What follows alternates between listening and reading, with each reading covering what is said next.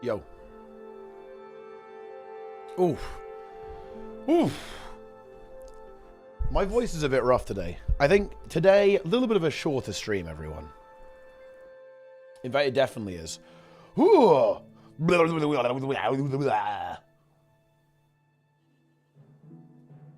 It is definitely the case. But we're here. We're ready to go. We're ready to blast. And it feels good. Yeah. With ascended food and maintenance oil. Big heal. Oh, yeah. Look at that, guys.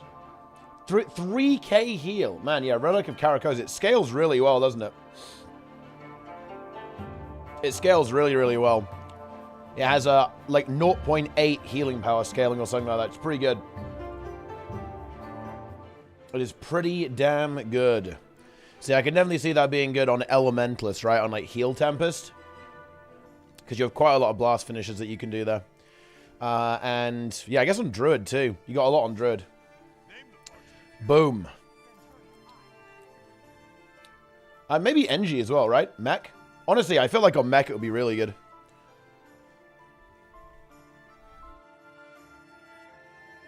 Yeah. Bit of Mechanist gaming. On LE spam Dagger 3. Exactly. You blast that Dagger 3 big time. There'll be a lot of extra output. Oh, man. I am actually dying. I'm dying, guys. It's over. It's over. I think I'm dead. I think we'll survive. Yeah, I think I'm probably just gonna do the weapon analysis today, guys, then probably actually head off. I think that is what it's gonna be. So, maybe like a 4 to 5 hour stream. A little bit of a night off. A little relaxed down. We're gonna be good. Yo, Snap in the chat, boys. I streamed too long yesterday, Snap. My voice is dying. I can actually feel like the back of my throat swollen. It's, yeah, I woke up today and I could almost like not breathe. It was a bit rough, actually. Not really what we like to see. All right, here we go. Need to save the voice for tomorrow. Yeah, me and Steb are gonna. It's Steb's birthday tomorrow, so you guys are gonna see actual content, like real content, not bad Guild Wars 2 or dog shit WoW. You guys are gonna see a real game. Gonna see some Starcraft 2, and it's gonna be cheese, a lot of cheese. What do you think about the fact that in order to fall asleep, a human has to pretend to be asleep for a while? I mean, That makes sense. You just trick yourself into being asleep. That's how it works. What relic are you talking about? So the really strong healing relic is Relic of Caracosa. I bet on the shortbow NG reveal. Well, that honestly is not a bad call because we've had 2 mediums so far. So having the next medium would also make some sense. So, you know, you do Ranger, then Thief, then NG, then move on to the lights or the mediums afterwards, or the heavies rather afterwards. That's definitely not a bad theory. Yeah. So it definitely could be the shortbow. Or they might just mix it up. You know, I think it would be really funny if they were like, well, look, I bet you thought it was going to be NG because we did 2 mediums. Now we're just going to do it in a completely random order just to mess with you. So there is that possibility. Yeah. That is concerning. I mean, nah, I'll be alright. On NG, yeah, NG, well, I mean, are they going to do posts? I guess they can do posts over the weekend. They don't normally do that, but... Dude, this guy's getting ganked. Hang in there, buddy. Yep, you're dead. This guy got hit by the elixir.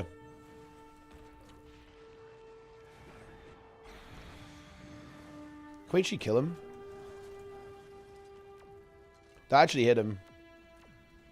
I think he's dead, right? Did he actually get away?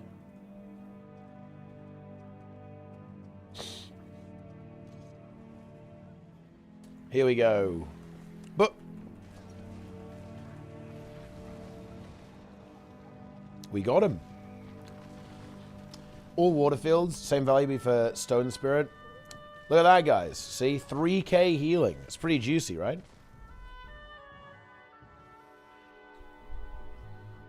YouTube chat is so scuffed. Yeah, YouTube chat, they do need to refine it a little bit. It's not quite on the level of Twitch chat yet. Been tinkering with a DH build with Relic of the Midnight King. Stacking Burn and Cripple. Looks promising. I mean, I'm not gonna lie, that doesn't sound very good. Because, like, Midnight King is like a boon relic. And, yeah. Dude, it's a fucking bloodbath. It is a bloodbath in here. Oh, this guy is gonna do some res stuff, isn't he? So I'm gonna rifle Condi Mac there. We need to kill this guy. Can see his pet. There we go, he's fully dead now. And now I'm gonna have to kite this out a little bit. And now we can go.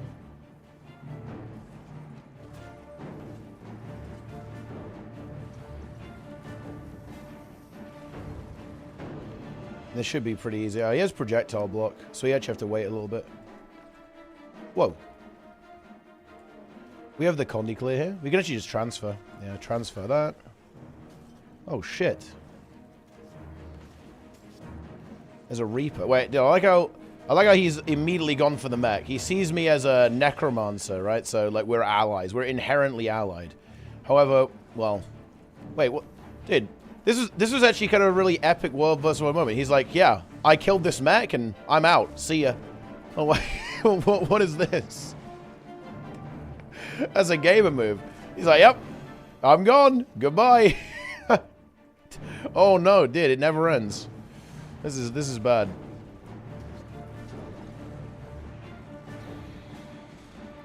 Okay, that guy's dead. Okay. I think we got him. Yep, we got him. Boom. Oh no. Dude, the Soul Beast is back.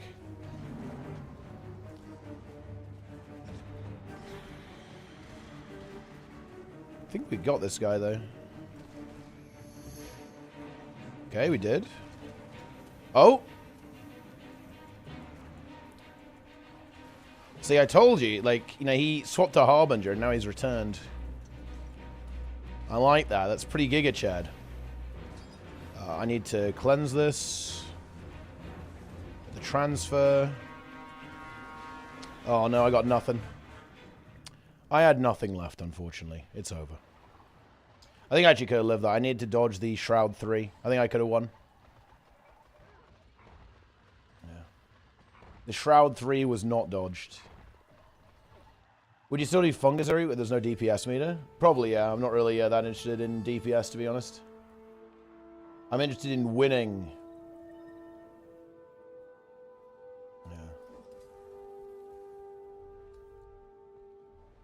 Yeah. Has our DPS patch to work? I believe so, yes. It works. Pure DPS rather than some weird support meme. I think it's very likely to be... I don't think NG really needs a support set right now. Like, Mace Shield's pretty good for that. It will probably be pure DPS. Range DPS of some kind. I think so anyway. Yeah. Indeed.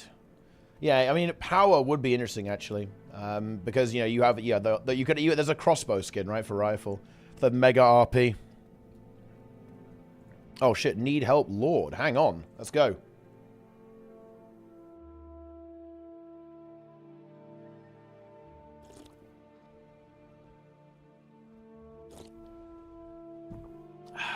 Get in there.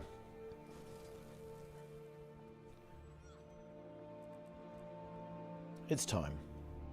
It is time.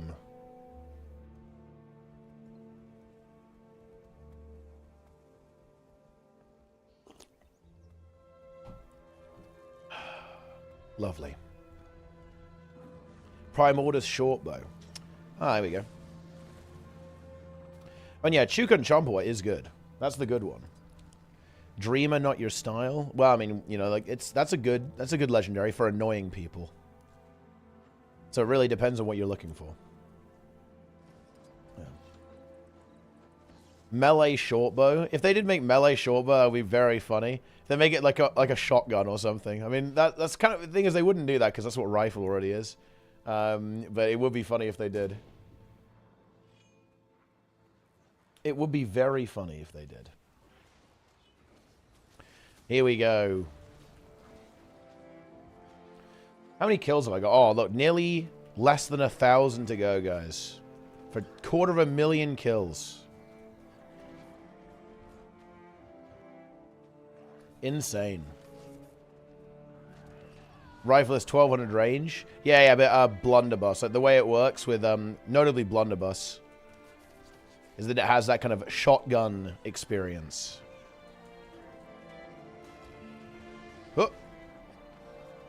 I'm not really sure if I like the Relic of Nurus for World versus World, to be honest.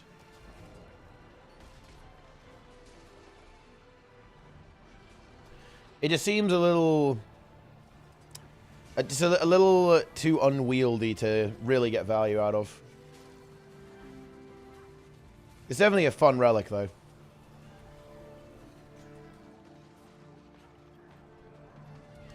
It might be... It almost might be good in like a really long brawl. It probably adds up over time. If you're basically constantly trading with your opponents, and it's just like back and forth, just, you know, tanking damage left and right when you're in like in a massive melee blob, then it probably ends up being really good, because then it doesn't matter when it procs, because you're always getting value out of the damage reduction. You're always getting value out of the extra damage too. Exactly. You want to be able to activate it. But I guess if you're just constantly in melee, then it's alright. Because it doesn't have a cooldown. You know, there's no cooldown on it whatsoever. So it might actually be good if you're in like a big melee fight. They fixed their Twitter post. They did get there in the end. You know, bless them, bless them. They did it. Let's see if they can do it again today. Hopefully it's not a dual-wield weapon or a main hand only, so they aren't too confused. What was wrong with the Twitter post? It was quite funny, Edge Angels. You'll like this. So they tweeted out that Thief was getting dual axes, right? Like dual-wield axes. Of course, that's not the case. So they deleted the Twitter post. But thing is, that's not the funny part.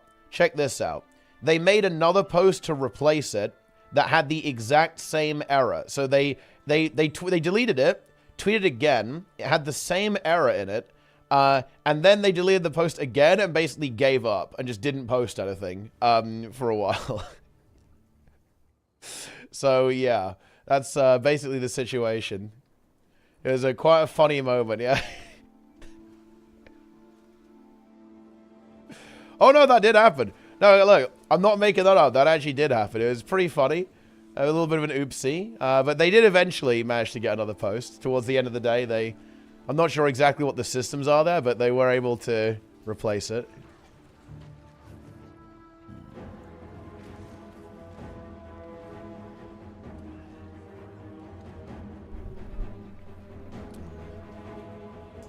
Yeah. Bit of a meme. Dude, look, they're right outside our door. They've got the fucking tower, man. This is crazy. I can't believe they've taken the tower from us. You have to get it back. The technology wasn't there the first time. It's okay. Will cause you want revealed? I don't really mind, to be honest. Because they're all going to get revealed. So it's only a matter of waiting.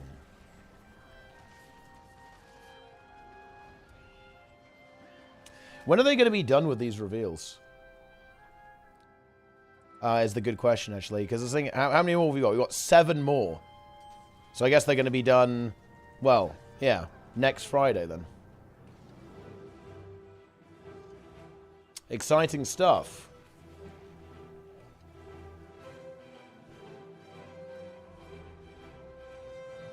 You know what's funny about that? What's funny about that, guys, is I'm going to have to take a break from grinding M+ to do a weapon analysis. That's actually big. I like that. It's going to be during WoW week, guys. So we're going to have to mix it up a little bit.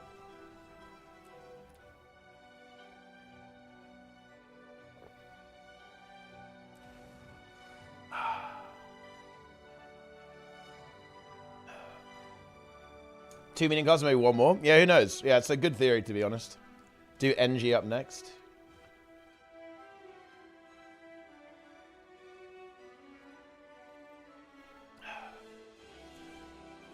Gem to gold is big right now. Yes, because people are swiper. Right now, it's because you got the new Wizard's Vault, so people are making legendaries and stuff. Whoa, dude, my daily just completed instantly. It's insane. Yeah, it is big money time right now for ArenaNet. People are going crazy. Q4 2023 will be good. I would be unbelievably shocked if it didn't turn out that Soto has done extremely well. It perfectly, the Soto expansion perfectly targets the demographic that of ArenaNet's player base. And I think it's going to make them a shit ton of money. Yo, Vic in the chat. Yeah, that's my take on it. I think it is big money, in my opinion. It is big money. I'd be quite shocked if it hasn't done very well.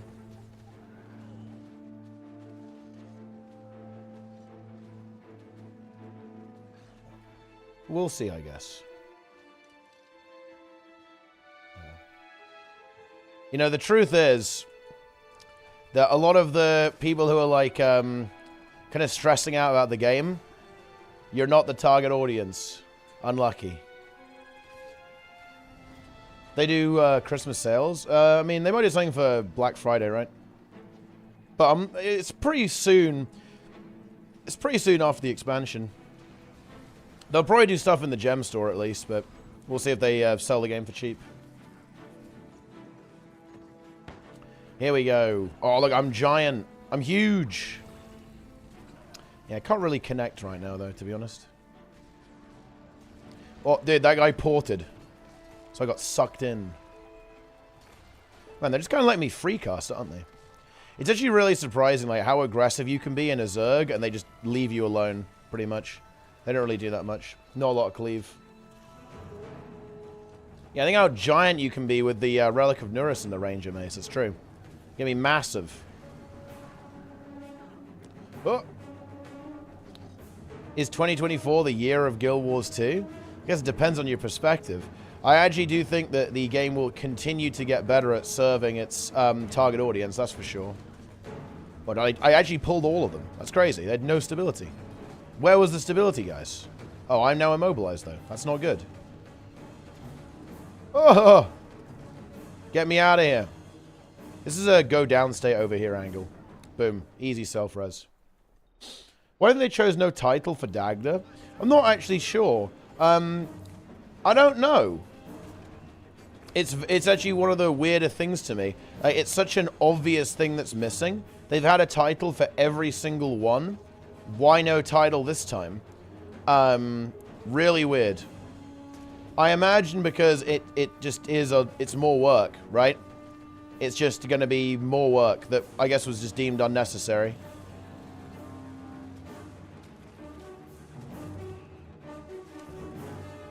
Boom. They forgot? Then they forgot. Less kill proof for elitists to swing around. True. Actually true.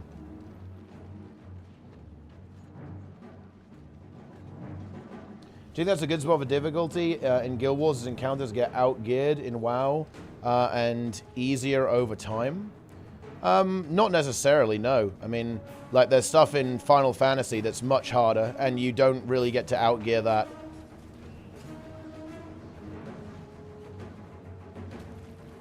So, yeah, like, Ultimates, you don't really outgear that stuff. Adding resource nodes. Honestly, that's where the resources need to be. And to be clear, not to the WoW hardest fights. The WoW hardest fight from this raid tier. The raid tier recently was a relatively easy one, actually.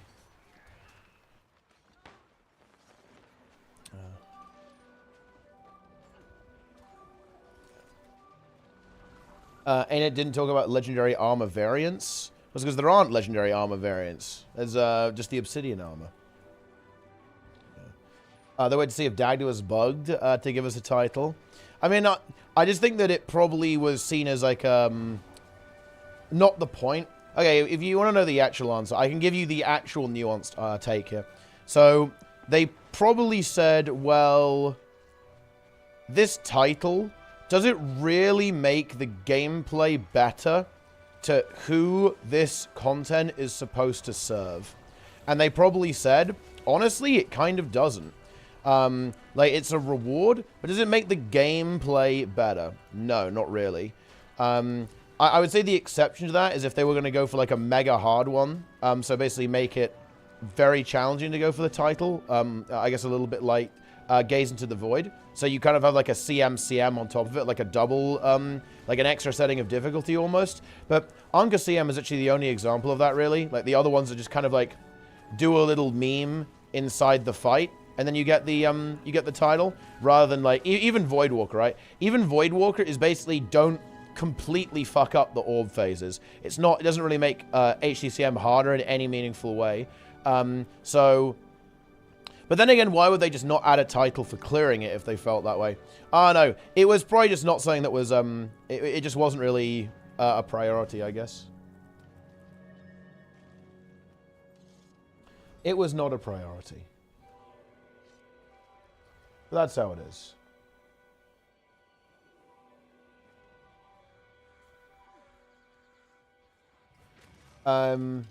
You are not the standard tier for the effects. Let's say it's one variant, not something like Arene. You'll be disappointed. Oh, what was this? We've got something, what do we got going on here? Tier 1, wait, what is this? The Tier 1 armor listed is Legendary Armor. The Tier 2, coming update 3, is a variant unlock. It's similar to how the Gen 3 Legendary Weapons variants work, although it's not a strictly one-to-one comparison. Sorry, what is this then? So it's like standard armor and flashy. Oh, it's going to be like, so it basically means that you... it basically means that you can get, like, just the skin. Is that what people are thinking? Like, you can get just the skin, and then, or rather, just the legendary armor, and then there's, like, a mega skin on top of it, I guess. Yeah. Yeah. I'm at Drakkar. About 10th in DPS is doing 3k. I mean, that's big damage, Snap. That's huge DPS. But yeah. That's how it is.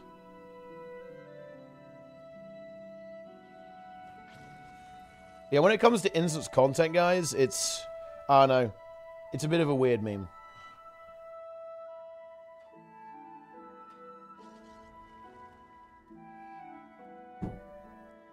I don't really know what to say, to be honest. You just gotta vibe out, guys. If you're waiting for instance content in Guild Wars 2, you just gotta relax. You gotta take it for what it is. And yeah.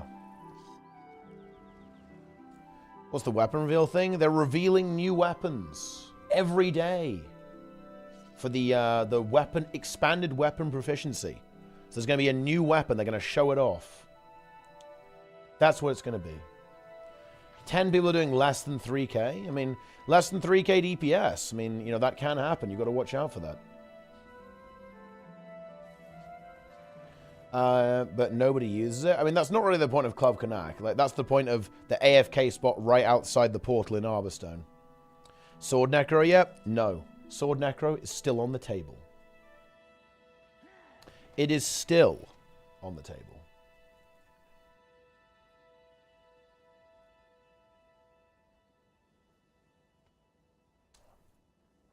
Yeah. A leap and a good cleave. I mean, to be honest, it would... I could see main hand sword having cleave, because Necro doesn't really have a particularly good one-hand cleave weapon. It has very good two-handed cleave options, though. So, they might not actually give Necro cleave options in that regard, because it already has some pretty good AoE. So it might be more single-target oriented, like burst-oriented, because that is kind of a window that Necromancer doesn't really have currently, but we'll see. I think mobility will be the big thing. I think they'll make it quite a high mobility weapon. Ah, Luaran with the yo! Nice. Very, very nice. Yeah. When are we converging? That's a good question. You know what's going to be trouble, guys? Is when the original lure comes back to the game. Luality.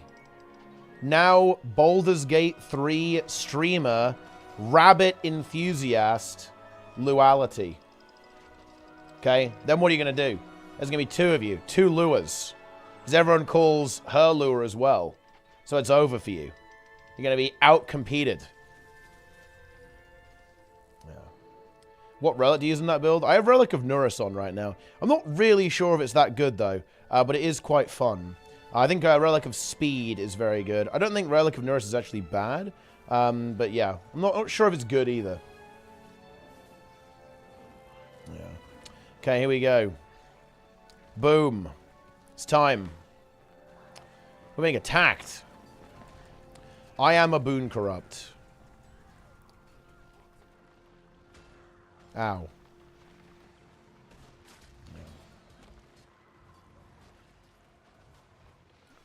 I've gone in. It's time.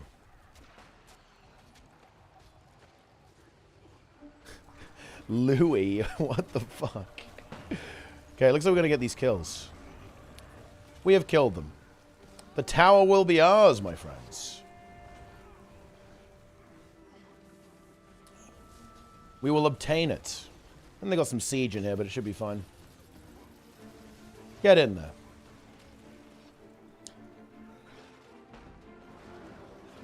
Boon's conditions. It's time. True. I'm not sure where you're going with that, but you know what? True. Yeah. Yeah. I know. We're in. Look at Dranet. Look at Dranet complain about his mana pool. Getting one shot by mechanics. Dying instantly. Should Siege only deal siege damage and not hit players? I think it should probably hit players. I think having the ability to kind of disrupt people with a catapult is pretty good, I think. Are you back on Ruins of Sirmia? I haven't made it back. I'm on Gunnar's Hole, but I'll make it back there eventually. Because the ArenaNet partner free transfer thing, it doesn't let you transfer onto full servers. So you can get stuck here forever. Should Siege hit players? I think it does. The trebuchets that hit Zoja, they'll probably hit you as well, right? Yeah. I love... Dude, Raza is absolutely insane. What are you talking about? You love corruption. It makes you feel so corrupted. What is going on here? What even is this? Yeah. Should it hit players? Well, I mean, it already does. I mean, I don't know. Maybe it should, maybe it shouldn't. Probably. Probably should. Who knows? No. No, Angels. I'm not going to get Zoja Preggers. Do I look like Mordramoth to you?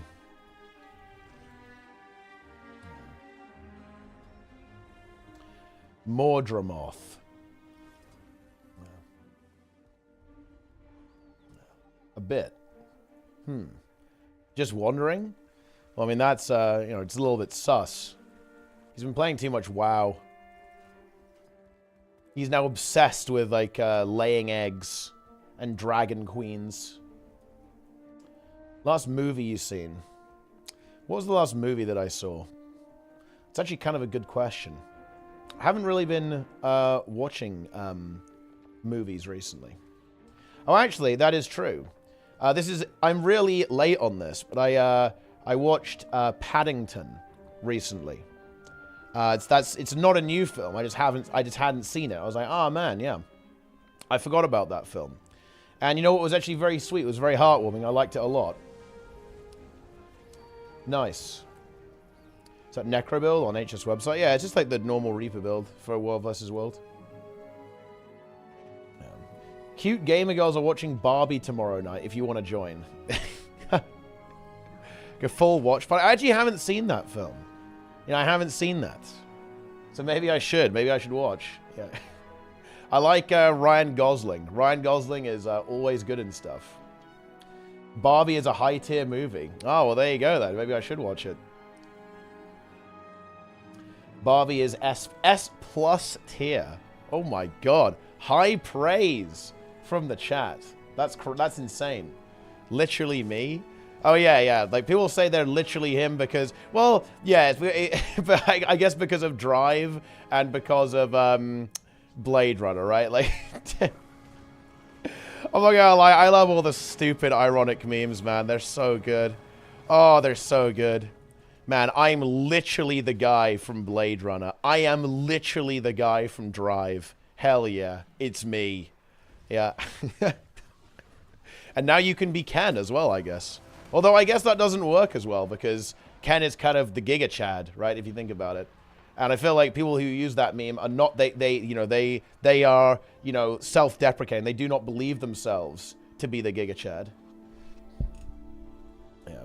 Drive is a Zace movie. Yeah, Drive is a really good film. It's got an interesting storyline. I think it's very well cast. And also, I really enjoy the direction. I think the cinematography is extremely good. I like it. Yeah. It's big. Yeah. Yeah. Yes. Incredible. Thoughts on Interstellar? To be honest, I'm not. You know what? This is probably not a hot take. People are just too ashamed to admit it. I wasn't that enamored by it, to be honest. I was like, well, you know, why is everyone saying this is like the best thing ever made? This doesn't feel like the best thing ever made to me. Right? I was very unimpressed, to be honest. Peppa Pig the movie is better than Interstellar. Yeah. There it is. Don't hate on Interstellar? Well, I wouldn't hate on it. I'd just say it wasn't for me. I was unimpressed. Yeah. That's all I've got to say about that. You know what, guys? Are you ready for a new weapon? It's going to be crazy. It's going to be insane. Yeah. It's going to be unhinged. I can't wait. I can't wait for the next weapon, guys. I'm so hyped. I need to actually process all of this stuff. Look at this, guys. We've got the Bifrost, we've got the Ghastly Grinning Shield, Volcanus, Ember Infusion. That's the Rage Check Cup prizes right there. Although, actually, Rage Check Cup prizes are actually going to be mostly alt account rewards, actually. I have a lot of Mystic Coins. I think I have, let me see. How many Mystic Coins have I got? I actually have 19,200 Mystic Coins across all of my alts. And let's see, how many Tier 3 materials? Tier 6. I have 167,760 Tier 6 mats. So how many stacks is that? That's 671 stacks of Tier 6 mats. Nice. Very, very nice.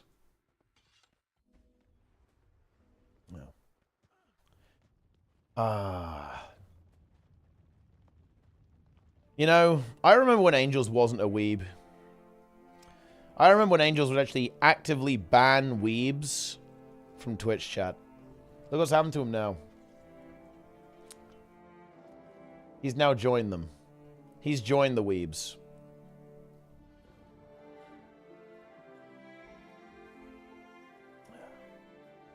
Look at all of them. Look at the weebs in chat.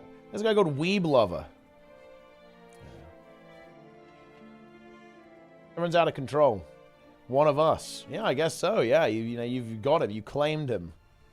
He's zaced for it. Yeah.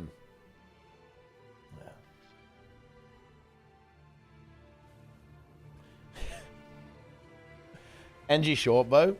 Well, I mean, we don't really know, but it could be. Yeah, it could be possible. It could be medium, medium, medium. Very well could be. Also, guys, Darkbringer, ArenaNet leader, is here. Dances with Demons, Darkbringer VI. Maybe it's Darkbringer 6. Who knows? Yeah. I bet Ryan Gosling is a meme because he's literally me. Yep, that's true, actually. That's why he's a meme. Curious. Maybe this is just Scales on another account. Imagine if it is. His name is literally Crimson Tree, so it's actually possible.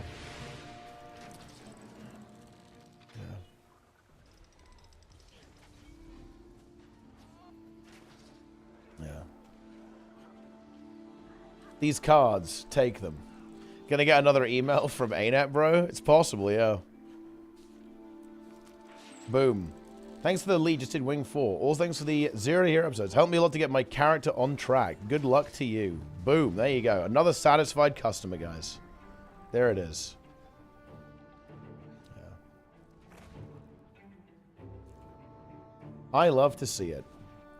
How's life? Life is pretty good. Losing my voice a little bit, but honestly, that's not that bad.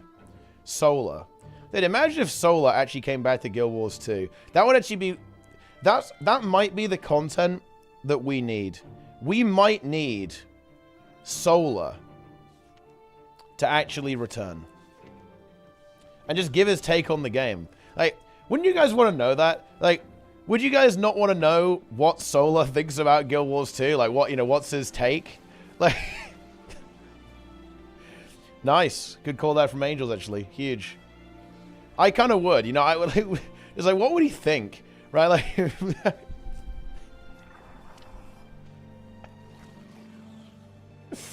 Oh, man. What if he's still working on Guild Wars 2, but changed his name? No, he definitely isn't. Bick returns? To be honest, Bick is not... He would never return at this point. He's not coming back. Yeah. The snake is long gone. I don't think the snake will ever return. Boom. Is this guy overextended? I feel like he has. Maybe not. Oh no. Maybe it's in fact I who have overextended. Although probably not. This is a classic maneuver, guys. Just run off to the side. They just forget about you instantly. What he's doing right now? Oh, as a snake, he's just, he runs a gym in Florida.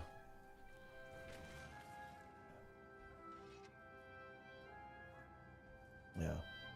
That's what happened. Yeah. I saw the big video. Condi patches as anomalies. Yep. He is Florida. He is indeed a Florida gamer.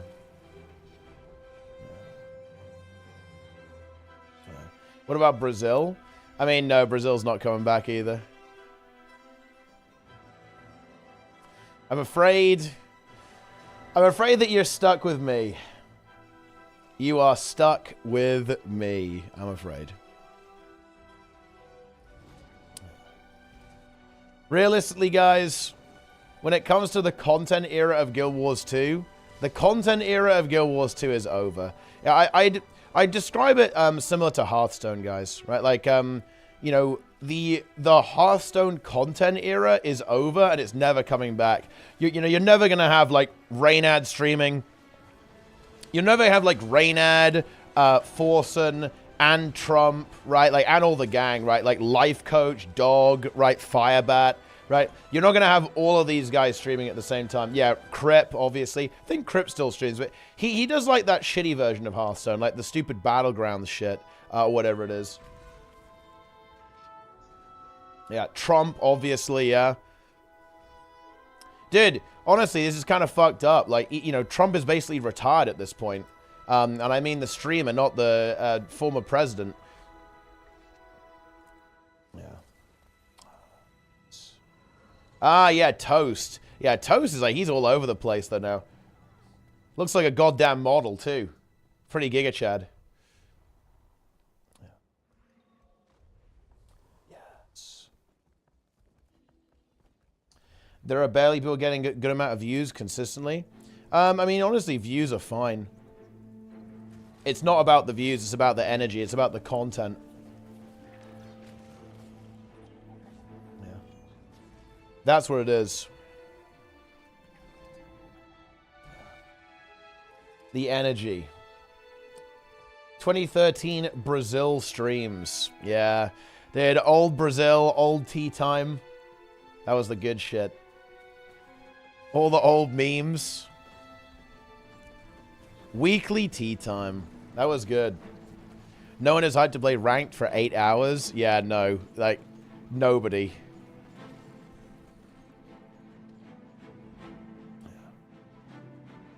Reynad, Road to Rank 1 Legend with chat enabled, my favorite.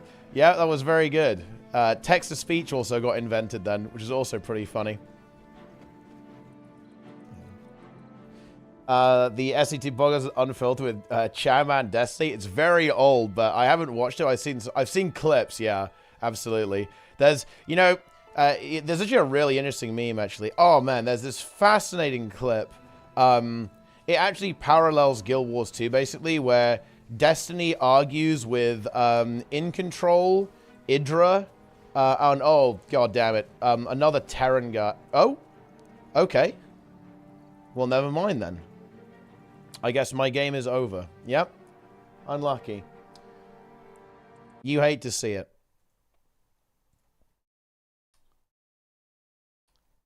Unfortunate.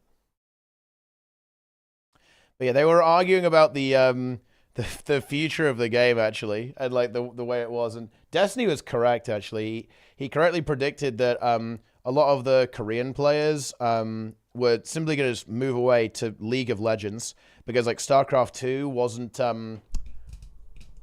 it wasn't being developed nearly aggressively enough by Blizzard.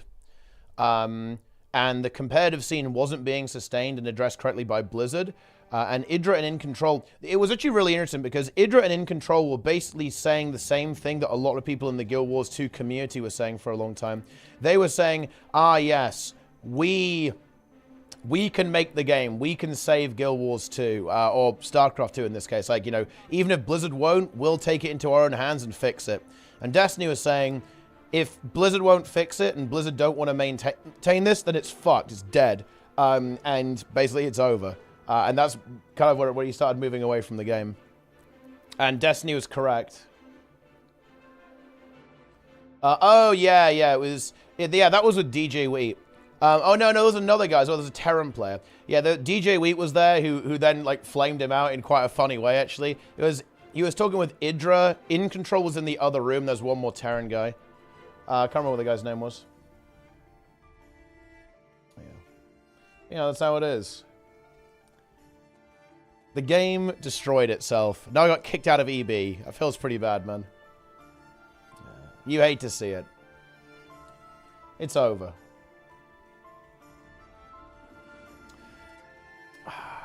Idra versus Huck was peak competitive. No, it wasn't. It wasn't DeMuslim either, no. It was before DeMuslim's time, actually. It was very early.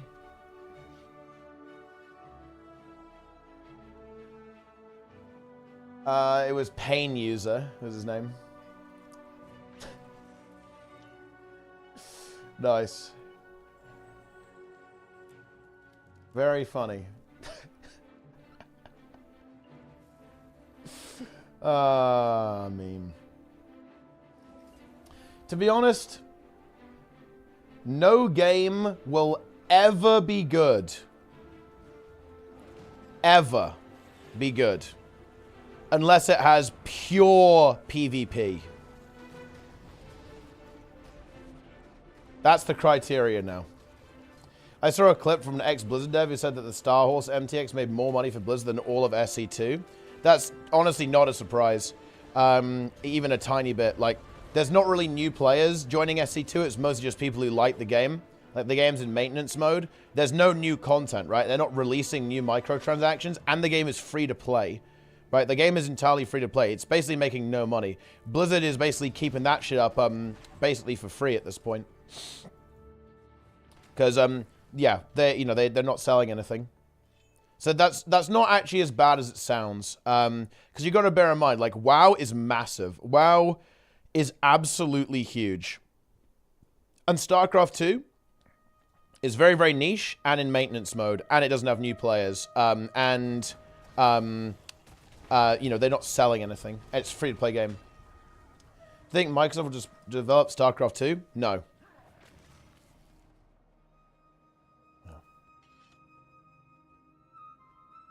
No. That's how it is. Yeah. New co-op commanders, and then it fizzled out. Yeah, I mean, RTS is just pretty much a dead genre. Dead genre. Other devs of the other RTS game? Pure PvP and Vanilla Plus. I mean, yeah, it could happen, yeah. Maybe Frosty will have 9 accounts. I could see that. You know, I could see Frosty with 9 accounts just waiting everywhere in the world at all times. Patrolling. Yeah. Yes. Yeah. Look at that. Waiting. Stormgate, it is Hopium. I don't know. The problem is, the issue with any RTS is that to be the next RTS, it has to be better than StarCraft 2. That's the big one. It must be better than SC2. And that's actually a very high bar. It's a real shame that Blizzard don't really want to develop the game anymore.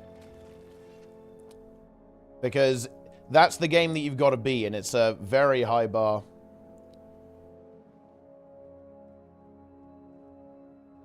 Maybe they can do it. We'll see. To be honest, Legacy of the Void is probably not the best version of the game. So maybe there's some hope there. Because I think there's been a lot of stuff that's been added to the game that's pretty questionable. You know, who doesn't love a Disruptor and a Widow Mine, right? Like, it's always an enjoyable experience, isn't it? Oh, I need to get on Harb here. Oh, shit. That's actually quite a lot, isn't it? Yeah, that's probably not looking so good.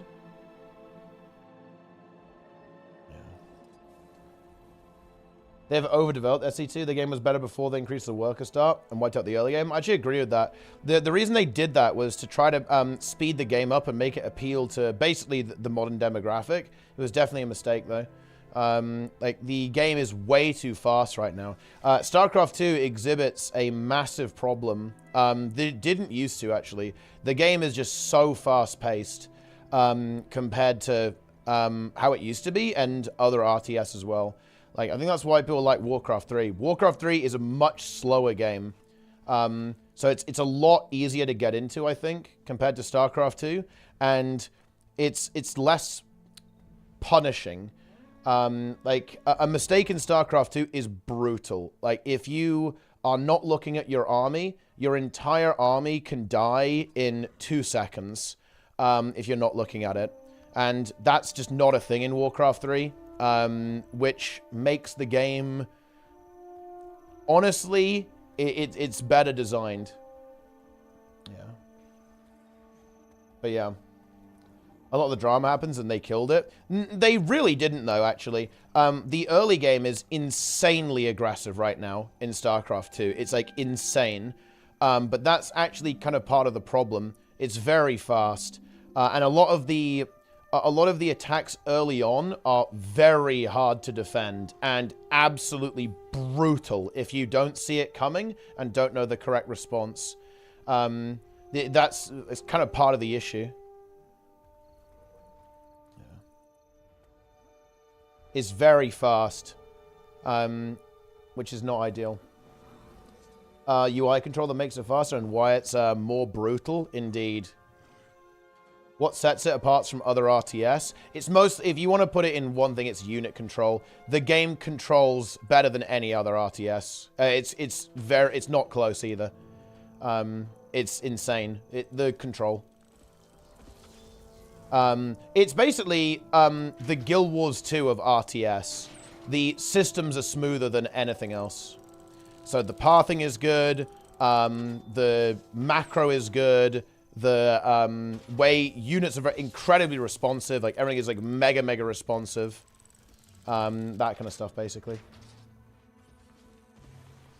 Very responsive and very smooth. That's pretty much it. We're getting in. When you're saying the AI in Guild Wars 2 is dog shit, well, the AI, actually, the AI is very mediocre. I don't know why it is as well. It's very strange to me. It must be something to do with the way their servers are set up, but their AI is very slow, but, like, the combat is very smooth. Yeah. What do we got here? Barbie Movie Night on November 11th at 8:30 p.m. We'd absolutely adore it if you could join us for a night filled with laughter, popcorn, and all things cinematic. Ooh. The cute gamer girls will be hosting. We want to make sure we have all of your favorite snacky snacks on hand. So let us all do. What the fuck is this? Okay. This is like some serious commitment to the RP. Okay. Date, November 11th, 2023. Time, 8:30 p.m. Location, discord.gg/cutegamers. That's your birthday. Yeah, we can have movie night with Sneb on his birthday. 8:30 p.m. What time zone? That's actually a good question, yeah.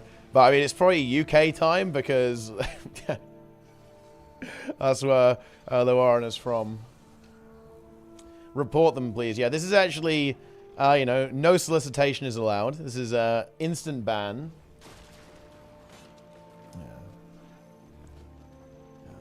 Dies of cringe. Dude, I fucking love the dies of cringe emote. It's so good. It's so good. I'd report, manual report. Yeah. You know. You know, do you know what my biggest fantasy in Guild Wars 2 is?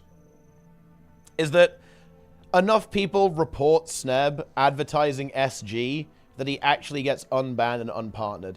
That would be one of the most S-tier possible events that could ever happen in this game. It would just be the cherry on the top of Guild Wars 2 community, right? Like that would be like, that if I could get a screenshot of that, that would be the best way to sum up the Guild Wars 2 community in a nutshell. Okay? Oh man, it'll be so good. Oh, it'll be beautiful. It'll be beautiful. Yeah. A boba. I don't know how to pronounce that emote, to be honest. But there it is. Also, what does that emote even mean? I don't know what that even means, to be honest.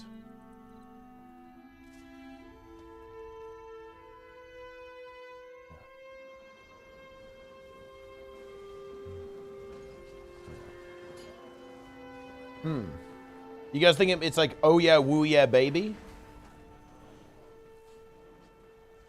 A booba.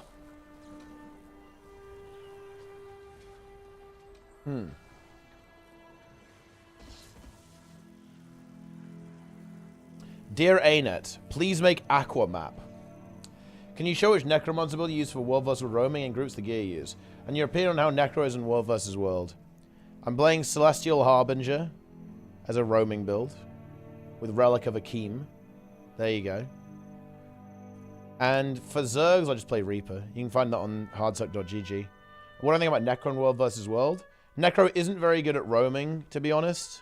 Well, it depends what you mean by that. In my opinion, it loses to the good builds. Like, you can honestly farm people on Celestial Harbinger, but you won't win against someone of even skill playing on a good build like Willbender or any Thief build. So it's like, it's mid-tier for roaming, but for Zerging, it's obviously really good, because you need the Boon Corrupt. Boon Corrupt is your friend. Yeah. So that's my thoughts. And Reaper is pretty fun. I'm a Reaper fan. Yeah. Boom. World vs. World PvP tier list. It's honestly a little bit hard to do. I don't really like tier lists in World vs. World because the problem is with World vs. World tier lists is that it's almost like quite strict. So there's no concept of like A and B tier. It's almost like this is what you play in a Zerg and this is what you don't. It's like there's no tier really. Like, as much as I hate to say it, if you're in a Zerg and you're kind of not playing one of the Zerg builds, you're kind of trolling, because that's just the way the game works, right? It's the way that World vs. World operates. Like, the numbers are so big that you're always going to want to stack like the most like OP build for what it does, pretty much. And in roaming is... Yeah, I think you could do like a roaming tier list, but the thing is, what do you mean by that? Because it's very different in like 1v1s versus small groups. For example, Necro is actually not that good in 1v1, but put it in a small group with a support, and holy shit, it becomes amazing. Firebrand is very bad in a 1v1, right? And Tempest, I think Tempest is alright in a 1v1 actually. It's quite mediocre. It's not as good as Weaver or Catalyst. But you know, you can, it's okay, but if you have a support Tempest in a small roaming group, holy shit, it's OP as fuck, right? It's insane. I don't think World vs. World tier lists are good. PvP is possible, but that also depends what you mean. Do we mean like high-end or do we mean ranked? Because in ranked, basically anything that does damage is S tier, and anything that doesn't do damage is not that good. Because if you're playing ranked, you want to be hard carrying your team by basically farming the enemy team as aggressively as possible. So you either want to be like insanely good at 1v2ing or insanely good at being fast and killing everything. Yeah. But yeah. You're trolling, but isn't it Anet that has not balanced class as well? Well, no, it's more, no, it's more complicated than that. It's more complicated than that. It's more an issue of there are certain things that are really, really good for World vs. World Zerging. Like, World vs. World Zerging is actually quite a restricted role. You need AoE. You must be AoE.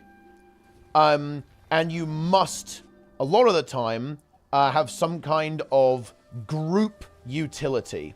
And it turns out that that's surprisingly uncommon, actually, in the context of, like, open world PvP. There's not actually that many things that fit into that, especially on certain professions, right? If that makes any sense. So it's not really that things aren't balanced. It's just that zerging is kind of a niche thing, relatively speaking, in terms of gameplay, and therefore only certain things fit into that. It's not really a balance issue. It's just that not everything can do what it takes to be in a zerg. But that's a good thing, right? Because you don't want everything to be the same. You don't want everything to be able to do the same thing, right? Like, you want to have some variety and variance. What is Ellie good at? Game mode, etc. Ellie right now, I think, is... oh, no, I love saying Ellie is meta in all game modes, but it's not. Ellie is not that hot in PvP right now. It's basically the second best support and a decent duelist right now in PvP. In PvE, it is a very good DPS currently with Weaver and Catalyst. Tempest is a niche DPS and a niche support, but it is actually very strong when played appropriately in appropriate groups. And in World vs. World, Elementalist is just basically an artillery DPS. It can be a duelist roamer, and it's also a very good support with Tempest in both large-scale and small-scale stuff. Yeah. How good bad do you expect Thief Axe to be in World vs. World? It's hard to say, to be honest. It has projectiles, so it's probably going to struggle a little bit. Anything with projectiles in World vs. World is kind of a bit of a no-no. Because there's just so much reflect and projectile block. Yeah. How do you feel about World vs. World perma-stealth Thief? You know what? Even though... I'm actually going to say it's not a problem. And I'll explain why. Thief is the best 1v1 class in World vs. World. Always has been, and it always will be. And the reason for that is mobility. Thief is the fastest class in the game. It has the best disengage in the game. And as long as those things are true, it will always win every single 1v1 played correctly. Of course, you can still beat a Thief if they make a mistake. But Thief will always be unbeatable 1v1 because of its mobility. And that's not really a problem. Because... You can't really balance for a 1v1 with no objective. Like, you can't balance for a 1v1 with infinite space to run away and kite, because that inherently means that the thing with the best mobility auto wins most of the time, right? Like, so it's not an issue. It would be an issue if Thief was best in slot in every conceivable situation and was just dominating all areas of the game. That wouldn't be good. And we've seen that in PvP a couple of times, by the way. Right? You know, we've seen that happen.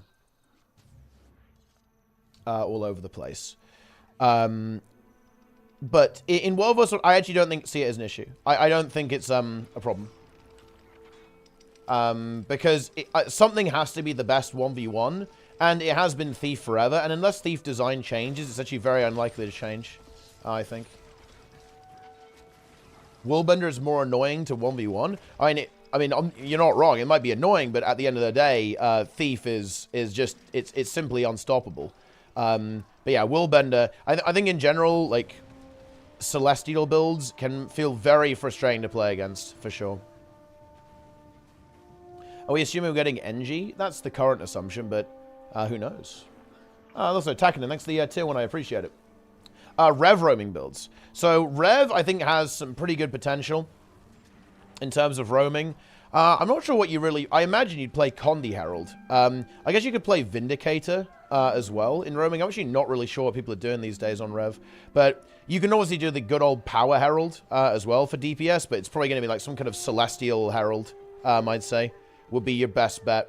Because Power Herald is just not going to trade very well into any of, like, the meta roaming builds, to be honest. Like, one of the things that really sucked, actually, about Power Herald is that Power Herald, it actually gets fucking free farmed by any Thief build. Because it is actually very high mobility, but holy shit, you get farmed. I always remember playing PvP with Nico, and he plays Power Herald and played Power Herald back when it was like meta in PvP, and it was always really funny listening to him trying to duel DP Thief, because you just get fucking deleted. Like, you have to outplay the Thief so hard if you want to beat a Thief 1v1 as a Power Herald.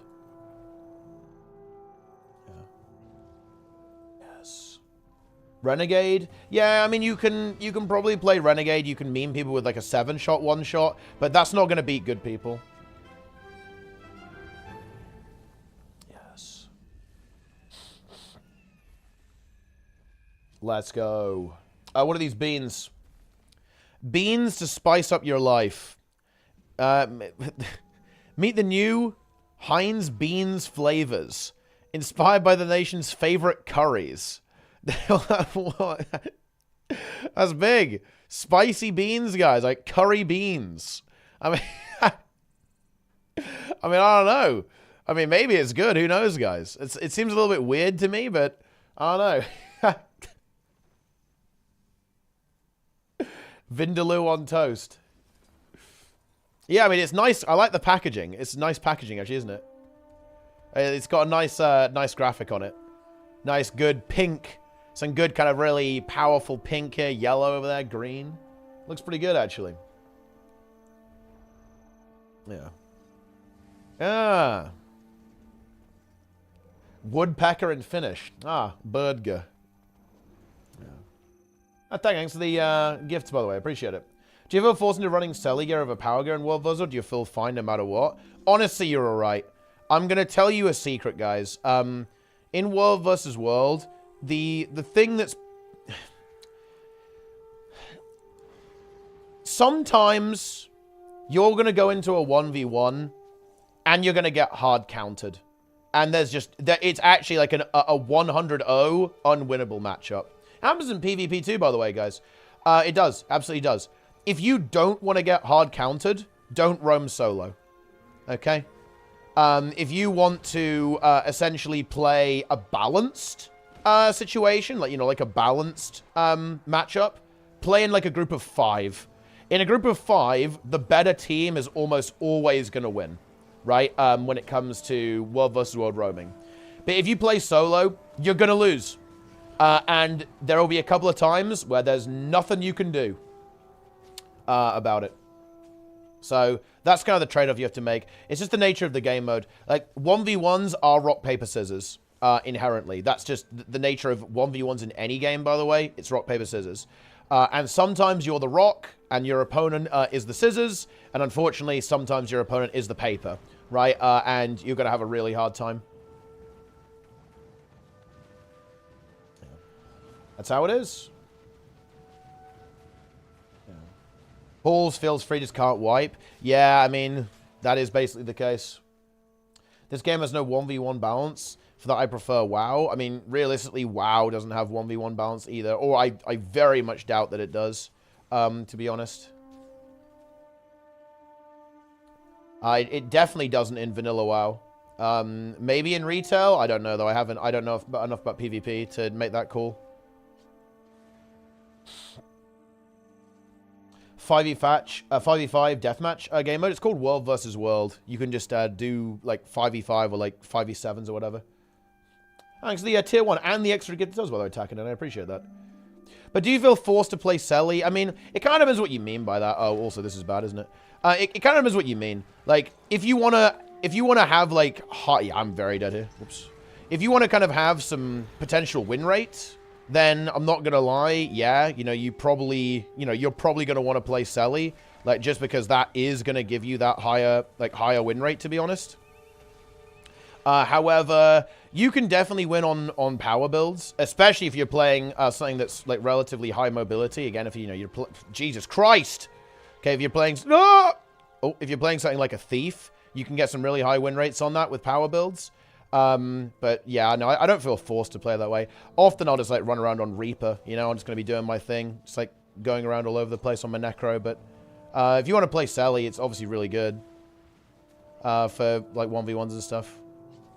Are they going to let me live, guys? Dude, they're looking at me. They're looking at me. They can see me.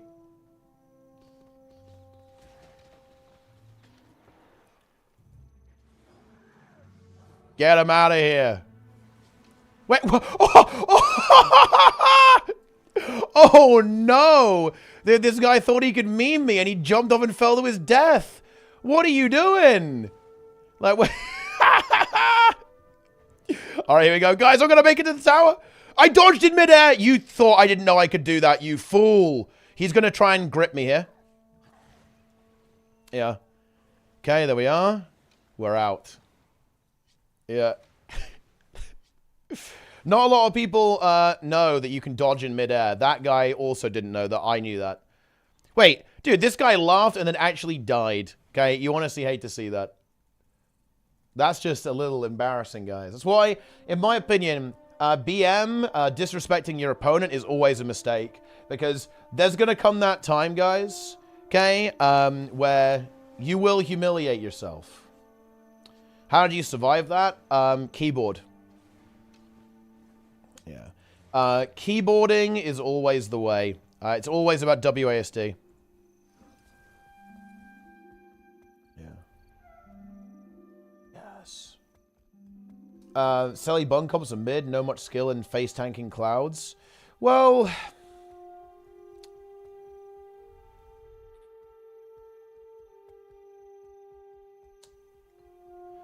I mean, you've got to use the right tool for the right job. Like, what you're kind of exhibiting there is, how can I say this? The scrub mentality. Saying, I won't play Selly because Selly is good. And you wouldn't really play Selly in a Zerg. Funnily enough, if you were going to Zerg bust, you'd actually play basically Minstrel and Berserker, right? If you want a Zerg bust, it would be Minstrel supports and Zerker DPS. But that's another thing aside. If you are unwilling to play the best builds, then that is a scrub mentality. You can say that you don't like the builds. I think that's totally fine. And you don't like the way the meta is. But if you're not going to play the best builds, then you're not going to win, right? And that's just the way it is. How do you go about finding 5v5 roaming fights? If that's a stupid question. Honestly, you're probably not going to get even fights all the time. It might be like 5v7. Maybe you've got 3, the enemy have got 5. But the thing is, here's the thing about World vs. World. World vs. World is open world, so the skill level varies massively. Like, for example, I can 1v3 people in this game mode very easily, like even 1v4 sometimes. Because basically, the average skill level in World vs. World is ridiculously low. So you just kind of wander around with your team and you'll find stuff. Like, and it is a little bit of RNG. Some days, you know, you're just going to get run over by, like, you know, 50-player blobs. There's not going to be a lot of smaller scale action. And a lot of times there's going to be some skirmishing, right? And you're kind of have to adapt your plan. Like, some days you might be able to get, like, pretty consistent little skirmishes. Otherwise, maybe you have to work with a Zerg and kind of, like, be the assassins, right? And pick people off, right? And help the main Zerg. There's, like, a big blob fight going on. Maybe you can be, like, an assassin squad, like, with a bunch of thieves picking off stragglers. Like, that's kind of the interesting thing about World vs. World is that, you know, you've got a lot of like micro roles and micro adaptations that can happen. Like, even in a big Zerg fight, if you're a single thief and there's a Zerg fight going on, you can actually contribute to that Zerg fight massively. Because if you see like an enemy Weaver or something out of position and you assassinate them as a thief, that's actually a big deal. You know, that's potentially a lot of damage that you've just taken off the board for your opponent. So like, it just depends like what's going on and like how you want to engage with that. So there's a whole bunch of things you can do. You can go and skirmish, you can take the camps, you can attack the towers, you can help out a Zerg, bunch of stuff you can do. Hey, I'm glad you're enjoying the content, Frog Socks. I like that name, actually. It's good. Also, Neilopoulos, thanks for the good morning and the prime. The people who are actually skilled in the game do the opposite of Selly bunkering.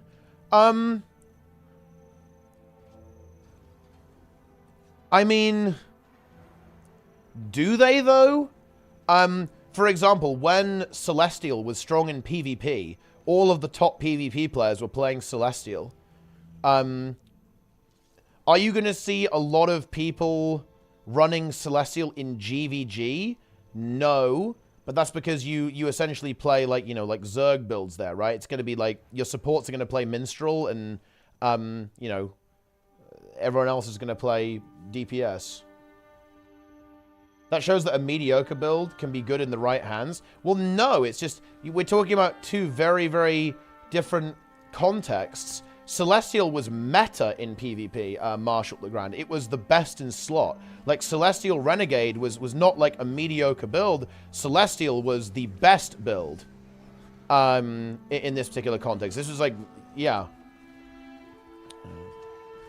Billy Bean Prime, nice.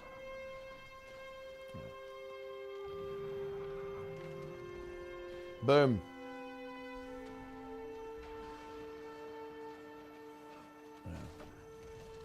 Force of Balls wants Celebrand to stand outside garrisons and farm pug roamers. I mean, yeah, like that's something you can do. What do you want for Sword Necro? Probably mobility, right? Necro is slow and burst. Best cards, I want to use the bow as my main weapon. Renegade is good, so on Revenant, and obviously Ranger is good. Good option. There's some potential on Warrior as well. At the end of the day, guys, if Celestial is good, then good players will play it. If it isn't, then they won't.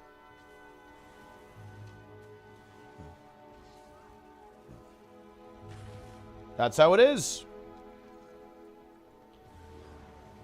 A sword for, I mean, I guess they could, dude, that would be really weird if they made sword a support weapon for Necro. That could be pretty interesting, yeah.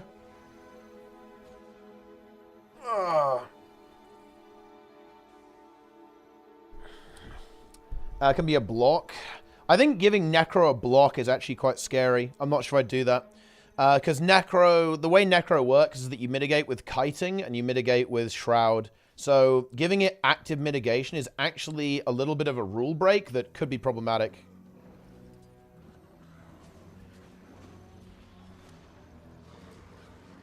Yeah. Gotta be careful with that kind of stuff. Let's go. Look at this, guys. I'm pew-pewing this guy.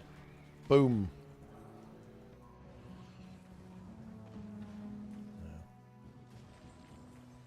Relics of blocking are useless on Necro. Well, you know, maybe that's okay. A lot of, like, the Boon Corruption Relic is obviously not going to be that amazing outside of certain classes.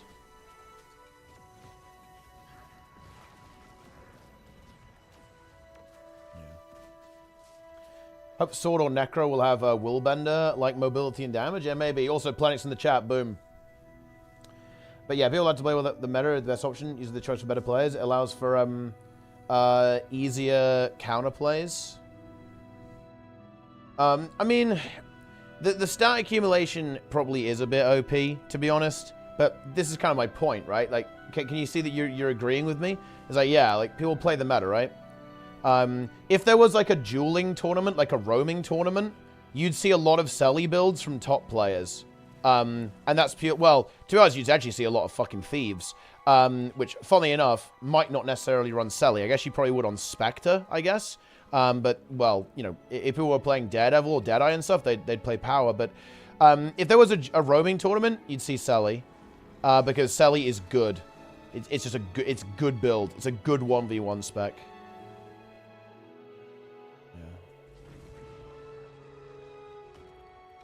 Should Dagger offhand have more synergy with Dagger main hand on Necro? I mean, it kind of does. Like, you can bleed yourself and then transfer, I guess. But no, I don't think it has to. Willbender, Sword offhand is so putrid in PvE. It's actually weird to me, yeah. I would have thought they would have made it really strong, but it's just not, is it? I think it's like less DPS than Focus, even. So yeah, they should just like buff the damage on that offhand massively. Although I guess they have to be more careful now because you can use it on every elite spec. Ow.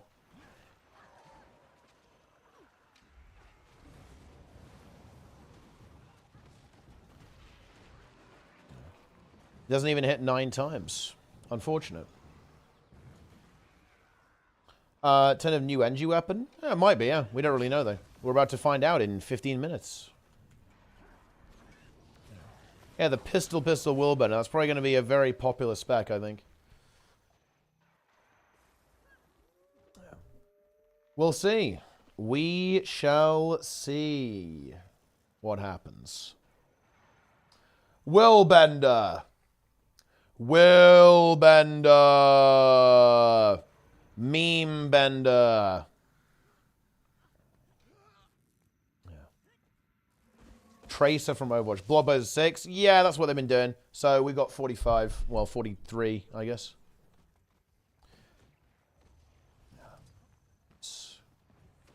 Let's get in there. It's how silly players usually BM. Dude, it's world versus world. Like, look.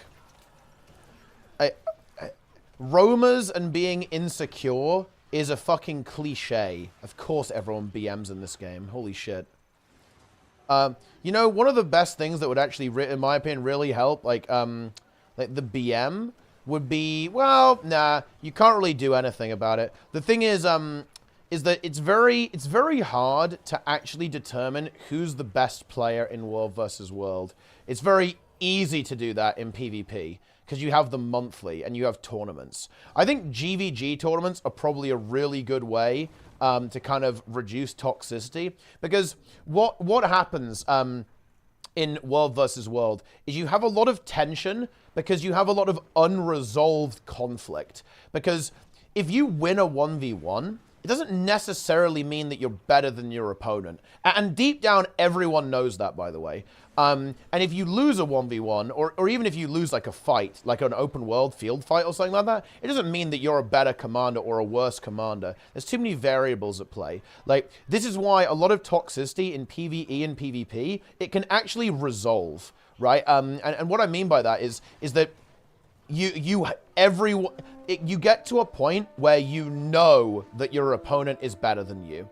You know that you lost, and you know that you won. And this tends to defuse a lot of like the bubbling tension and bubbling toxicity that exists within the community. It's much harder to do that in world versus world. So you have a lot of just energy bouncing back and forward. And this is true in all open world PvP games, by the way, guys, not just Guild Wars 2. You'll see this in any game that operates this way. So something like WoW Classic, something like EVE Online, I imagine somewhat similar in games like Albion as well. This is just the nature of these kind of more open world style games. It's just a lot harder to determine who's actually the better player. Like, who won? Like, who is actually winning? Like, who's, you know, who's the best? That's how it is. Yeah. Don't partake in it. I mean, yeah. I mean, I don't even really talk, right? I don't really talk shit. Throw the elixir. When I'm, look, I'm from Starcraft 2. So when I'm playing a game, I say GLHF and I say GG when I lose. That's it. Nothing else.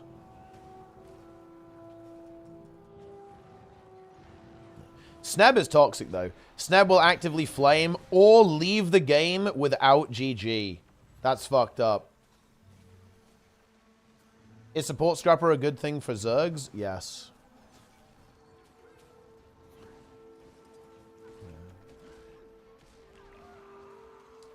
Wolversword cannons are OP. I mean, cannons are pretty good, yeah. Can we get the Sneb song? Oh, I'm dead. We probably can, yeah. Let's do it. Let's get the song. Let's make it happen. Are you guys ready? Zach right now is putting together a song that he's going to post on Reddit. Oh my god. It's literally just everything he said taken out of context. Sounding like the most toxic player in the history of gaming. I had somebody come in the other day. They were a warrior. They had the wrong build gear combination. They did 5k DPS. I whispered them and I said, are you okay? They've tried to ask questions and stuff. What the heck's going on? What the heck's going on? What the heck's going on? I have people that come into my raid groups all the time and they just don't know. It is really annoying. If you gotta get a better build, you deserve some retribution, right? Yeah, there's gonna be social punishment. There's gonna be consequences no matter what you do. if you're unwilling to listen to the group and like, you kind of deserve no rewards if you fail. Hard punished. Just flame people out completely. Yeah, I kicked them. Super hard punished. Super hard punished. There will be consequences. There will be consequences. There will be consequences. There will be consequences. There will be consequences. There will be consequences. There will be consequences. There will be consequences. There you go. Snab is a bit snobby, okay? Boom, there you go. I'm just gonna keep doing it. Super hard punished. What about this one, guys? Zach right now is putting together a song that he's going to post on Reddit that is literally just saying everything he said taken out of context, sounding like the most toxic player in the history of gaming. Yo, let me pop off about this. You have people that are wanting to practice certain skills at certain levels. This is good. People go, oh, woe is me, I'm getting gatekept. I'm sick and tired of hearing, oh, woe is me, I'm getting gatekept. They want to play. They can't do that when they have 30% alacrity uptime. They can't do that when they have to res you every 5 seconds. You join the group with a bunch of people like you. You join the group with a bunch of people like you. And you fail over and over again because guess what? You can't handle the failure. You get pissed off. You Shit. leave the group This guy's after Roman. 2 polls. And then you try to join 250k KP requirement. And they kick you. And they kick you. Why? Because you're the problem. You're the problem. Because you're the problem. That's right, guys. Because you're the problem.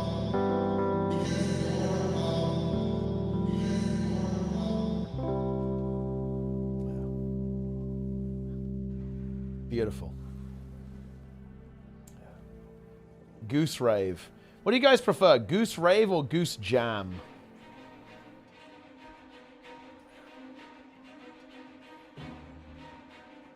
When you first met Sneb, would you first say he was as toxic as he is today? Would you say he was wiser? I would actually say he was less wise. I would say that, to be honest, Sneb was pure. Okay, he was innocent. He had no idea about the depravity of the Guild Wars 2 community. Like, Sneb these days is basically a husk of his former self. Devoid of all hope. Dude, listen to the drums on this one, man. This one's good. Check this out.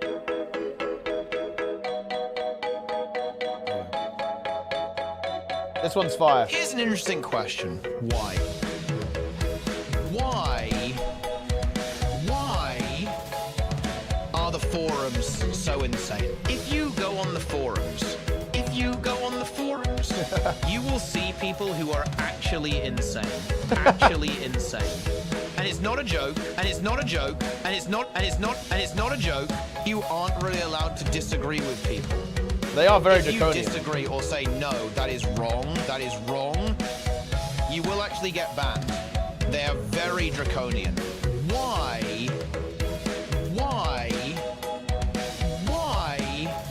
On NA. We're not listening to On NA, guys. So insane. Why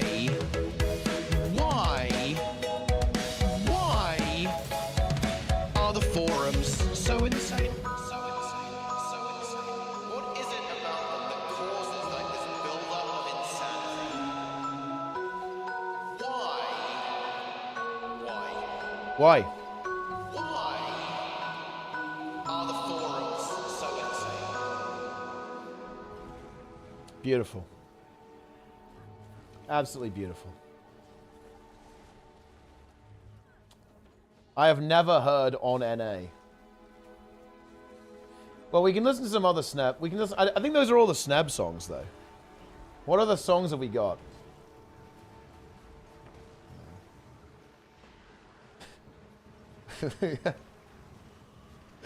Jesus Christ. It's some of these ones are so unhinged. Wait, look.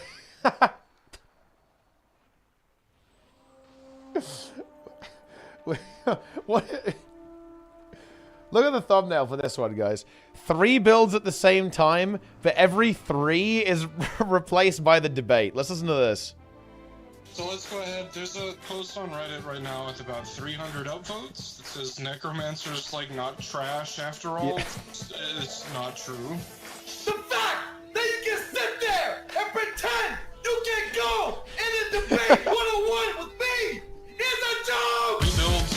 time. Bad. They're not gonna beta test anything! What? They haven't beta tested anything since HOT!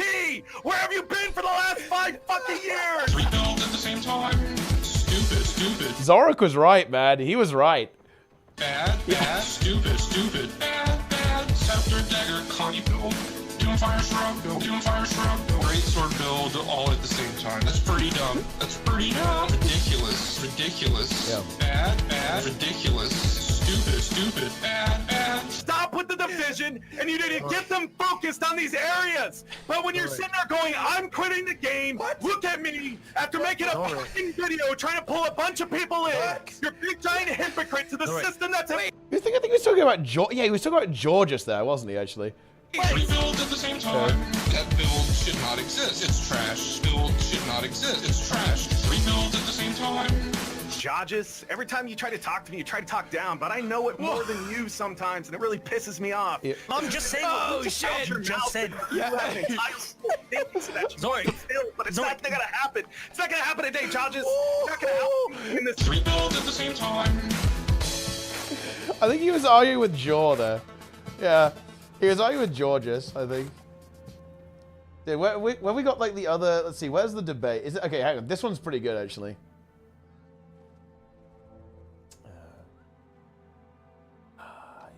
You have a job? Wait, is this a surprise to you?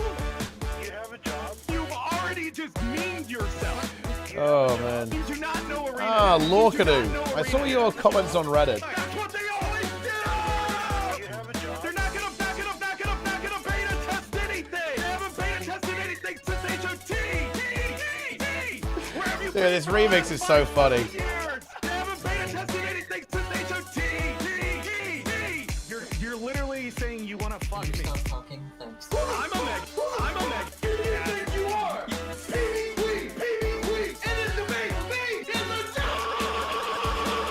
Nice.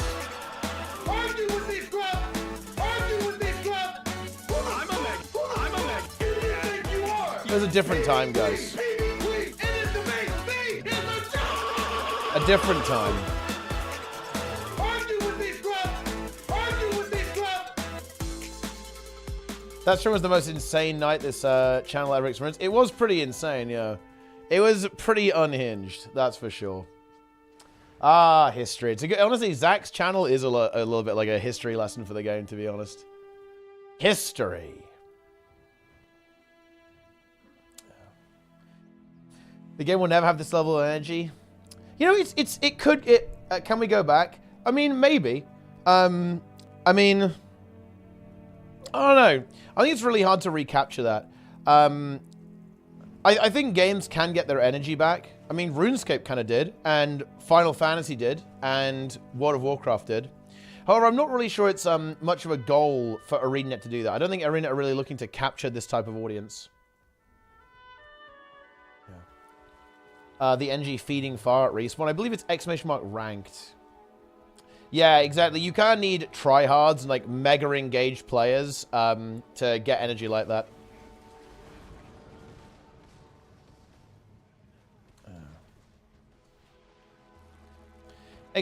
ranked.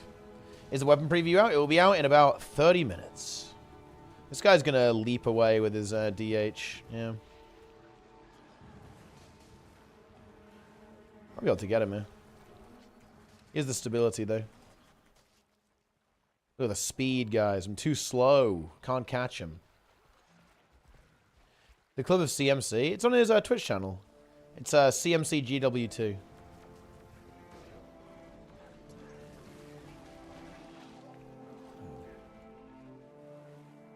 The year of Guild Wars 2. I mean, look, at the risk of being too negative here, the year of Guild Wars 2 was like 2015, right? Or at least from your perspective. Like, from your perspective, that was the year of Guild Wars 2. What are the notes? It's not notes, it's a blog post. It'll be out in about 29 minutes.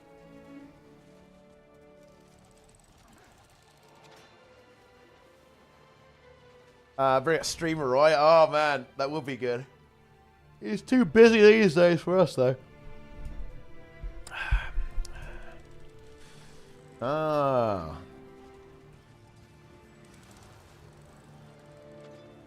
Why can't it be in the future and not in the past? Well, because that's just the way things go. That is the way it goes. Do you hate World vs. World matchmaking and placing on a team that bears anyone and the other team always being outnumbered? I mean, I guess that can be annoying, but you can always just transfer servers. Revenger, thanks for the Prime. I appreciate it.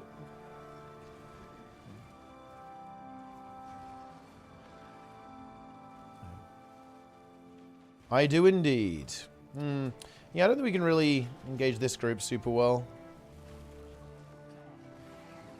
We don't have a lot of supports. This is the problem. If you want to do a kind of a fight like this, you've got to have some sustain. We don't have any sustain in our group. This is the issue that we're running into. We can't trade very effectively because any trade is very inefficient for us. As Mesmer for roaming Zerg, it's very good for both those things actually.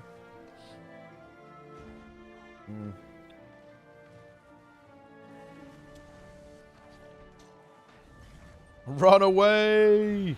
Don't think we're getting out of this one though, are we? It's not looking so good. Oh, I cancelled my elite elixir. I wouldn't have mattered either way, to be honest. How do you transfer servers? You have to pay gems, which basically means you can pay gold as well if you want to. Try the new relics in World vs. Order, so thoughts? I think, there's some potential in some of them for sure.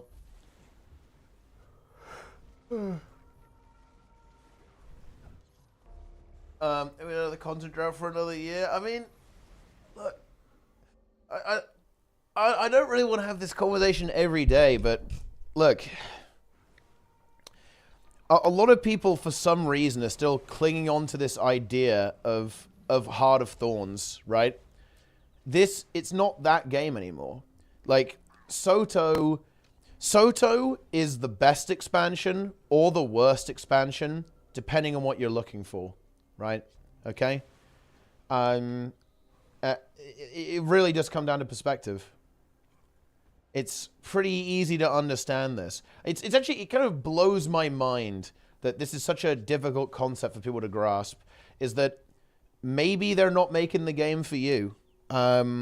Maybe you are not the target audience for the game. Does Bladestone still not have a good relic? Nah, not really. Not yet.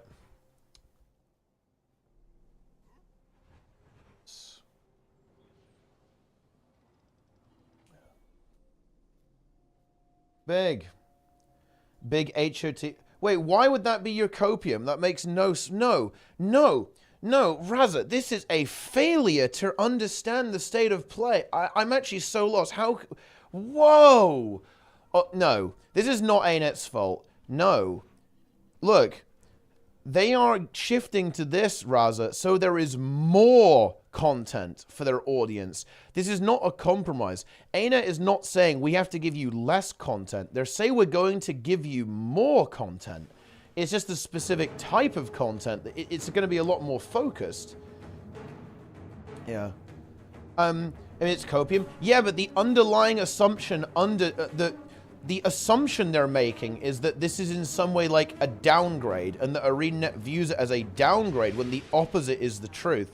Like, that's the fact that you'd say it's copium that we can get HOT again is a failure to understand the state of play and the situation here.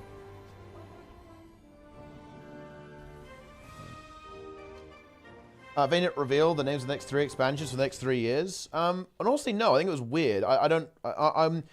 I feel like Blizzard were really worried that people thought that WoW was going to get turned into WoW 2 or something. I don't know. That was a really weird decision, in my opinion. Yeah. Yes. Very good. Give nerfs. I mean, they'll probably get some balance changes over time, that's for sure. Should all healing classes be using the new healing relic? Looks like it's very strong if you have a lot of blast finishes.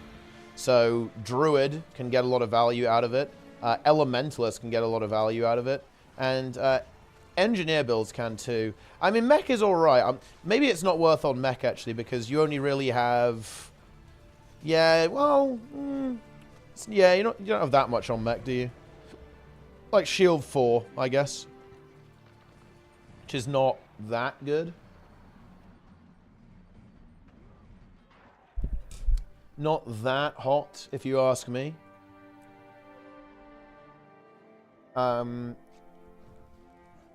Yeah. Yes. Don't get bitter, just leave. Well, I think that's not the only option. The other option is you have to emotionally detach from the game. You need to enter a state of apathy, pretty much.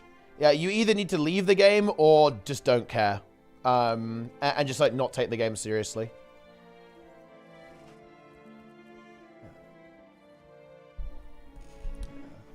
Why is acceptance hard?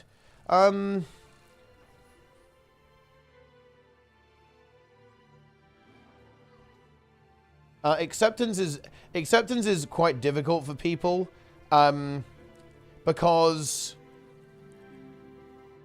they want to play the game in a certain way, right? And people are upset that the game is not gonna, you know, offer their. It's not even actually the content, by the way.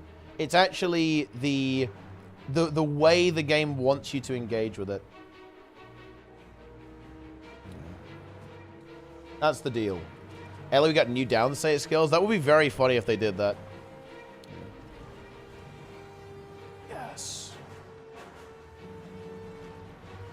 Here we go.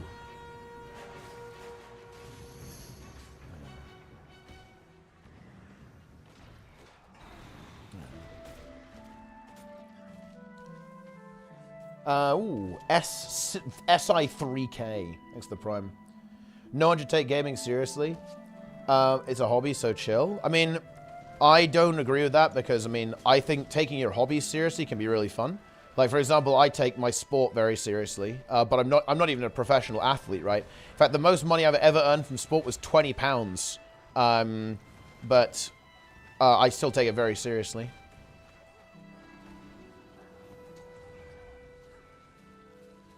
And I did take it very seriously historically. Playing every day, but you're having fun, seeing good in the game also. Is that not serious? No, I wouldn't say you're taking the game seriously. No. Yeah. Like the way that I'm engaging right now is, I actually don't care if the game ever releases anything ever again. Like that's my definition of it. It wouldn't really change anything. Like, basically, no matter what happens in the game, it won't change anything for me. They could do nothing, or they could do everything. It won't really move the needle for me that much.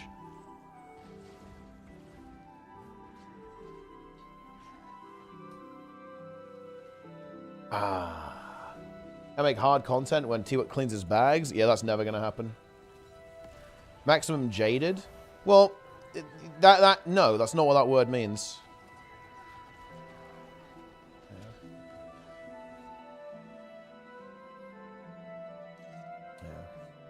Yes. If they delete all the fun builds, well, they'll make some new fun builds.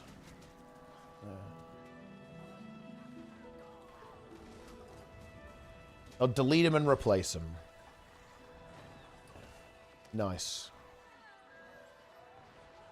EOD was about Jade. That actually is true. Yeah. How is the reclay going? I missed the streams. With the raid. Well, we were re-clearing Mythic, but then nobody could log into the game, so we went to go to something else pretty much. Next year's grind could be very likely more legendaries, I think. So they probably maybe do some new weapons. They'll probably keep fleshing out the trinkets too, so you can get like full legendary from all game modes. Is probably the way they'll go, I think. Yeah.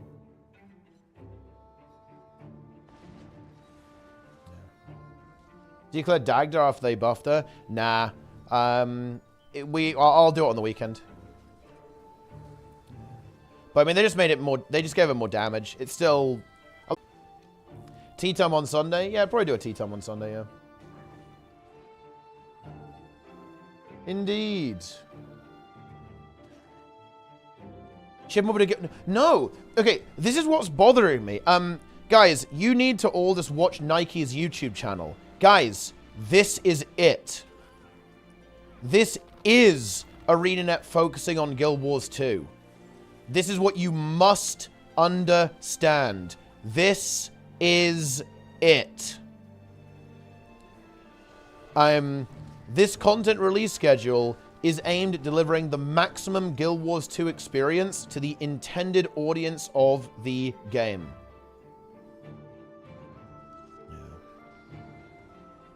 Yeah, the thing is about Dagda, you have to buff the mechanics. In my opinion, the mechanics are very weak. Like, the insanity isn't permanent. You can stack the greens. There's not a lot of mechanical overlap. There's not enough going on. The soul feasts aren't really enough of a threat either. When are the community going to turn to a bunch of Doomseers? I mean, wait, who are you talking about here? You're not talking about me, right? I'm just telling you the future of the game. Like, I hope you're talking about the chat, because the chat is the ones who are dooming here, not me. I'm telling you how it is. Like, the game is not in a decline. It's the opposite, right? Oh my god. Do you play Ruins of Sirmia? I'm playing on Gonol's Hold right now, but usually I play on Ruins of Sirmia, yeah.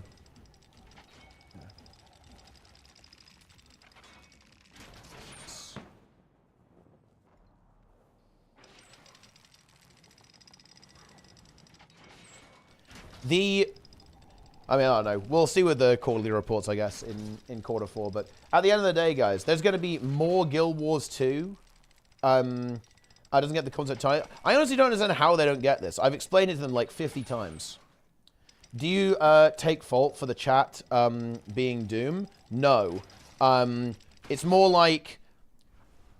Well, it depends what you mean by that, kind of. But not because I'm being down about the game. It's just that my chat is pretty much the only place in the Guild Wars 2 community where you can have this conversation. Nobody else is going to entertain it in the same way that I would. Which, maybe I shouldn't bother. I think a lot of people think I shouldn't do this.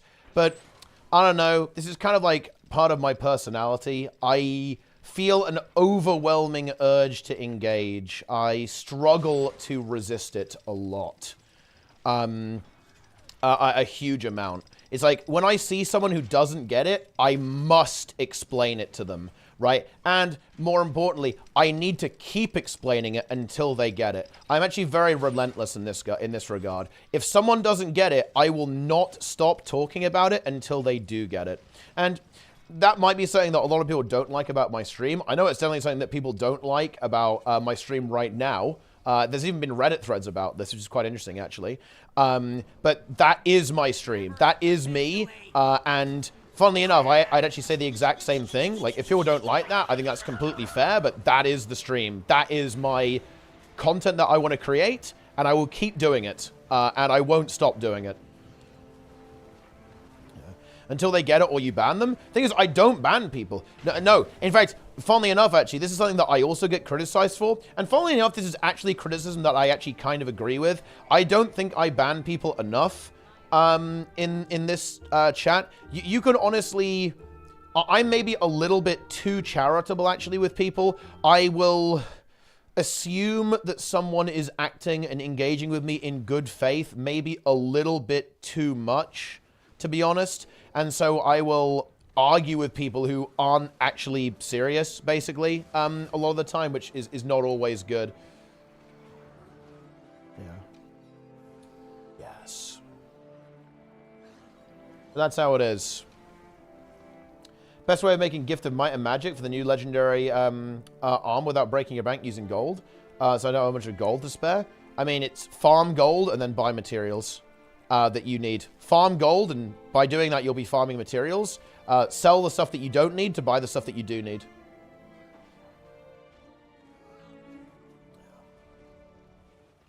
Yes. For the new 2 strikes and any other strikes before release. If more people play these 2 strikes, I think it would be good to be adding a 3rd strike to the yearly X pack. Realistically, no.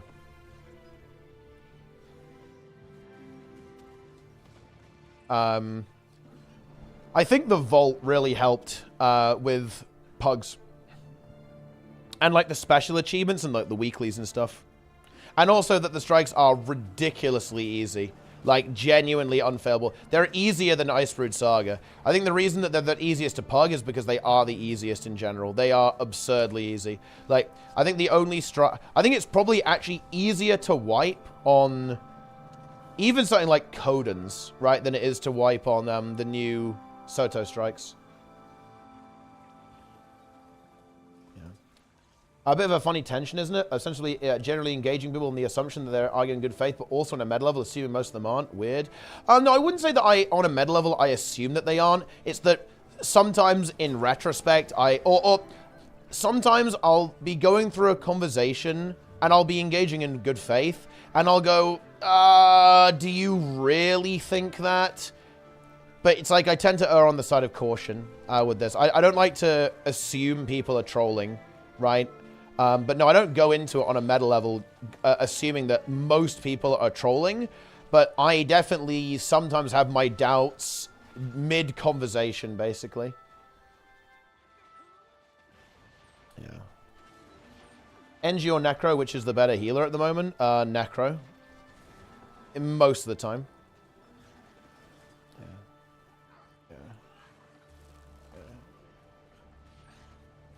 Third difficulty with the best addition to strikes. I think that's probably too much work, out of scope a bit.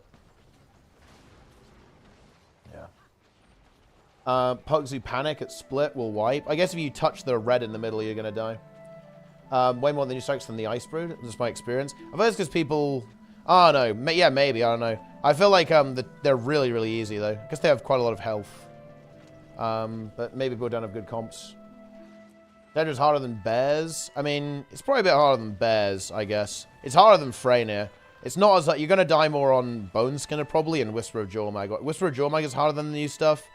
So like Icebrood Saga Easy 3 is easier, but I think Icebrood Saga 5 is harder. Need a race which is variable and good to play. Necro, NG, Rev. If you don't have much time to play, then it doesn't matter. Play anything. Play what you think is good. Play what you think is good. Do you think now would be a good time to start retail WoW? Yeah, sure. Like, you know what? I am going to bankrupt every MMO YouTuber. Should you try any MMO in current year? Is now a good time to get into MMO? Yes. If the servers are still on, the answer is yes. There you go. Is it too late to get into this MMO? Well, as long as it's still online, no.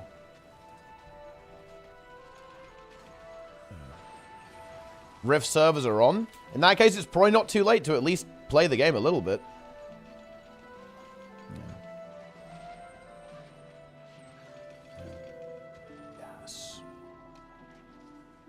Servers are down last raid. Should I quit? Yes, you should.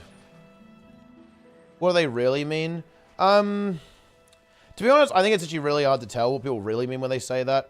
I think it's like... I'm not actually sure, because I think it depends on the person. Some people will be asking you, is this game still getting updates? Some people will be asking you, does this game still have people who play it? Some people will be asking you... does this game have a future, right? It's, you know, that's kind of what, it really depends. I think it's impossible. You have to ask people more, to actually figure out what they're really getting at. Now, what they're trying to ask you. Do you like honey? I mean, it's all right, I guess. The inability to catch up. To be honest, this is a fear that you should remove from yourself. It's an irrational fear. Doesn't make any sense. I don't think there's any MMO where you like literally can't catch up, or that you can't catch up in a meaningful way at least. And honestly, does it even matter if you can't? Like, because I guess I'll say another really big secret, guys. Like, if you start an MMO now, statistically speaking, you will never be as good people in that MMO. Like, gear is irrelevant in all these games. Most of the time, it's almost always going to come down to skill, basically, when it comes to actually performing well. Like, you might be able to get the gear, but you're just going to get, like, outplayed pretty much a lot of the time. So it's like, can you catch up? I mean, yes and no, a little bit in between. It's really mushy question. Yeah. Do you think it's bad for us to know so much about Guild Wars 2's future? I think it's bad for hardcore players, but probably in some ways good as well. I think the roadmap being the way it is has actually helped a lot of people reach the acceptance phase, unironically, because you know exactly what it is, and unless you're completely delusional, you realize the state. You know, you realize what's going on, right? Like, you realize the direction the game's going. For casual players, I'm not actually sure.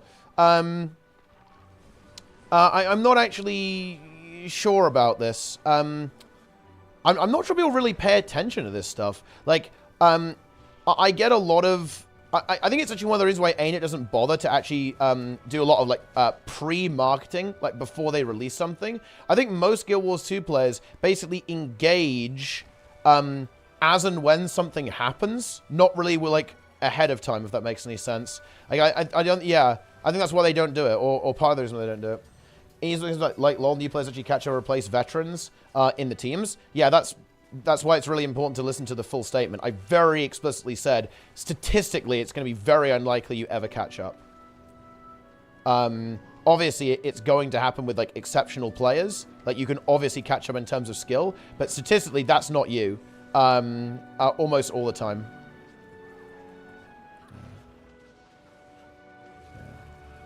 How many ideas do you think WoW has stole from Guild Wars 2?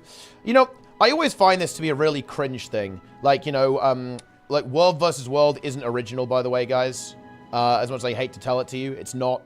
There's a lot of unoriginal ideas in Guild Wars 2 as well, but for some reason, everyone treats Guild Wars 2 like a special snowflake game that everyone copies from, but it didn't copy anything. Whereas, in fact, it did.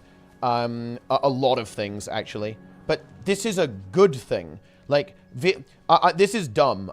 This is a stupid mentality, and you're all going to stop. You're going to grow out of it now. You want games to be taking ideas from each other and iterating on them and improving them. You want games to be learning and improving. You want this type of competition. It's not a bad thing or something that should be criticized that games are taking ideas from other games. It should be praised. It's exactly the opposite. Yeah. Yes. But yeah, there you go. Enjoy!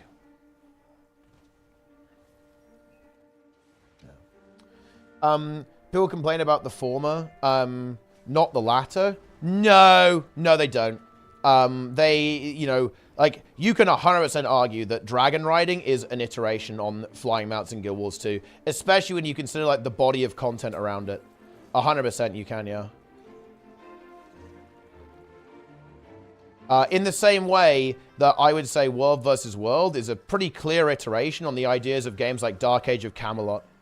It's like similar but different. Yeah. Yes.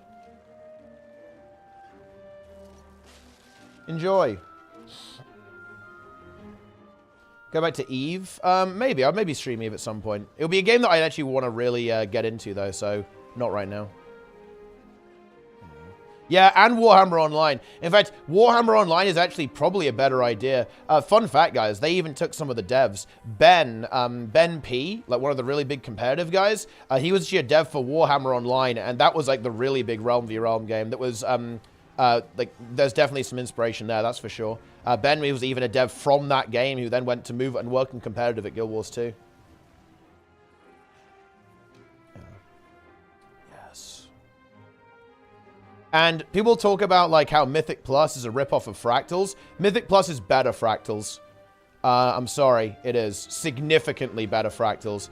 Blizzard took that idea and made it really good. And, you know, the weird thing is, guys, is that actually it might not have even been Fractals specifically. My understanding is that there was a very similar system like this in Diablo as well.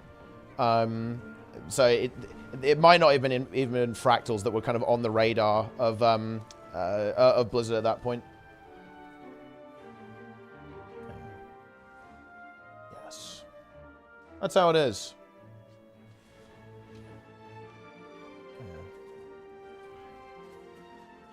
Price today, Aina gets M+. Holy moly. Indeed. Blizz ripping off their own games. Disgusting. Indeed. And they brought it in. Yeah, they made a rip-off of themselves. But yeah, like, it's not... The entire premise here is scuffed, right? The entire premise here is unhinged. Like, games... even games, like, just copying systems straight up, I don't think...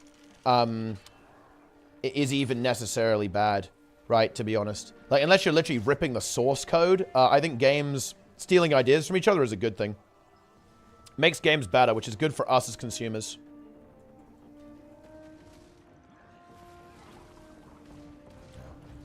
Indeed. Yes. A lot of WoW Legion was ripped from Destiny 2. Good. Yeah. 100%. Like, games taking good ideas from each other should be praised. I like the fact that Blizzard is going more account-wide. Although, you know, what's actually really weird is that I actually think that that's just the way the wind is blowing. I think a lot of the things that WoW is doing right now, I don't think it's even related to Guild Wars 2, funnily enough, guys. I think it's actually just the way the wind is blowing. Because if you look at a lot of the stuff that's being announced with Blizzard, they couldn't have copied it from Guild Wars 2 because Soto was in development at the same time as the War Within. It didn't exist. Like, yeah, it is what it is. But yeah, there you go.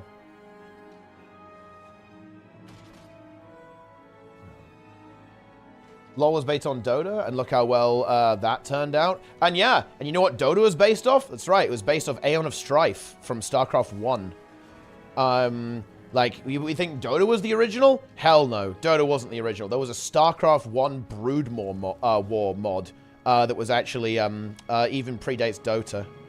And honestly, there was probably something before that as well that I'm not aware of. Or it's entirely possible there was something that was even a predecessor to that particular game. Yeah. Yes.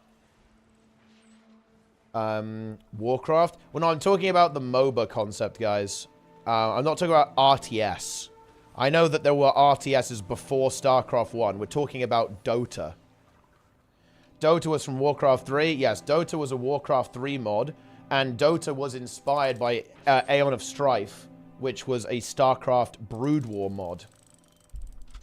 Oh shit, it's Warrior! Yo!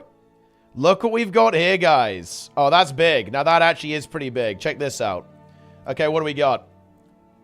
Warrior Healing.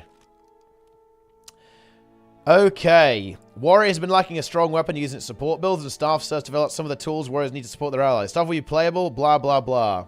Okay, jumping into help. The warriors to charge to the front lines to empower and support their allies. Slot 2, Valiant Leap. Valiant Leap, you leap to the target location, healing and granting offensive boons. Personal survivability of the table, which is found in slot 5 with Bullet Catcher. Starts a channel block, but also grants access to a secondary skill, Defiant Roar. Defiant Roar heals nearby allies, with the amount increasing for each attack blocked by Bullet Catcher. Oh, that's pretty cool, actually. That's a fun one. Oh, they're not giving much away, though. Holy shit. We know nothing, guys. That feels bad. Dude, it's covert. Boom, there's the leap, right? Dude, you like whack people with, look at that. That's crazy. Oh, there's your Bullet Catcher, right? Let's see if we can actually see what boons you get. So you get Might and Fury, I'd say. Warriors love to support. They do indeed. They do indeed. I wonder if that charge attack is the burst skill. Yeah, the animations are pretty cool, right? You're like spinning it around. It's like a combination of Rev and Daredevil, right? With the abilities that you use. Look at that. Look at that. Insane. I love to see it. Boom. Boom. Yeah, Rev Reaper and Daredevil. Yeah, there's definitely a combination of the various animations, right? Oh, oh. Although I think this, I mean, that is actually just like a warrior animation, right? Like that spin attack, that's not Reaper. Animation reused. It is indeed reused.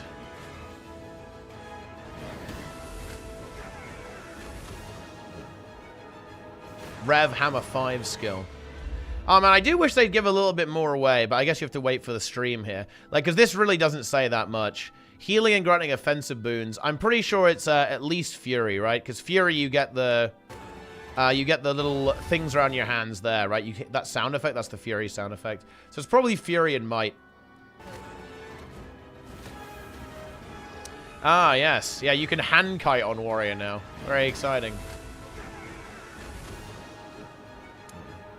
Is that Aegis on the spin? Oh, let's see if it is.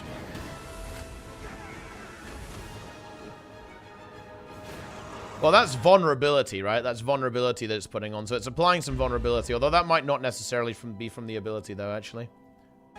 Let's see where the...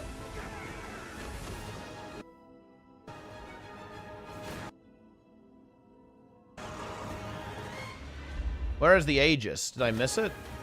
Was it at the spin?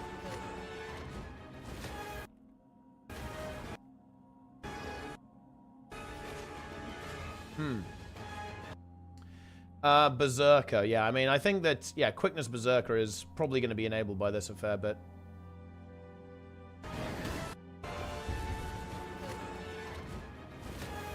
It's a pretty cool outfit, right? You got the Gladiator Warrior, like whacking stuff with the staff, right? It's pretty good.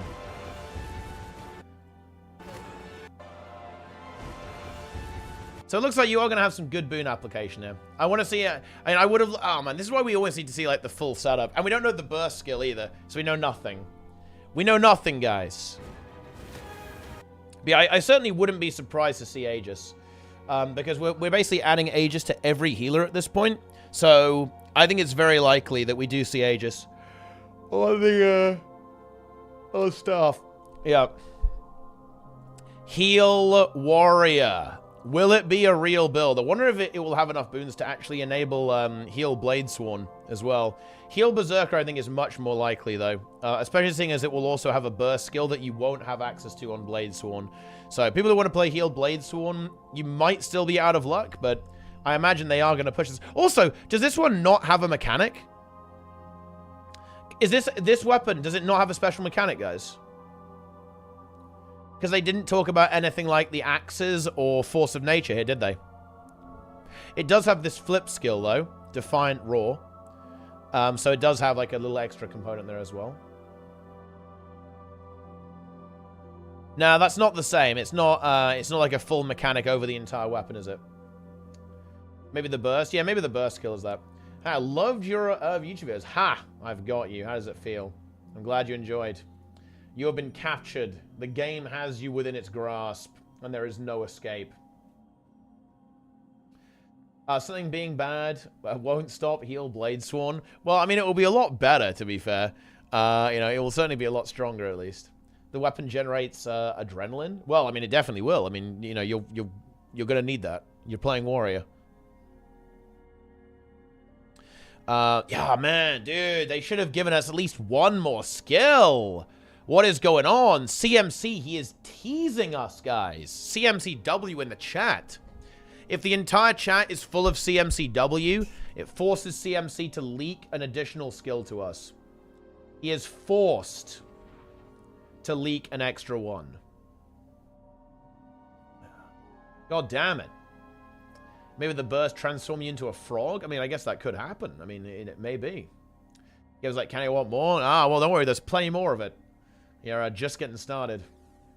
A skill at 5 seconds with projectiles. Yeah, that was something weird, wasn't it? Looks like you fire some stuff out with one of your... That is weird, actually. It's almost like maybe part of the auto attack. Yeah, look, I think we actually didn't see that. We didn't see, like, the first part of that. It was just, like, some random, like, things out there. Maybe you fire them out with that spin, and then they come back after a while. Looks like it might have an evade on it as well. Although that might just be a dodge roll, though, actually. It's hard to say. It looks a little bit too long for a dodge roll, so it actually might have an evade skill on it. It's a few things we can actually kind of determine. Yeah, it looks like you can... Look, here you see what it does here. It fires out these things. Look, boom, you fire out some projectiles, I guess. And then they come back after a while, but it gets cut off by the edit. Yeah, I definitely think that's too long to be a regular dodge roll, I think, anyway. Boom. Warrior Staff. And yeah, that's that leap skill. This is the second skill, the leap. Leaper! Just say you fire out stuff after bullet catcher? Oh, well, there you go then. Yeah. That's how it is.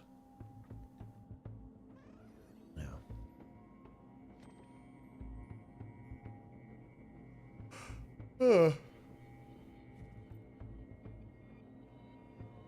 Pretty interesting. Pretty interesting. How warrior support builds come together with the introduction of staff. There are obviously a few more skills to cover. We'll hold on to those until our new expanded weapon proficiency preview live stream on November 27th at noon Pacific time, UTC -8, where we'll give an in-depth introduction to each profession's weapon. You know what, guys? I will make some comments here. Good choice of map, by the way. Grothmor's very nice. You know what? I'm actually gonna say they should have showed more here. This is my assessment. I think this actually looks like the least interesting weapon so far. But I think that might be... I think it looks really cool. Like, visually, it's very impressive. But I find myself not being that excited by it because I feel like I don't know enough. I feel like I don't know enough with what it actually does. Like, the abilities they kind of showed off here. I guess the bullet catcher is pretty cool, but Valiant Leap is like, oh yeah, you leap and you give boons and heal people. Very strong in PvP. I definitely think so, Nike, because one of the really big strengths of Support Warrior in particular is mobility. When Spellbreaker, like Heal Spellbreaker was meta, it was very fast. It was like a skirmishing support. That was what it really excelled at. And now that Staff is going to be highly mobile, I think Sword Warhorn Staff could be a really interesting build that could definitely pop up now that it's going to have some more support component on it. So this could definitely be a pretty serious build for kind of PvP, for that more roaming playstyle that the Spellbreaker enabled when it was, again, when it was kind of meta in PvP. But yeah, you know, no, I don't know. I don't think, no, hang on. No. This is not a CMCL. I think the other ones, the Mace and the Axe for Thief, I think they showed really cool stuff. They showed off this really spicy mechanic. I think this one can be really interesting, but I almost feel like they should have showcased the burst skill, or something like that, and some of the more flashy abilities. Like, I feel like I don't feel very impressed by, like, the functionality here. Maybe that's me, because I'm very fixated on what the weapon actually does. I think visually it definitely looks really cool. I think people are going to love this. I mean, look at this shit, right? You're spinning like crazy. I think all the animations are actually really cool. They made some good decisions here with how the weapon should actually play and how it should look. All that kind of good stuff. But I kind of, I feel like I don't know. I feel like I don't know anything, right, about what it's supposed to do. And I know that's what the streams are for, but I felt like I got a better idea of what the weapons were going to do in the first two, right, and how they were going to operate. Yeah. Utilizing Revenant assets, hell yeah. They've got some good value out of that staff spin, right? It's on raid bosses, now it's on warrior staff. Looks a little bland. I think that actually is a little bit of a warrior thing. A lot of warrior weapons are very much, it's a sword, you hit people with a sword, what were you expecting? So I think that is part of the appeal for warrior. I think this one actually might be more on the exciting side. It looks like it's going to have some pretty varied effects there, but kind of wish we knew a little bit more about this particular one. You know, I kind of wish we knew just a little bit more, just a bit. Yeah, CZ there with the tier 1 overall. 1 or 2 banners and the Cleanse Might Shout should be good for utility. Oh, yeah, for sure. I'd like to see some trait jiggling as well for Warrior. They could probably make support builds a lot better if they just nudged it around. Exactly, yeah, the Primal Burst. Yeah, you're absolutely right. I think that's the big one. That's the really big one, of course, because I think the build that is likely to exist is the Heal Berserker, not necessarily the Blade Sworn. I think Blade Sworn is still like, maybe not. But this one... yeah. Does it have any CC? I'd almost expect that to be a CC, but it actually looks like it isn't. As you can see here, the mob does not get any kind of CC effect on it. The editing maybe doesn't make it entirely clear, but I don't believe this ability, this charge, is a CC. So it doesn't appear to have some kind of crowd control. Maybe it can. Maybe we can see somewhere here. It looks like it's applying vulnerability.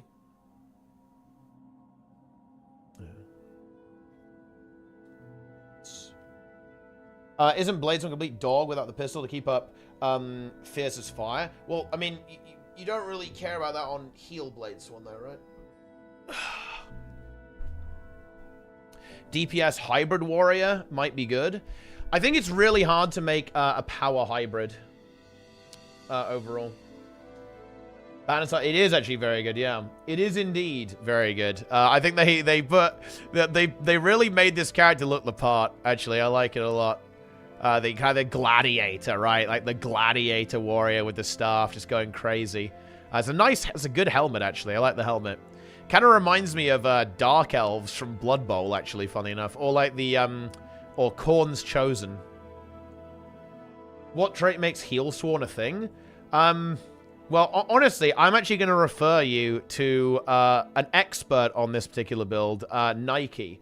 Nike, why don't you tell Northrayar what trait makes Heal Sworn a thing? or maybe the lack thereof, I guess, in this case. Atomic Tree dude there, thanks for the bribe, I appreciate it.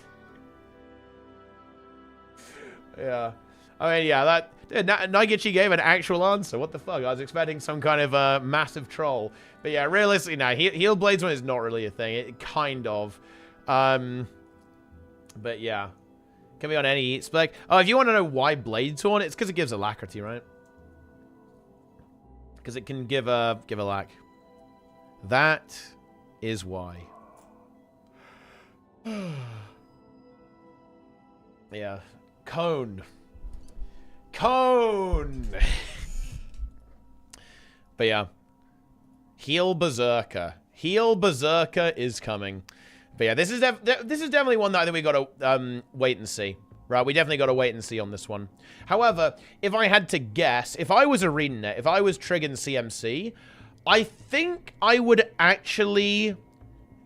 This would be one of the ones that I would balance aggressively rather than conservatively. I would make this overpowered. If I was ArenaNet, my goal would to actually make Heal Warrior kind of meta on release.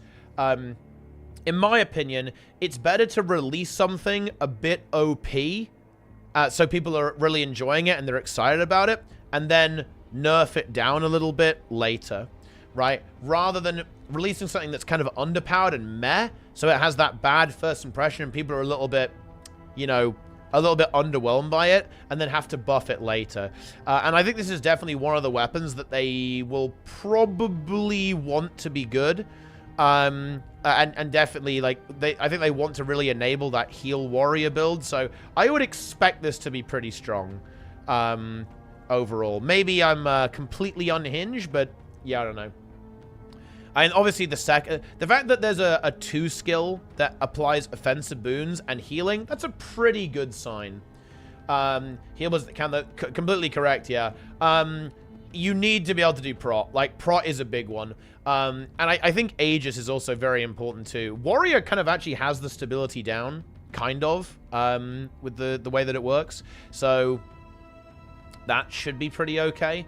But yeah, it does need some help with protection. If there's some protection access on staff, with maybe some Aegis kind of baked in there as well, and well, all that other good stuff like regen and so on, like the full suite of boons, then it should be in business. As long as it's fairly boon heavy, then we're okay.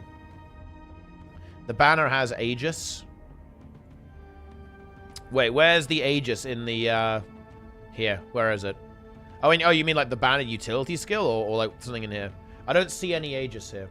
Why is Aegis so good? Because you're able to block an attack. You're essentially... Let's imagine that there's an attack coming and it's going to hit you for 10,000 damage.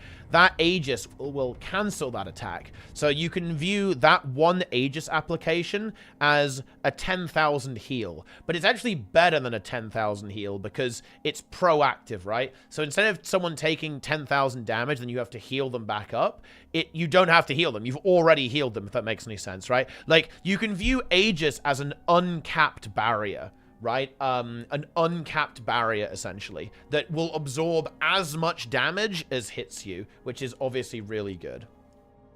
Yeah, and Aegis can be stability, of course, because it can block a CC effect as well, assuming it's not unblockable, of course. So you can also use it to cancel various mechanics in that way as well. Yeah, no, there's, it is applying vulnerability, which does look a little bit like Aegis, but yeah, there's some vulnerability, yeah, this thing here, right? There's some vulnerability being applied.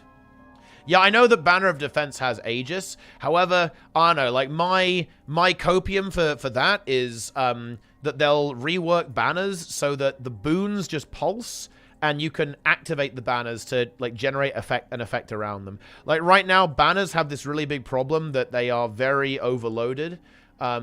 You know, they actually have a lot of effects. They're actually really powerful effects, but they're very unwieldy and not flexible compared to other supports because you have to use them all in one go. Like, you have to drop them to pulse the boons, but you also need to kind of almost like save them for the active effect. So I think they're kind of annoying in that regard to play around. Like, yeah, you'd like to have Banner of Defense and Banner of Tactics. They're both actually really good skills.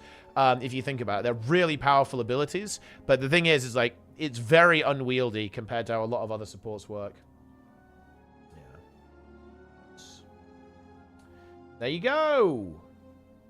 Full warrior rework with new weapons drop. Probably have to wait a patch after that because we already know what's in the balance patch. So they won't be looking at banners, I don't think, unless they add some extra stuff in. But yeah, there's some real potential. Like, now that this build basically has 2 weapons, because bear in mind, you're going to have... I mean, it's still a little bit awkward. You know, Warrior is weird because Warrior really needs a main hand to be good. Because, of course, that's where your burst skill comes from. So, Warrior is really weird right now. If you're going to be playing Berserker, heal Berserker, you're going to have your staff and your Warhorn, but you don't really have a main hand that's particularly good. For you to use, right? Like, there's nothing that really, like, kind of screams. I guess Dagger, right? Like, because Dagger actually generates AoE might now, and, hey, maybe some Boon Rip utility, and it's got a bit of CC on it. So, like, Dagger isn't horrible, to be honest. Yeah, something like Mace for CC. There's, like, a few options that are, like, kind of okay, but there's no second weapon for your Berserker build. And it's actually going to be a bit of a... maybe a slightly weird situation, in my opinion. For Warrior, I wonder if you would even end up... No, you wouldn't run Staff, because Warhorn actually is a really good weapon. But it's going to feel... I feel like it's going to feel pretty bad to swap off your Staff. Because bear in mind, in your Staff, you're probably going to have a supportive burst skill that might do some healing. You have some healing on your second ability, and you've also got a really good block for tanking on the 5th skill. There's probably going to be a lot of good skills on staff. You're going to feel pretty bad moving away from a burst skill that actually does something to a burst skill that does nothing, especially if you're playing Berserker, right? Because you use your primal bursts a lot. So it's going to be like, nah. Yeah. Stack up quickness like Sword Warn with the Sword Primal Burst to get like 12 seconds of quickness. That is true, actually, yeah. So yeah, you can just like go pew pew pew pew pew pew and like get Omega boons, right? And man, actually, if you think about this, it's gonna be insane, right? you're going to have 100% boon duration on the new quickness. You're going to be like perma 30 seconds of quickness forever. Holy shit. Yeah. Well, yeah, you'd probably use your sword warhorn very reactively, right? Like you'd probably mostly swap to your sword warhorn to apply barrier. I guess actually it's not that bad because you have discipline, right? So you have fast hands, so it's not going to be the end of the world for you to do that. Not going to be that bad. Just a little swapper. Swapper! Yeah. Heal during that downtime? Yeah. You do have blast fish, alright? Or warhorn, so you can toot the horn and get some healing that way. Yeah. Bit of a toot, which is going to be decent. But yeah. And you get some damage value. Yeah, there's I think it would be really interesting if there was a couple of builds that were really attractive for hybrids to run. It's quite difficult to hybridize as a healer, especially as a power build. But yeah, maybe you can do some colony damage or something like that. Yeah. Yes. Quickness per hit. I mean, that sounds like really insane. It sounds fucking disgusting, to be honest. That's a lot of quickness, guys. Do you play a warrior team or mostly necro? I mean, I'll probably play heal berserker. I'm just not really... I don't really play a lot of DPS in this game. Hope they fix pets on Druid where you want to keep the pet skill for CC or block, but also have to spam them for boons. I actually think that issue becomes irrelevant the moment you have a Herald in your group. And this is kind of what I meant about Herald being kind of good for the game. The thing about Herald is it actually takes a lot of pressure off the healer. Many of the issues in the game right now that people complain about, it's like, I don't like that I have to use a lot of my reactive tools off cooldown as a healer. And I'll tell you a secret. You don't if you are playing in a group with a Herald. You only have to do that in groups that don't have Herald, which... Funnily enough, by the way, guys, is actually one of the reasons why Herald is overpowered. Herald is not just overpowered because of its good damage output, tankiness, CC, utility, boon access, whatever. It's actually not that. That's not why. Herald is the only reason, anyway, why it's so OP. It's because it has godlike synergy with every healer build in the game. It makes your healer build better, right? Because it changes the way that your healer can play the game to be a lot more reactive. That's another big reason why Herald is insanely good. Yeah. Ah, yes. Yeah, Jimmy's right here, by the way. It's because, yeah, you could reload your ammo skills, right, with some of the Bladesworn traits, but they actually basically removed that. They prevented that from being the case. That's why it was the interaction with Bladesworn and ammo skills. It was they mostly nerfed it because of PvP. It was an absolute menace in PvP. Bladesworn was completely disgusting.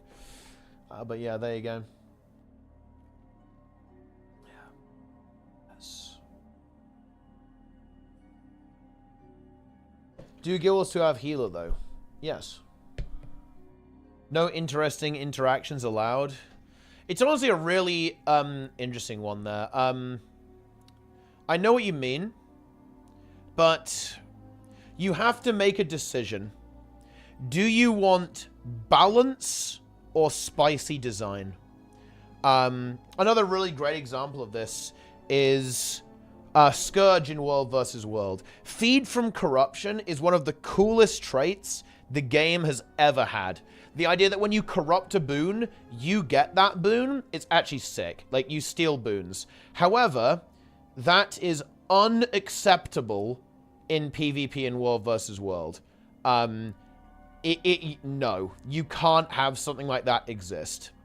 It's just such a broken concept that you'd either have to make it utter garbage in those game modes, like just essentially make it something that you'd never pick ever because it's so fucking bad, or completely rework it, which of course is exactly what ArenaNet did. They reworked it because they do want the game to be hopefully well balanced, right? And of course, then you think, well, hang on a minute. So we just deleted that interesting interaction where it's inherently, you know, unworkable in PvP and World versus World, and it's useless in PvE.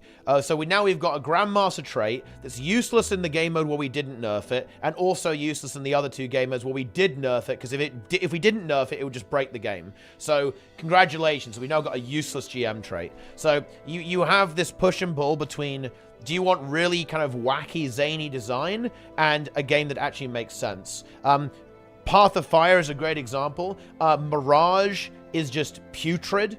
Has always been a problem for the game. Only now has it actually really started to get ironed out. But it got deleted from the game, right? Like, Mirage got nuked because it was just totally broken in PvP and just actually ruined the game mode. Like, I think the two worst builds that I've ever had to play against in PvP was Mirage and Chaos Chrono. Chaos Chrono actually might have been worse than Mirage, no joke. Like, Chaotic Interruption Chronomancer was the most refined form of cancer I have ever seen. Oh my god. You guys are lucky that you never played against that. God damn. That's unbelievable. Like, you don't, trust me, you guys don't want to play against that. That's, it's not good. Oh, a YouTube comment. Do you have a WoW beginner's guide? I actually don't, but maybe I should. Yeah, but yeah, that's how it is. Yeah. Yes. You think we won't see that again after the November 28th patch? Well, I mean, I definitely think it has some ramifications of PvP. They might preemptively keep it not mega strong, but maybe they want support Mesmer to be a thing in PvP. I feel like it can't be Chaotic Interruption though. Chaotic Interruption was so putrid. Oh my god, such a putrid, absolutely putrid talent trait rather. For PvP. We could probably see some support Mezza builds coming up in PvP, but I don't think that's necessarily bad. Maybe Heal Chrono is hype in PvP, you know? Chaos Mez is going to be everywhere. I mean, yeah. I think I haven't really thought about Heal Chrono in PvP, to be honest, if that would be a thing. But I can definitely imagine kind of like the Bruiser build, like the Bruiser-style Chrono build that runs Chaos anyway. And that now has like a shit ton of group support that you can bring into the team fight, in addition to like the pretty solid damage it has. But yeah, we'll see. Chaos Mez with a healing rifle. Dude, they better show the healing rifle tomorrow, okay? Like, we need to see the healing rifle.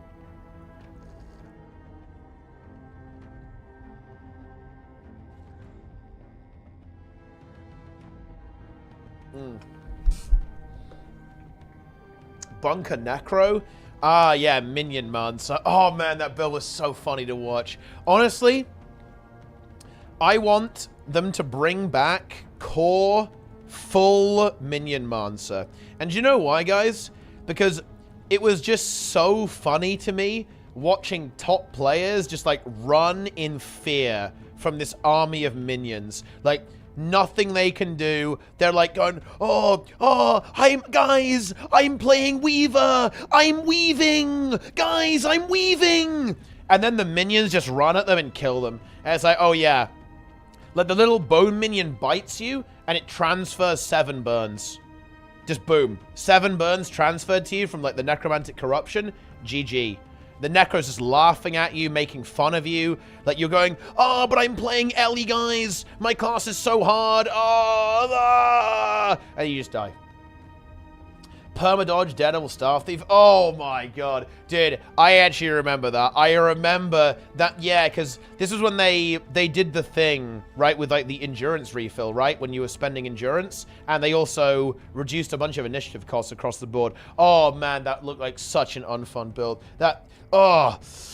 Oh my god.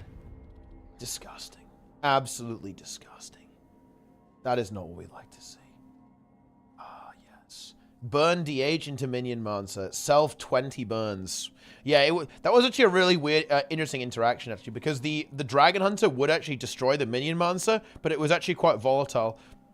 Because if the Dragon Hunter misplayed, it's very punishing. Like, because, you could kill all the minions, and the core Necromancer had basically zero counterplay to the traps, right? You could do nothing. Like, you had zero counterplay to the CC, because you often didn't even run a stun break on that build, in fact, and you were just not able to actually DPS the Dragon Hunter. But if the Dragon Hunter misplayed and the minions actually landed a hit, then the Dragon Hunter would essentially die almost immediately.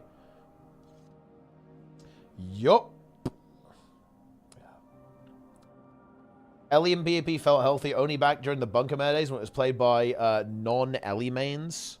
Wait, I mean... you mean like the Water Weaver stuff? I mean, I'm not sure if Water Weaver was healthy for the game. That was, the only good thing about Water Weaver was that XX Curry King XX won the monthly with it. Like, that's the, that was the only good part about that. Yeah. Nice. We want ranged power weapon like rifle to complement GS. Well, it's confirmed a support weapon, so it's too late. Guys, this is the official Guild Wars 2 website. You don't need a link to this. Okay, it's right here. It's over here. Enjoy. Guildwars2.com. I want to see what people on Reddit. We're going to do the full breakdown, guys, the full analysis in just a moment, but I just want to take a look. What we got? Staff Revenant 2.0. Oh, see, do you see what I mean, guys? This is why I really feel they should have juiced us a little bit, okay? That is not... Look, okay, am I crazy on this, guys? That is not the response you want, okay? I know I'm kind of harping on ANET a little bit here. I know they're working hard and they can't write like a really in-depth blog post every single time. And I'm not gonna lie, it kind of is irrelevant because they are gonna show all of it off and people will... I think this actually might end up being one of the more interesting weapons actually, purely because it is gonna be very build-defining. And I think anything that's build-defining is always gonna be cool. I think. But yeah, see what I mean? It's like, I think they should have give juice us a little more juice, you know? A little more juice. People really don't like it when they reuse animations too, which actually surprises me. These are kind of some of the good ones, right? These are some good-ass animations. Yeah. Nice. Ah, yes, Bullet Catcher Defiant Roar. Yes, that is a good one, isn't it? Yeah. Yes.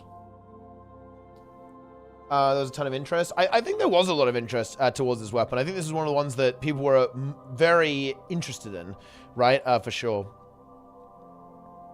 Yeah. Yes.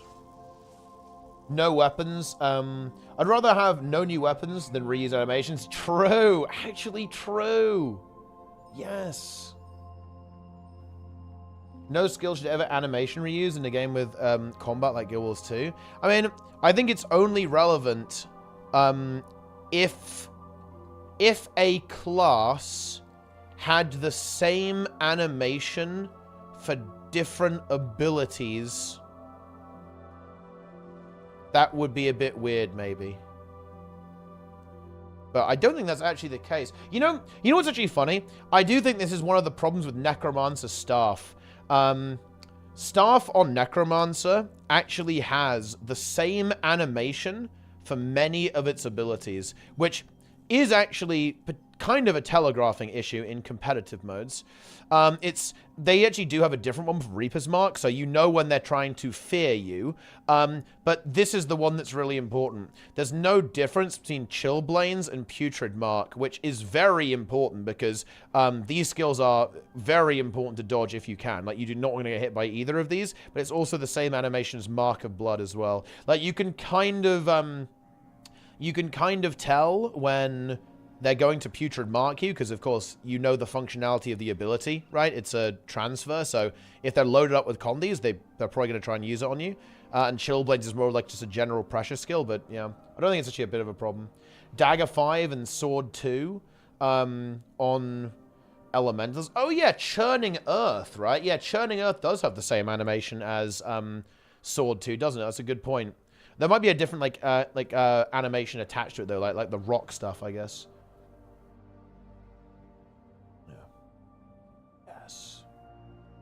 Was the case with Revenant GS. They went back and changed the animations. Did ANET cut their entire animation team? Everything running the whole damn skeleton animations? You know, look. I'm going to tell you a secret, guys. I'm going to tell you a little secret. Like, ArenaNet expanded. You know, Path of Fire, in so many ways, was such a meme for Guild Wars 2. Like, when ArenaNet did Path of Fire, they hired, like, 1 million devs, and they made, like, the biggest, baddest living story season ever. Like, they made, like, massive maps, they did mounts, they did elite specs that were really fucking flashy and crazy. But do you know what happened, guys, with Path of Fire? Okay? The company collapsed under its own weight, okay? And some of that was because they were doing other projects, kind of like towards the end of Path of Fire. But a lot of that was probably because just adding more devs and adding more muscle isn't always going to fix all your problems. And then the Koreans arrived with wearing a suit and a tie and wielding an axe. And they axed the company. So, you know, you have to be a little bit careful with stuff like this. Like, you know, because sometimes what goes up must come down. Enjoy. Do kind of have Revenant boon radius, but the boon application is nowhere close. Heat the Soul 480. Yeah, the application is decent. This is one of the reasons why I think this build has potential. Is because it does have application, and that's usually a good foundation for a build to exist. It's, you know, there's some potential. The thing is, there's not a lot of support for it in Bladesworn, right? A lot of the traits in Bladesworn just do nothing for support warrior, really.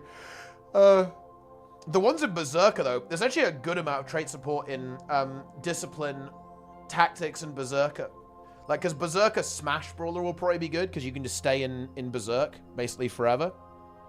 Or for very extended periods of time. And you also have, like, the extra healing mod in Discipline now. And, obviously, the Tactics trait line has got quite a lot of good choices, actually. Yes. What's the story with Korea? So, NCSoft is the publisher for, you know, this is like an NCSoft affiliated situation here, right? For Guild Wars 2. So basically, at the end of the day, ArenaNet kind of have to answer to NCSoft to an extent. And that is a Korean company. And basically, it turned out that a long time ago, and this was one of like the big kind of cataclysms, right? Like the big cataclysms in Guild Wars 2 was that it turned out that ArenaNet had basically kind of moved away from Guild Wars 2 a little bit and started developing a lot of other projects. All of those projects failed, and then there was a bit of an apocalypse. You know, a lot of layoffs, bit of a rough time, right? And a lot of fear and doom within Guild Wars 2, of course.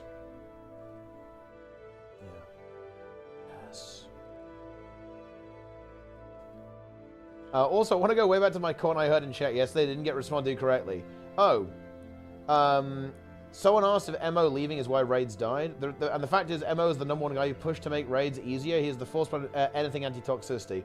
He is the guy who made the game to be ultra care bear, and raids happen in spite of him. Well, there you go then, I guess. Yeah, I don't really know much about that, but you know, Nike, he has his information. It makes sense they cheap out on their team. Why don't they even cheaping out, guys? I mean, look. You know, do they need to make new animations every time? I think they're kind of appropriate for staff, right? Look at the war just spinning around like crazy. I think we're getting bogged down in something that isn't really that important. MO is why Wing 4 normal mode exists. Boom. Well, there you go then. Yeah. Yes. The game is running on a skeleton crew. I don't know how you come to this conclusion. This is very bothersome to me. I don't know. I don't know. Maybe I shouldn't engage here. Maybe this is one of those times where I shouldn't engage. I don't think the game is running on... I kind of want to talk about this warrior post. I'm not sure I even want to address this. Maybe we'll just cut this. Look, listen up, the Rage Cage. I'm gonna give you some advice. We're gonna cut to the chase on this. I think that you should stop engaging with Guild Wars 2 in any way. I think you should go full cold turkey and just do not play the game. Do not watch any content related to the game. Do not think about the game. Uninstall the game from your computer. Clear it from your internet history. And clear anything related to Guild Wars 2 from your internet history. Like, unsubscribe from everywhere on YouTube. Unfollow everywhere on Twitch. With anyone who has ever played Guild Wars 2. Like, just to keep a safe distance. Okay? Like, that's what you should do.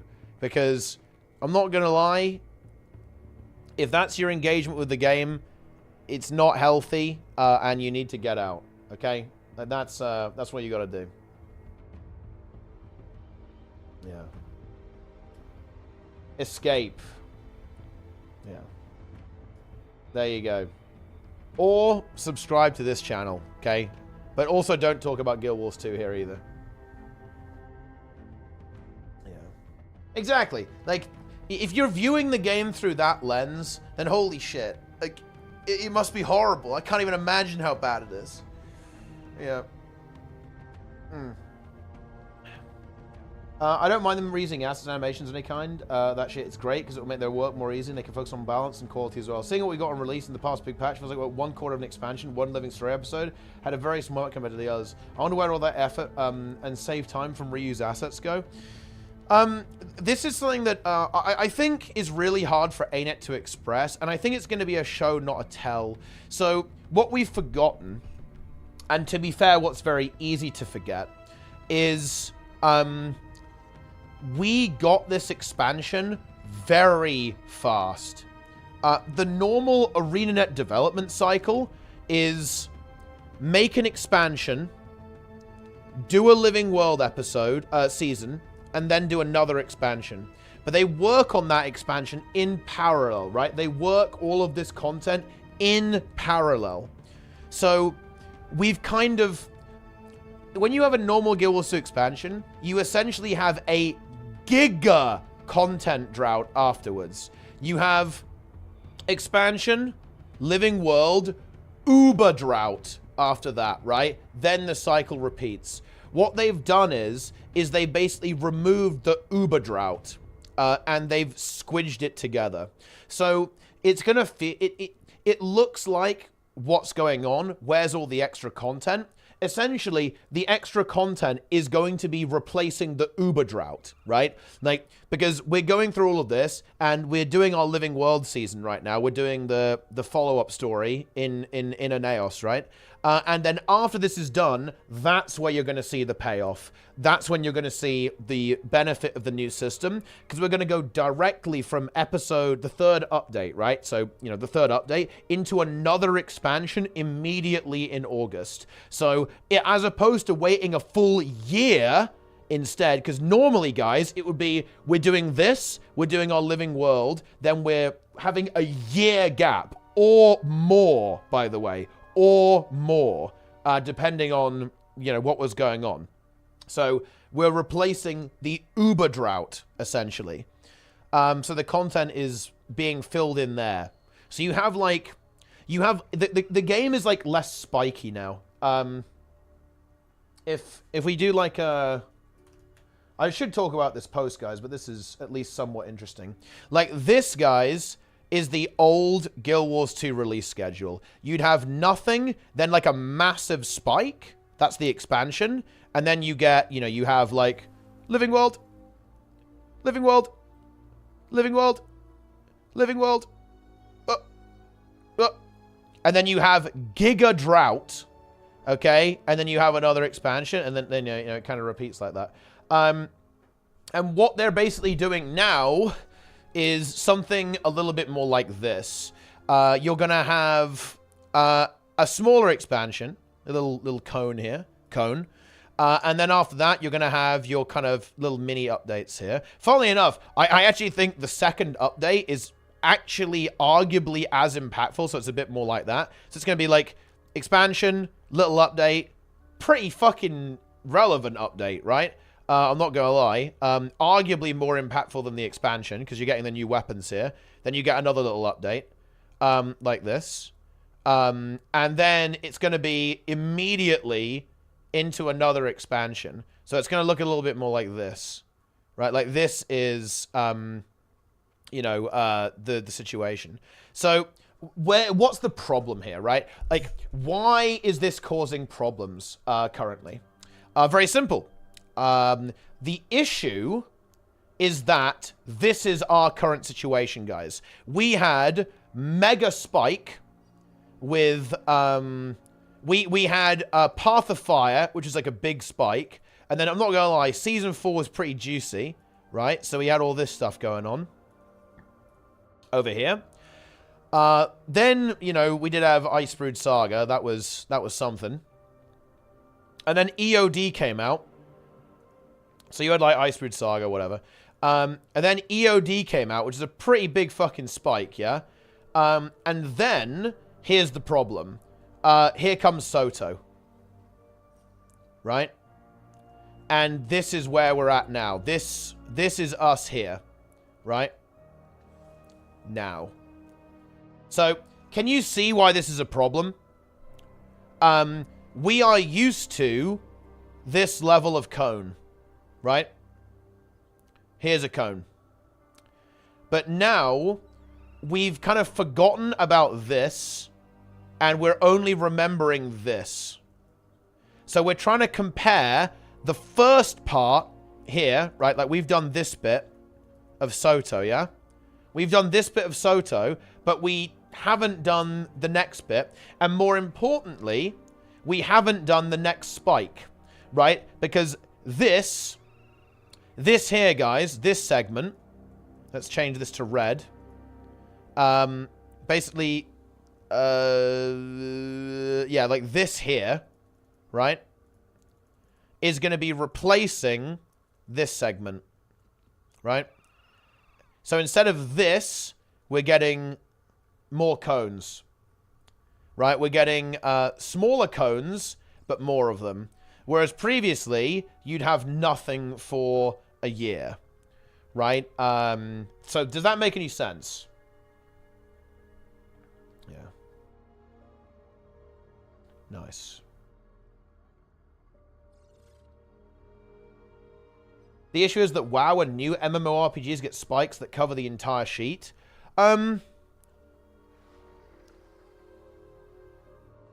Yes, that's true.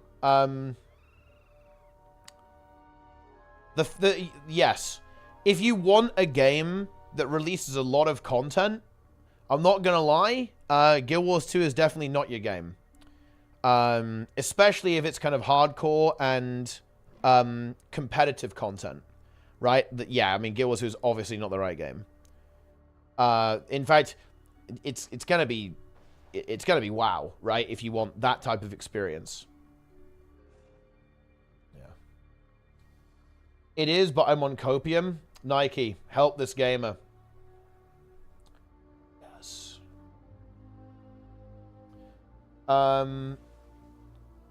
More cones. Well, look, I can make them into cones, right? If we can do a little... There we go. Now they're all... Look, here we go.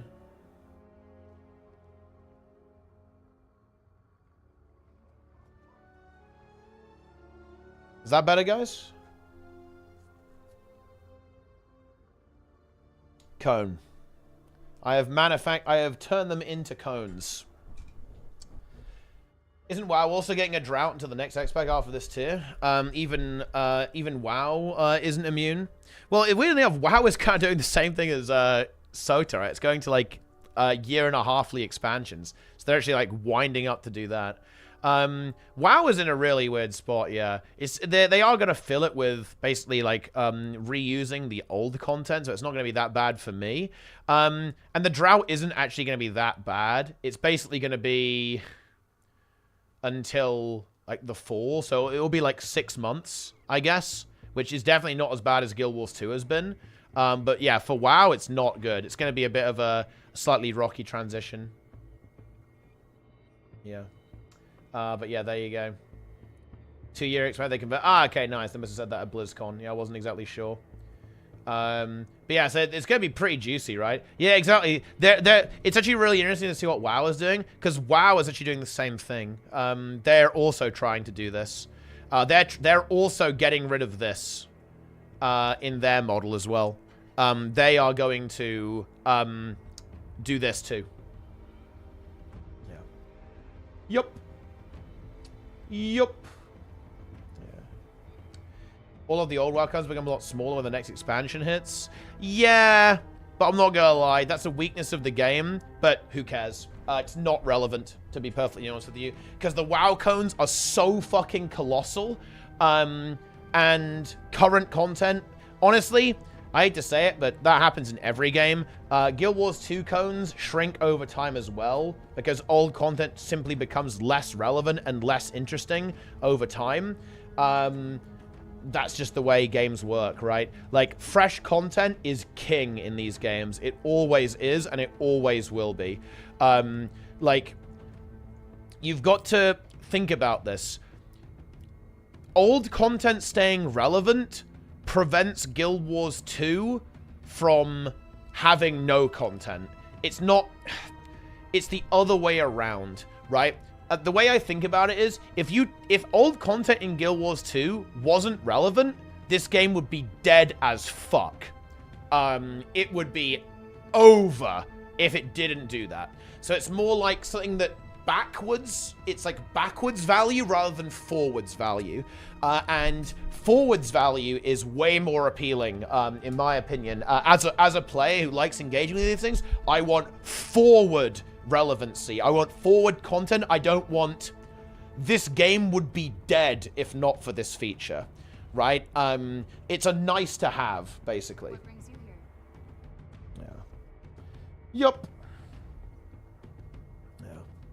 Yeah. Makes sense for every MMO to have similar content delivery, because inefficient business practices will get cold over time. Oh yeah, for sure. I think that I think it's not a coincidence, because I'm not gonna lie, guys. Realistically, most games, both Guild Wars 2 and WoW, operated on this model for a long time. Now they're both shifting. It's actually such a funny coincidence. It's such a funny coincidence to me, guys, because both WoW and Guild Wars 2 decided to change from this to this at the same time, right? Independently of each other, by the way, because Soto and the new WoW expansions, they were in development simultaneously. Like, so it's not like Blizzard could have noticed this from Guild Wars 2 and said, ooh, we fancy doing that as well. Because, of course, there's no way they could have cooked up their entire expansion after Soto was announced. This stuff is like years. Like, you know, it's like 9 months, 12 months, right? Like when they're cooking this stuff up in like long-term development. So they both decided to do this at the same time. Really interesting. Like, it must be the data, right? Like, they must have data on this. They must have data on it. Because, and both of these games, both of the developers, the studios, have noticed the same trend, is that people engage with seasonal style of content. And if you think about this, this is just MMOs catching up with other genres. Like, almost all video games have shifted to this seasonal business model, this seasonal content release schedule. Hell, you know, you see it in games like Fortnite, you see it in like the action RPGs like PoE, for example. It's all over the place, right? Like, it's everywhere. Like, everything is seasonal these days. You know, that's where you see the battle passes creeping in, right? All that kind of stuff. So it's not a surprise that MMOs are kind of catching up to this model, and they're all adopting this new type of content release schedule. Yeah, I heard this about Final Fantasy. I was actually surprised. Like, I was under the impression that Final Fantasy got a lot of content, but then I hear that, like, there's basically, like, nothing for, like, nearly a year. That's very strange. I don't know what's going on there. But my understanding is that that game has been more comparable to Guild Wars 2 in terms of its content release schedule. And it's definitely been a big wake-up call playing WoW. Like, when you play WoW, you realize that in terms of the amount of content, WoW, like, demolishes everything. Like, holy shit. It's not close. Which, again, I think it makes a lot of sense why Guild Wars 2 and Final Fantasy try to compete in other ways. You know, but yeah. Extreme bad faith. That's what I've been told. I don't know anything about the game. That's what people are telling me. There's some pretty serious. There's like some pretty serious issues going on there with like lack of content, or whatever. Yeah. Yeah, you come back to the paint lecture. I'm drawing some cones here. They don't really change it for anything. I mean, hey, that's fair enough, right?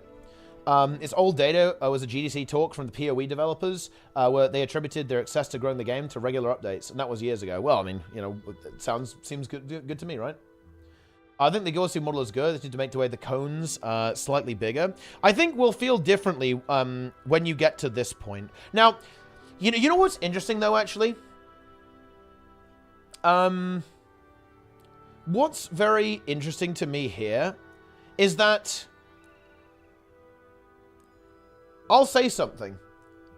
This model is worse for hardcore players.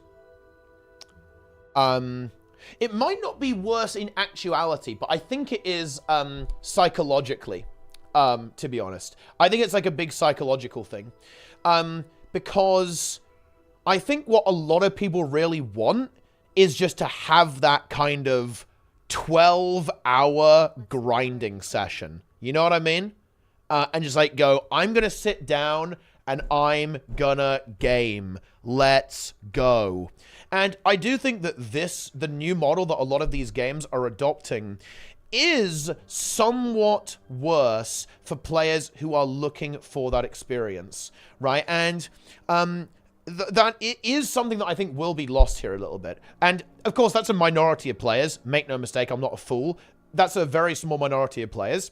But of course, those are some of the most engaged players. And there definitely is this. I feel this in the MMO community and the MMO scene that very, like, ultra engaged players are getting a little bit left behind. I think that's actually not a controversial take. That's not a hot take, in my opinion, whatsoever. I do think that there is this demographic of players who just really want to go hard, who want to sit down and pump and just grind and just sit down every day and get stuck into a giant cone, you know? Just sit down, big cone, grind, right? Play some video games, just blast.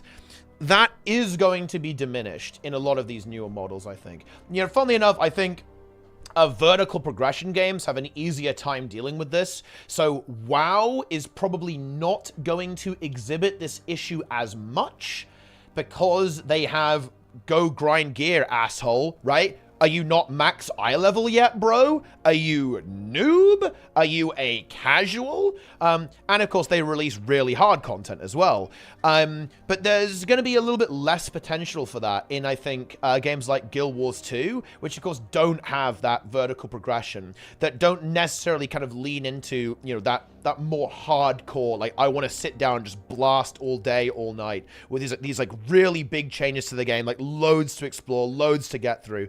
Because it's going to be a little bit more like hop in, hop out, right? It's going to be a little bit more kind of get in there, play the game, log off, come back in 3 months, right, when there's a new update, or like, you know, in a couple of weeks when there's a new update, right? In, out, in, out. It's like a lot more, less commitment, right? But, and it is what it is, right? It is what it is. It is what it is with this stuff. Yeah, and I think ARPGs kind of do this well, right? Because ARPGs are like mega grindy, right? And that's the point. That's not me flaming, that's the entire point of the game, is that you sit, you get in there, you just blast, then log off. Next patch, log on, blast, boom, done, log off. That's like how the seasonal thing can be really good for hardcore play. With ARPGs do this really well. But with MMOs, they're moving away from that almost a little bit, I think. Yes. Very, very nice. Anyway, that's kind of, that's my take, though. Yeah. That's how it is. Because, you know, it's funny. Oh, yeah. This was... I remember who said this. This was actually Lorcanu who said this on Reddit. Like, it was very mean about my comment I made, actually. I said, like, what am I going to be doing on day 2 of Soto? And my point was was what is being added to my gameplay loop, right? This was one of the biggest problems I had with Soto. Is like, what thing am I going to be doing that isn't the last expansion? I felt this about Path of Fire as well, right? With Path of Fire.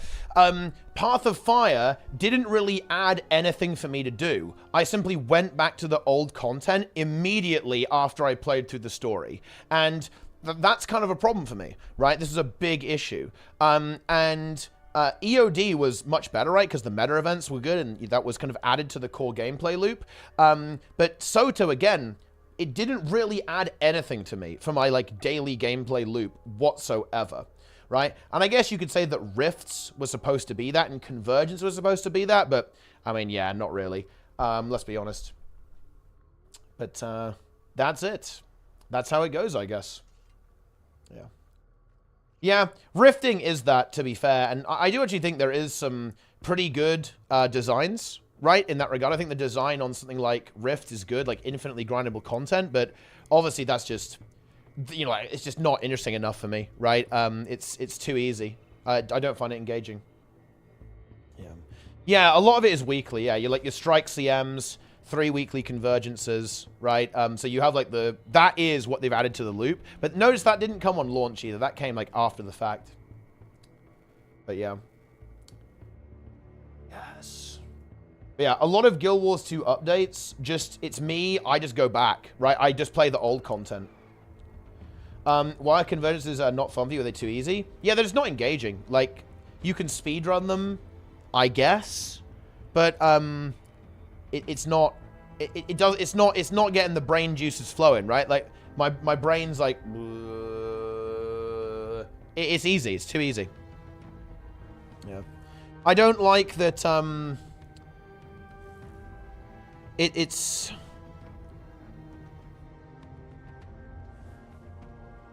just not challenging you, right? Like the game is letting you win way too much. I don't like it when the game like doesn't fight back, you know. That's why I liked Su-1. With Su-1, in a way, it's kind of, this is gonna sound weird, but it's almost like a roleplay thing, right? I like it when the game fights back, even if it's not hard. Actually, it's not even that it's difficult. It's that it can win, and there's like that risk of failure. In that regard. Because Triple Trouble is not hard, but it can win. Classic WoW, I'm going to piss off the Classic WoW people. Vanilla WoW is joke tier easy. However, it can win, right? Level 17 Boar can win. Right?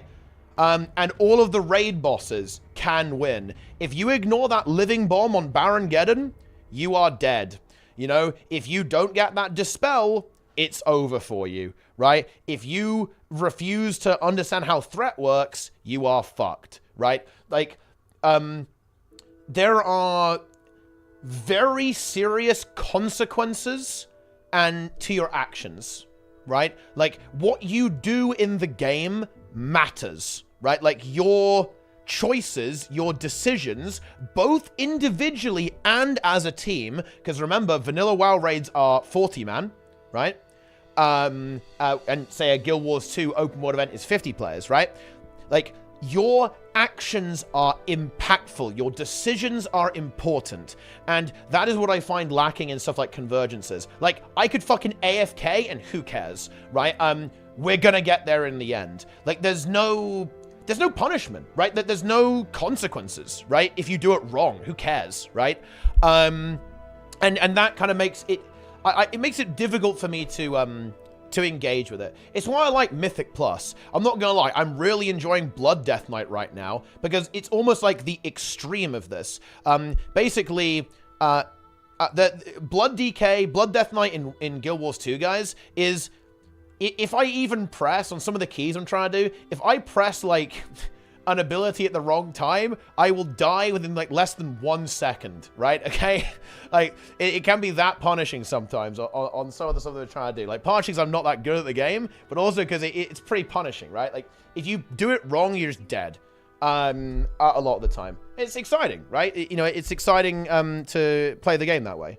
And I find that a lot of the times I can do a lot of mistakes and do anything I want, and there's just, it doesn't matter, right? Like, my actions aren't really that relevant. Yeah. Yeah, you know, heart strike at the wrong time, and maybe you just die in one global, you know? It's, you gotta watch out for that. Yeah. Yeah, I will play Season Discovery, yeah. Yeah. Oh, man. Yeah, I don't like, honestly, I don't like that the boss moves and the convergence. I feel like it would be better if it didn't do that. Or if it, like, pulled you. If the boss, like, grabbed you and, like, pulled you to a new location, I feel that would be way better. But the fact that you have to fly over there is... I don't like it. Yeah. I'm not really into that, guys. Yeah. Do you think it's an advantage while they're hosting multiple versions? Hell yeah. It means that they can... it means that they've identified that people actually like both games for different reasons, and they can't really they can't capture all of that audience in one game. Ultimately, to use personal waypoint example. That is true, actually, yeah. I almost feel like it's just going to be... I feel like it's going to be in the middle, just so you can teleport to the boss faster, right? So you can teleport to the middle and then fly. Or maybe you just instantly teleport after the third phase and teleport to the middle, so you can get to the final phase of the boss fast. That is a good point, actually, yeah. Oh, wait, hang on. What's the cooldown on... what's the cooldown on it, Nike? Is it, like, less than 10 minutes? Or is it, like, half an hour or something?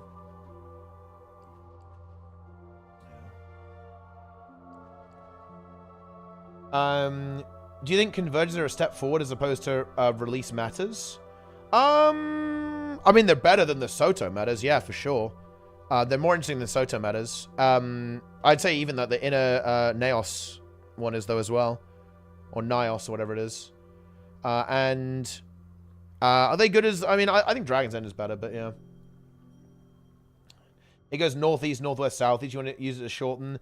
Is it the same every single time? 600 seconds. Well, maybe you can get 2 waypoints in then. Well, no, I guess you can't, actually. No, you did. Well, yeah, no, not really.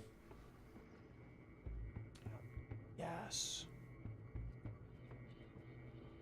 Why do you think WoW does not incentivize new players to prog old content? Why the content has to die?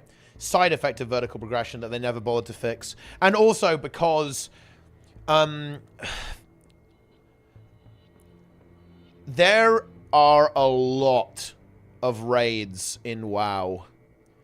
In some ways, it would be weird if every raid in WoW was relevant.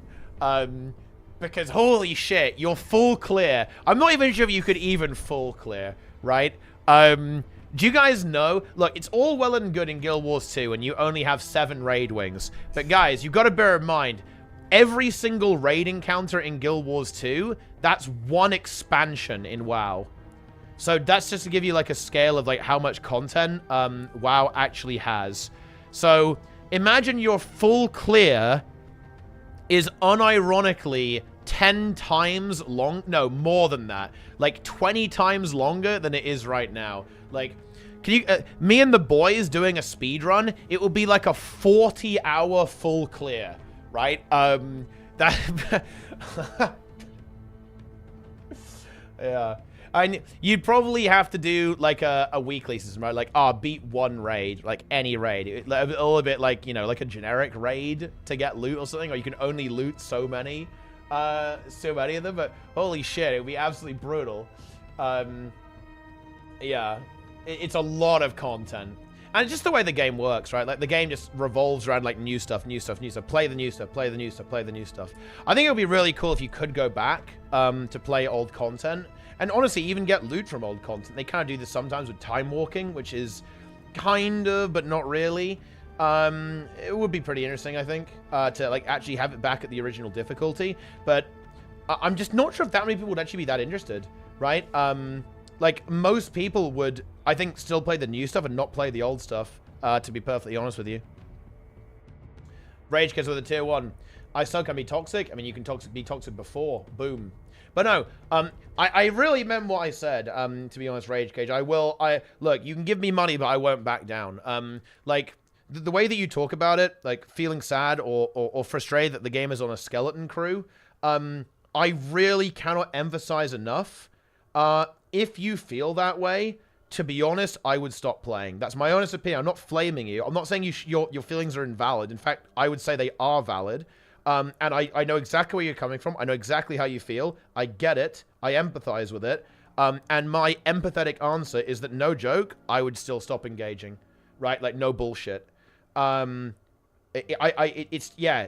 not I don't think it's healthy, right?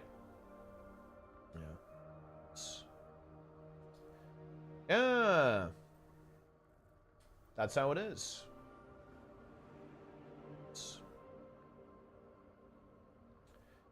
Fated Seasons. 10-minute recharge. 6 minutes you have the tier 3 service chip. Oh, dude, honestly, that might be good then to have that tier 3 service chip. Because there's a couple of...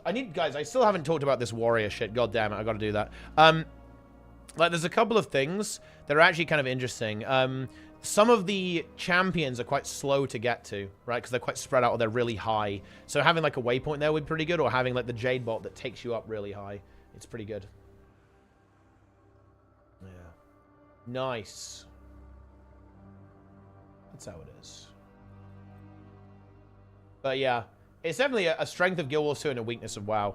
Like, I would love to go back, you know? I would love to go back and kind of get in there, right?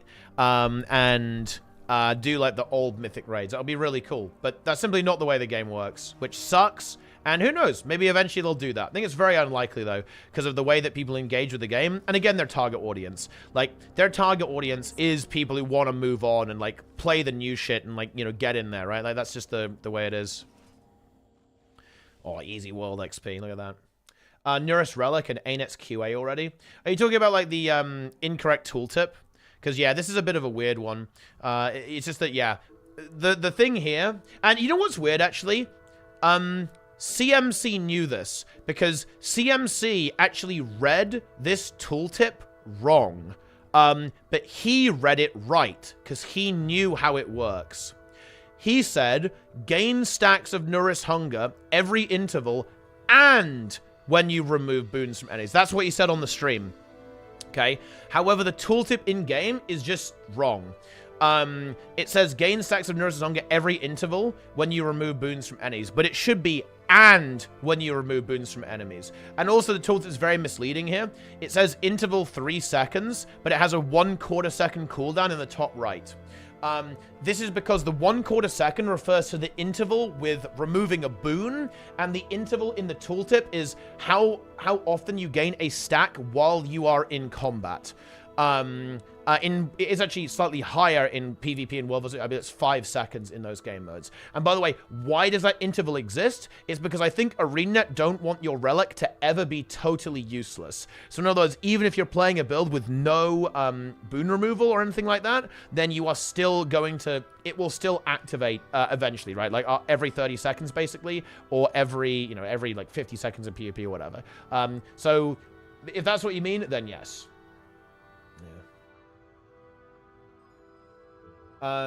Wait, talking about Rev's legend skills being changed when it's active and Mesmer not being able to spawn clones anymore. Oh, shit. Wait, what does it do? Yeah. What do you think about Guild Wars 2 adding something like WoW's dungeon queue for fractals? I could see them doing it for like tier 1 fractals, but honestly not anything higher.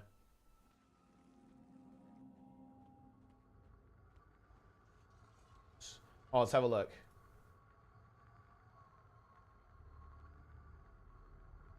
Okay.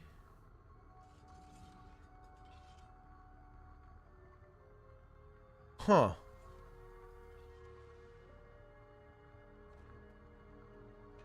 That's weird. I guess it's because it's like a transform effect that it's getting confused. Interesting. What does the Rev one do? You can't spawn clones during the Norris Relic proc. Huh. Tier 4 fractals are very easy. Tier 4 fractals are very easy, but what you've got to remember is a massive amount of players get filtered by even having to use the LFG, guys. Again, I'm going to tell you a fantastic story, guys. And actually, look, I'll give you some advice. Guys, if you want to know the truth, join public strike missions. Join public DRMs. That's where you see real Guild Wars 2 players. Okay? If you go into a public strike mission, you will see people doing 1k DPS. And tier 4 fractals are easy, but that is mostly because people who will even join a group are usually, at least you're probably going to get it done, even if it's not fast. But if you take that away, if you then go to the public version, that is where shit is going to get out of hand, right? I have seen people in, if you go, to example, the Freezy Strike mission is the ultimate reality of this. If you go to the Freezy Strike mission, you will see that players, they're peepos, okay? I'll tell you the story again, guys. I did a Freezy. It took, I believe it took around 20 minutes to do this Freezy. And I was Heal Scourge. I was just keeping the peepos alive. There was a Chronomancer. Did not give quickness or alacrity or any boon.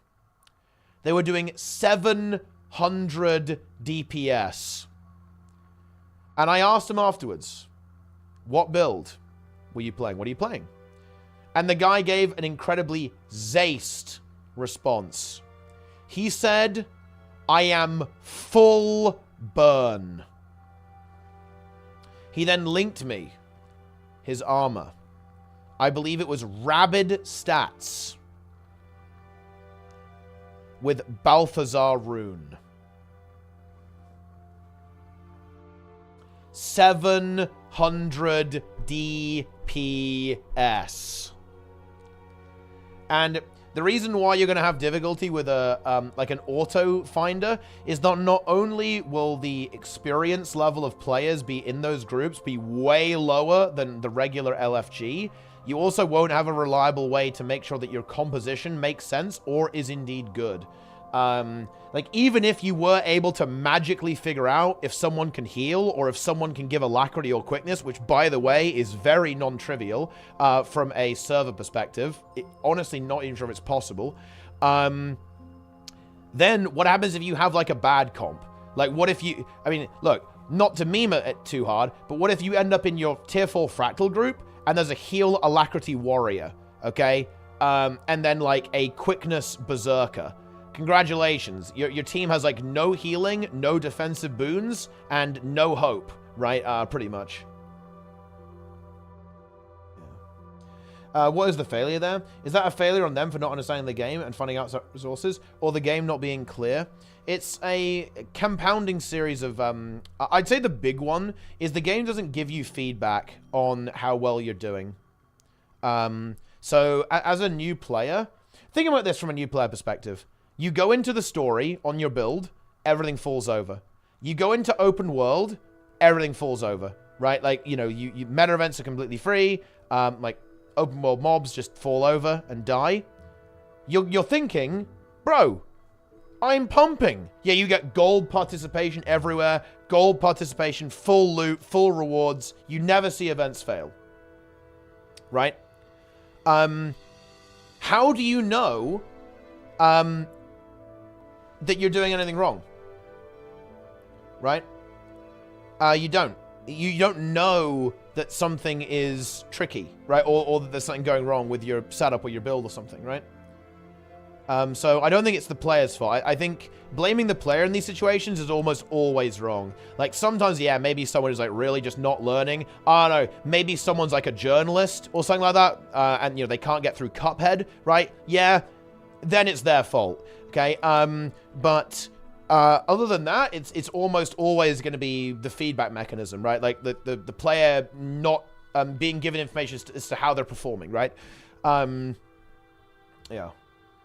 Isn't Cuphead a pretty difficult game?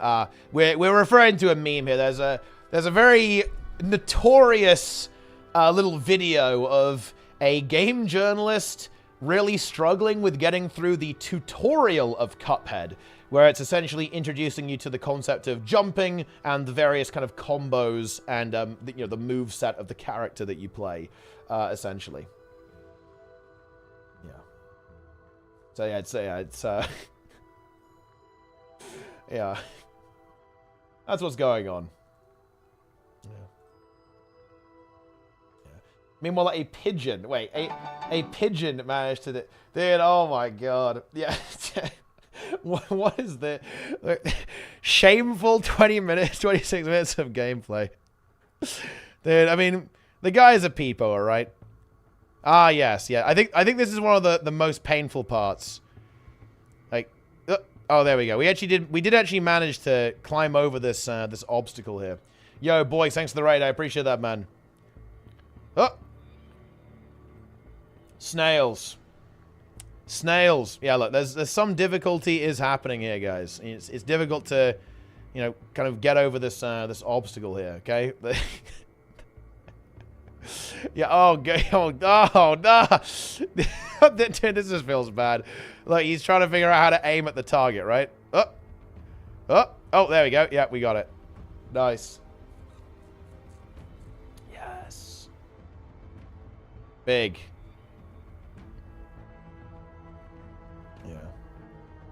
Yeah. Giving players a personal DPS, heal per second meter would go a long way. I think that does help, yeah. Or does having a culture around that helps with improvement? It's a little bit difficult. Yeah, because how do you compare it? I think you really have to have fail states, right? Like, I think having fail states is really important. Because I'm trying to think about, like, how a game like WoW does it.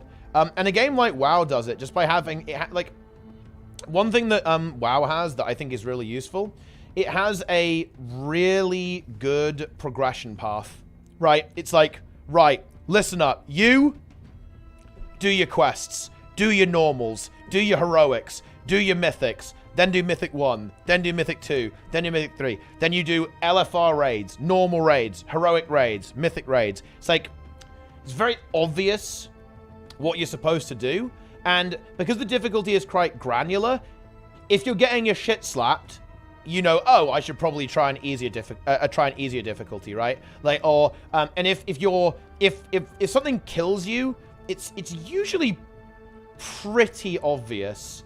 I'm sure people are going to say, well, actually, Teapot, there was this one Mythic Plus dungeon where the telegraphing was complete dog shit. And you know what? I believe you. There's definitely some pretty questionable stuff in some of these dungeons.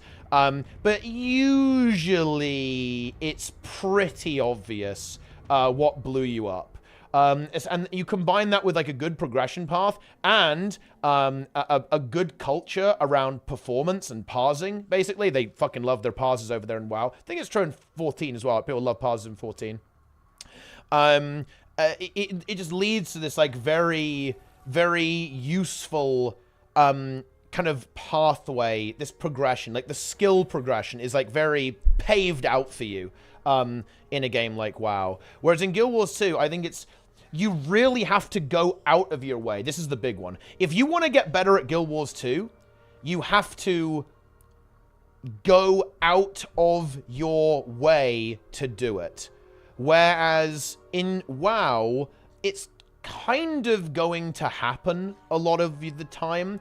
It definitely allows you to stay in your lane if you want to. If you only want to raid LFR, totally fine. Nobody's going to judge you for that. If you only want to do, say, heroic dungeons and not step into Mythic Plus, absolutely fine. That's cool too. But there's a very obvious pathway to it. Yeah. PvP? Actually, yes, I agree with this. This is why, in general, PvP, this is true in most games, I think, but definitely in Guild Wars 2. Well, yes and no. It's hard to say. I do think that PvP is the most defined way to improving as a player. If you perform well in PvP, you will perform well in all game modes. Weirdly enough, that actually is true for all game modes. It's just that it's most obvious in PvP. And PvE is interesting. You can actually beat every single fight in the game in Guild Wars 2 while being extremely bad mechanically in PvE. You cannot do that in PvP. And this is actually a bit of a problem with... This is kind of an issue with PvE a little bit. Not so much... Well, enough, not that much, but it is an issue, certainly at entry level, is that PvE does not require you to be good at the game. It's really useful, and, again, like, if I look at the top guilds, if I think about top PvE players in Guild Wars 2, they would perform perfectly well in PvP. In fact, they have. Snowcrows, I don't know if you guys know this, but a while ago, Snowcrows actually set up a PvP team. And they didn't play for that long, but they actually played in a couple of ATs. And you know what? They actually got to finals. And I'm not going to lie, they straight up put up a very solid fight against even pretty goddamn experienced PvP players. Even though themselves, they'd only very recently got into PvP. Why? How is that possible? Well, it's very simple. Because Snowcrows are very highly mechanically skilled. Right? So even though they haven't really played PvP, their innate mechanical ability translated to PvP. Because at the end of the day, it's the same combat system in a different context. Right? Thing is, though, it's optional. You don't have to be good to clear PvE, but it helps. However, if you want to get to high rating in PvP, you have no choice. You must improve your mechanical skill. You cannot do well in Guild Wars 2 PvP, and, well, any PvP game, really, without high mechanical skill. And then once you have that mechanical skill, it's very easy to translate that into other game modes. It's why you very often see a lot of the PvP boys. I mean, look, the fastest HTCM progression I have ever seen by far was Naru's team. Actually, Team USA, right? By far, not even close, actually, was those boys. That was Naru, Jaden, a couple of the other guys did HTCM on NA. And it was the fastest progression I've ever seen. They learned it very quickly, and again, they had the mechanical ability to execute very, very quickly. So it's not a surprise that you see those guys popping up in like high-end PvE and also in World vs. World, like GW2 and stuff like that. But yeah, that's how it is. Do you think class, subclass, specific quests built to teach the player about their abilities would help? It's honestly really difficult. Like, because again, it's not one thing. It's not just the fact that WoW has, you know, normal, heroic, mythic, mythic plus. It's not just that. It's the everything. It's all of it, right? It's the culture. It's the content layout. It's the fact that you get punished for failure really aggressively in the game. You know what? This is going to sound like such a meme. It's even stuff like when you die, you have to walk back.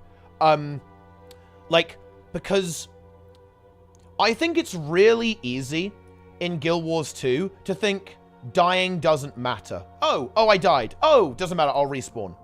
Right? Because you just go, oh, okay. Waypoint. Oh, okay. Yep, I'm back. Or you just kind of lie there until you get revived. And you don't have to... There's no, like, feedback there, almost. I think it's very easy to feel that way in this game. And as a result of that, I think players... and again, I'm not flaming people. I think people just don't go... They don't realize that they're not doing anything... They're doing something wrong. Right? They don't realize that there's some kind of mistake happening or some kind of error that they're making. Because, one, they win anyway, even if you die, because open world's very, very easy. And also, there's no punish, right? There's no punish for making a mistake, basically, which in some ways is a good thing, but in other ways is also obviously quite a bad thing because it kind of inhibits that learning process. Yeah. Right, anyway, guys, I need to read the warrior thing so that the editor can put it on YouTube and I can go and eat. Yeah. Yeah. How do you... Exactly. Yeah, it's like... You'd have to really help, like, one factor ain't gonna cut it, right? Like, it really is, like, the way that games like WoW and 14 work, it is, like, something that they've built up since the inception of the game. It's something that the game has architected for a very long time. You can't point and go, ah, yes, this is what we need. It's a very slow, broad cultural process on how you kind of create this culture where players get the hang of the game. And make no mistake, I'm sure all of the WoW and 14 players here will tell you there's plenty of people who are not super hot at both of those games. Believe me, I've been there. You know, there are plenty of people who are not super experienced, but the game does a good job of telling you where you are, right? Where you're supposed to be. Anyway, like what your level is at. Like, if you go into LFR, you're going to see people who don't do very much DPS in World of Warcraft. However, if you go into Heroic, you're going to see people who do more damage on average. If you go into Mythic, you'll then see, you know, people who do more damage. If you do like a low key in Mythic Plus, you'll see people doing less DPS. If you go into a high key, it's going to be very uncommon that you see people not doing DPS. It can happen, it sometimes will, but it's unlikely. Why did ANET fix a bunch of bugs in dungeons? Because there is a dungeon rush incoming to the game. That is why. A special event, guys. How about that? What's the best place to get +X ability infusions? It's world versus world. If you want agony resistance, then it's going to be fractals, obviously. Or simply just buying them. Like, they're actually pretty cheap. Just buy ghostlies. Ghostly infusion is pretty cheap, isn't it? Yeah, 65 gold each. So, not that bad. To get a +5 with any stat you want. It's pretty decent. And there's also one for free in the Vault, too. It's very cheap. It's ridiculously cheap, actually. It's the Arcane Flow Infusion. Heal Warrior, I need to argue on Reddit. What are people talking about? What are people saying? And I will respond to what people are saying. Weapon is kind today. Staff for Warrior Pete. Oh, yeah. And I better actually read this. Which I will in just a moment. I need to go and quickly hydrate. Man, my voice, Is anyone who knows what this might be, guys? I woke up today, I don't know how to describe the sensation. Almost like my throat felt like puffed up, almost. Right? Like, almost a bit like tonsillitis, almost. Like, you know, at the back of my throat felt like it was like almost blocked. I'm pretty sure it's because it happens a lot when I talk too much. Because I did three 13-hour streams in a row, almost talking constantly. And I'm pretty sure that's not good, but I did it anyway. And I think I'm kind of paying the price today. It's fine now, actually. It's fine now. But it was a bit weird, to be honest. Yeah. I just had to, you know, just like drinking some water, kind of getting the voice warmed up. It was a bit rough at the start of the stream, actually, but it's fine now. A little bit of a warm-up. Yeah. Yes. WebMD, cancer. Yeah, true. Oh, no. Wearing out your vocal cords. Maybe. You know the truth, guys? That is true. Do you know what a fun fact is?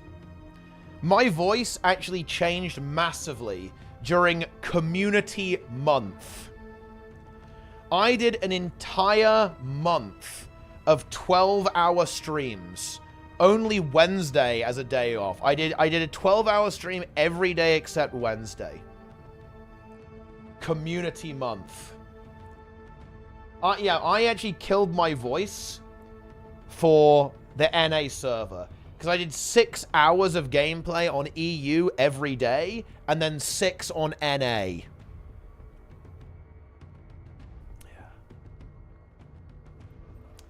Community eternity. Nice. Oh shit, dude, that's fucking, wait, yo! Dude, that's a really good change, actually. What the fuck? That's actually big. Huge. What a nice change, man. Love to see it. Yo!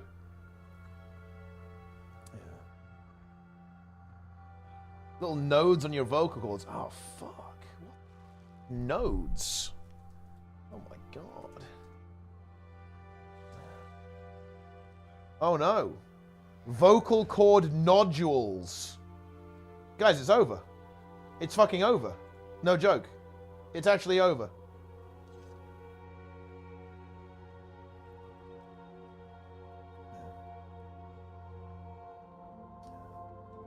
Are you irritated or swollen? I mean, why would... how do I prevent that? Oh, well, I guess just do nothing, I guess. Also, cone. Guys, you know what? I'll make another deal with the chat. If Heal Bladesworn is broken OP next patch, Cone will be enabled for an entire stream. There we go. Yeah. Yeah.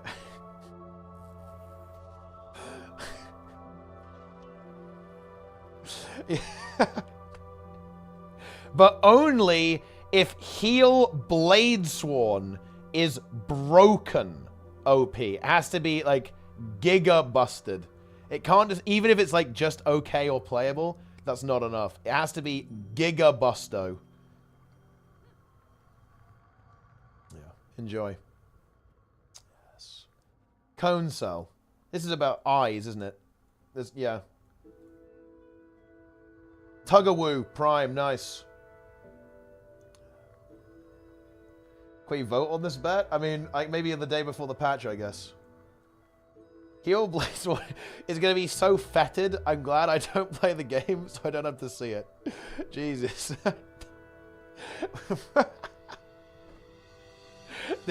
Fetid.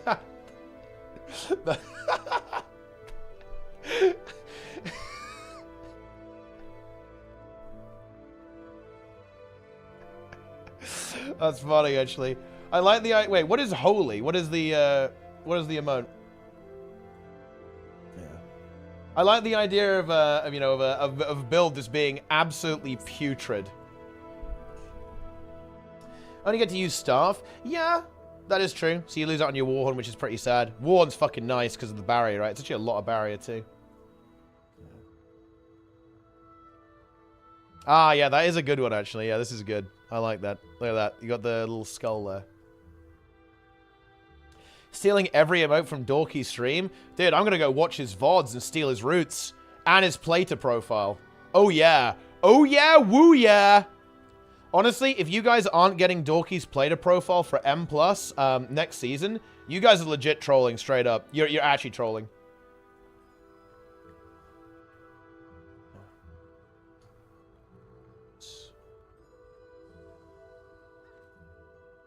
You better do it. Yes. Making a bet he went for it. Yeah, I mean, I'm pretty confident. Yes. Dude. Oh, my God. Dude. Luaran is keeping me on track here. What the fuck? Yeah. Yeah. All right. Okay. Give 1 sec. We're going to juice up and blast.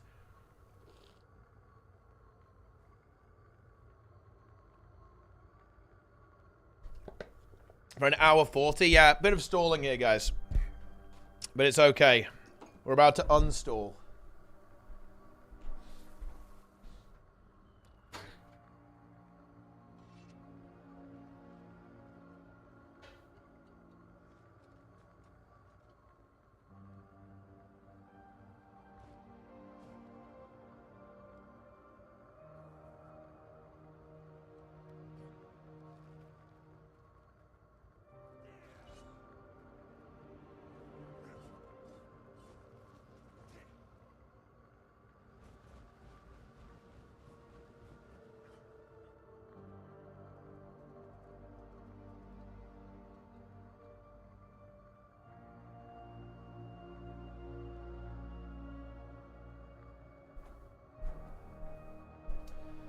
A bobber.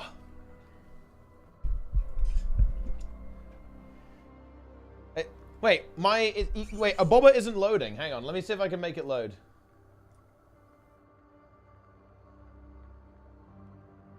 Okay. There we go. Yeah. Hello, YouTube friends. Hope your viewer experience is enhanced. We can see you.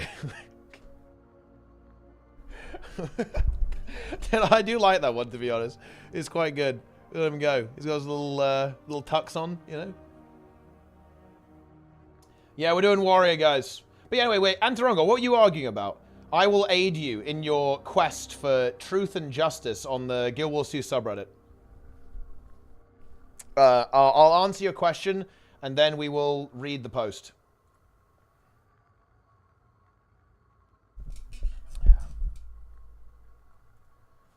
That is what will happen.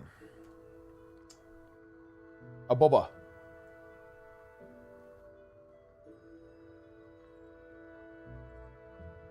They're cones to be augmented. Ah, Cosmic Observatory. CM logs now parsed with elite insights. Very nice. Very good. Yes.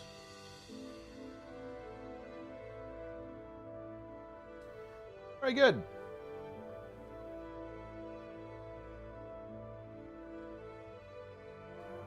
Yeah, find the post, and I will have a look at it. Read me to sleep. Oh my god. Roy just coming in and roasting me, man. Okay, what do we got here? What's what is this? A mobility switch. Warrior already is in space and a channel block, which Warrior already has in shield. See the color of your coin. Okay. But it doesn't have a support. That's the thing. It doesn't have any support. The thing is, that maybe is being missed out here a little bit. This is a two-handed weapon, right? And these are hybrid abilities, right? So it's a mobility heal buff skill, right? It's a leap heal boon skill, and a channel block that is also a heal, right? It's a channeled block heal, right? So is it true that we already have this? Absolutely, it is. On Warrior, but this actually frees it up a lot. I'm going to converge. Good job, Trev Nasty. So the thing about this, of course, is that it's not only a hybrid weapon that has these defensive and mobility components, it also can potentially alleviate pressure. For example, now you're not getting punished for taking a warhorn in your offset so much, for example, because you're not dropping a block. You'd have to take shield or the warhorn. Now you can have a block on your staff and you can have warhorn in your offhand, right? In that regard. Because what you'd actually do in PvP, guys, is you would play, what would you play? You played Sword, Warhorn, Dagger, Shield, right? On the support Heal Breaker build for PvP. Well, now you could play Sword, Warhorn, right? And then Staff, right? So you still have a block on your offset to sustain and have defensives. And you can also have that mobility with your Sword Warhorn. So you can be super mobile, right? Or you can go the other way. You could still keep your mobility on staff and have your dagger for boon removal and CC on your main hand. There's like a bunch of ways you can go about it. Yeah, you could do hammer staff or something like that, because you still have that defensive potential. Because of course, yeah, that was the thing. That was a big difference, wasn't it, right, Engel? I believe Misha, when he was playing Heal Breaker, he was playing with hammer, right? And a lot of other warrior players were going with the more defensive option, which was the dagger shield. So you had the shield people versus the hammer people. That was like a big differentiation in playstyles that we saw there. And I think we're going to see something similar here. There's a lot of combination of weapons that you could use in PvP for the support warrior, I think. And staff, of course, is, again, very hybrid, right? Yeah. Yeah. With Warrior's trait lines. Yes, synergy. Maybe we should have an option of getting Reflect without having to slot in an entire fucking trait line. I guess they could have given it some Reflect, I suppose. CMC is once again making a P... Oh, dude. Honestly, I hope CMC reads the Reddit, man. I like that. CMC is once making again a PvP designed to solve a PvE problem. Yeah. I mean... I'm not gonna lie, people are judging this way too soon, right? I'm not gonna lie. Like, I do think we could maybe criticize ArenaNet on this one. I thought they didn't really show that much in this post. So, but I mean, honestly, is it worth like trying to play around people like jumping to conclusions? I mean, I don't know, maybe, maybe not, who knows, right? It is what it is. Yeah, yeah. Warrior will be the first to run out of weapon options. Warrior has never been good and is doomed. A bobber. Yeah. I don't know, it is what it is. I didn't give a rat's ass about PvP. Warrior has gigantic gaping holes in its capabilities in PvE. And if Staff and Surge weapon monsters are supposed to pull those, this ain't it. Yeah, but you don't know that yet, though. Like, you don't know that's the case. We've seen 2 of the skills, and we haven't seen either of the bursts, either the regular or the primal. This is insane. This is a really unhinged comment. I'm sure PvP players, all 20 of them, pay ANET's bills. Nice. Very nice. I mean, maybe Staff has protection. To be fair, they could probably buff the Pro Uptime on Warrior even more. Again, it's a build that you could probably push pretty hard, and it wouldn't really be the end of the world. Because it's obviously, it's literally the weakest support right now, not even close. So it is what it is.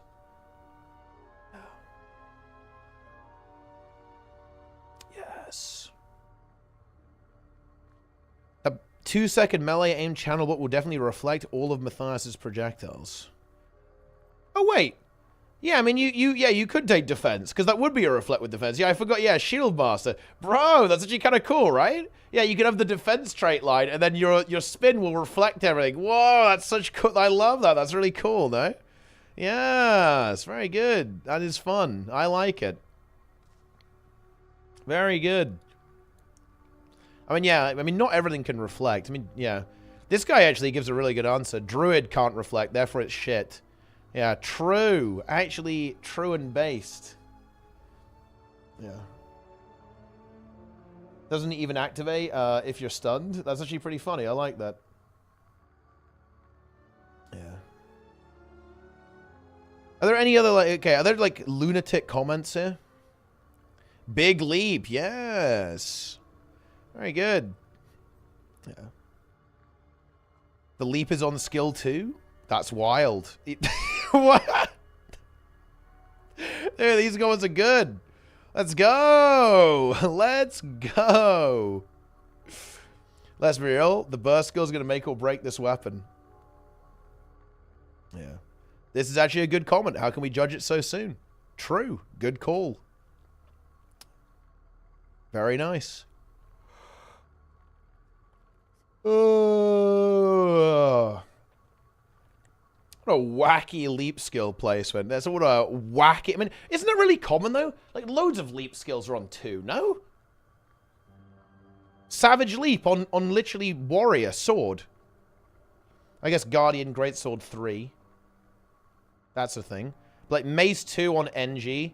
Sword 2 on Weaver. Yeah. Yeah, like Heartseeker. Like a bunch of shit. I guess Sword 3 on Greatsword. Yeah, Sword 2 on Ranger. It's like, how is that a wacky placement? Yeah. Yeah. I immediately jumped to conclusions because I love complaining. Guys, I'm gonna complain. I'm complaining. Yeah. Support. Exactly what I feared.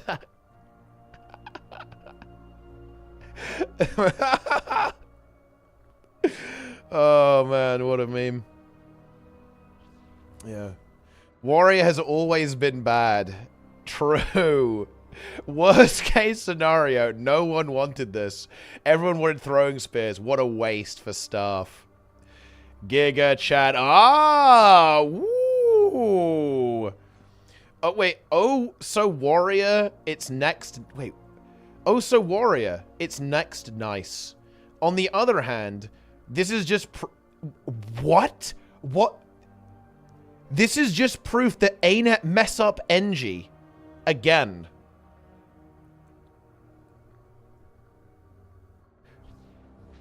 What do you... What do they mean? What are they talking about?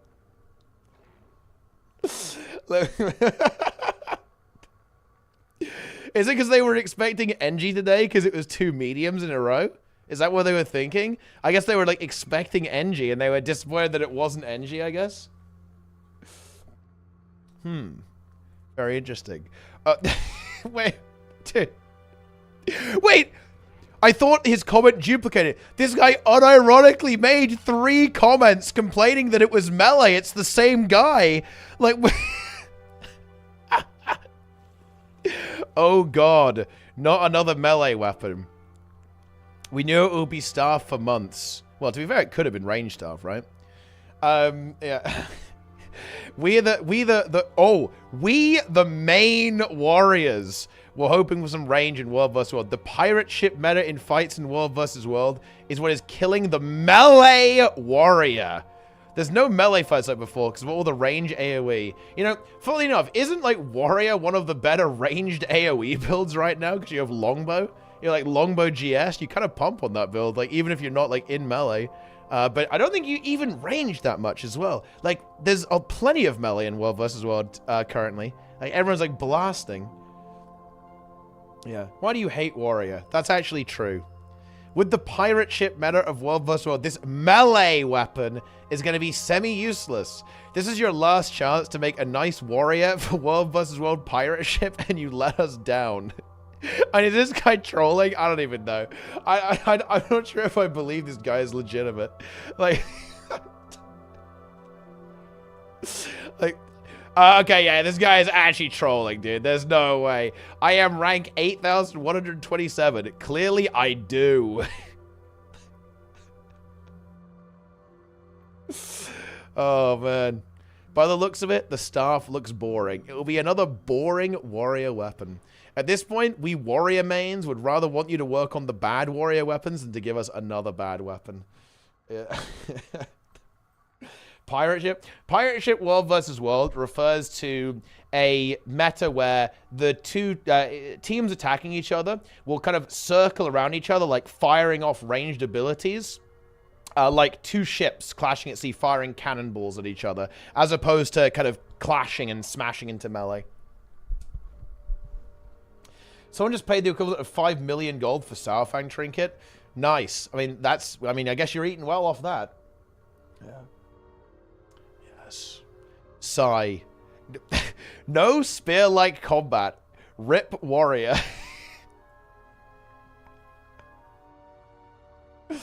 What are they going to give to Revenant? Not many options.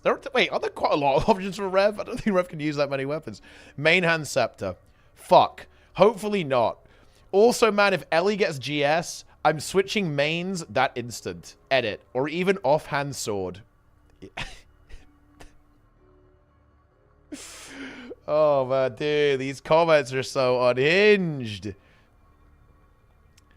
These are insane. Insane comments.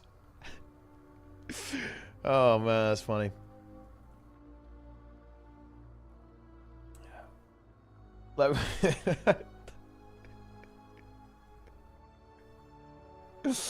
Boba. Warriors are indeed in shambles. Yeah, we took the Arc Divider. Now the hopes and dreams. It's over. Arc Divider. This one might be my favorite. Support. Exactly what I feared. Oh, no. Yeah. Problem is the survey has to compensate for lack of warriors' defensive boons and sustained healing. Yeah. Star will have to be go to this fight to make up for all the support issues in Warriors kit. Yeah, I actually think so. That is kind of true. I think it probably will. So, well, honestly, I almost wonder if this is actually a weapon they're kind of there may be... I think they're really trying to... I want to say they're trying to push it in World vs. World and PvP. Maybe even a little bit more than PvE, to be honest. That's almost what I feel like. The toolkit they seem to be giving it, like, feels like this is going to be... This should end up being really nice for... I almost feel like for PvP in particular. Because, like, support Spellbreaker, I think it's it's already pretty good in World versus World. Like, this is obviously going to help it, right? But it has, like, a decent toolkit already. And this will make it better. And in PvP, it's playable, right? Like, it's not amazing, but it's playable right now. And this will probably make it a lot better as well. Yeah. What the hell is that? A bozo. Okay, it's a boba, but a clown. I like it. That's good. It is a little bit smaller than a boba, though. Very interesting. All right, we better actually read the post. It's time. The editor is waiting. Jernet's like, what the fuck is going on? Also, John Wrongs. Thanks for the resub. Also with the aboba. Nice. It's time. NG Shortbow. That is true. Where is NG Shortbow? These are all good questions to be asking. Hey guys, is my healing weapon mobility and a block good? Yeah. Who knows? I guess we're about to find out. Yeah, people are underappreciating the staff, I think. I'll explain below. Nice. That's actually a good meme. Are we running with that now? Okay. That's going to pop up on the next balance stream. It's going to be Trig, explain below. Right? That's the new name tag there, right? For the stream. Yeah.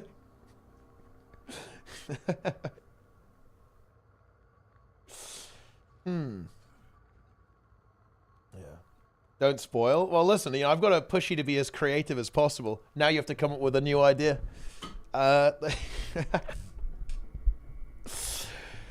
All right, then. Staff warriors bring frontline support to the heat of battle. That's right, gamers. Today, it is Staff Warrior that we're talking about. I think one of the most anticipated weapons, probably the one that I'm anticipating the most, although, actually, it might end up being Mesmer Rifle being even more anticipated, because one of the devs said that, and I quote, Mesmer Rifle might have the most broken toolkit in the game. So, yeah, get ready for that one.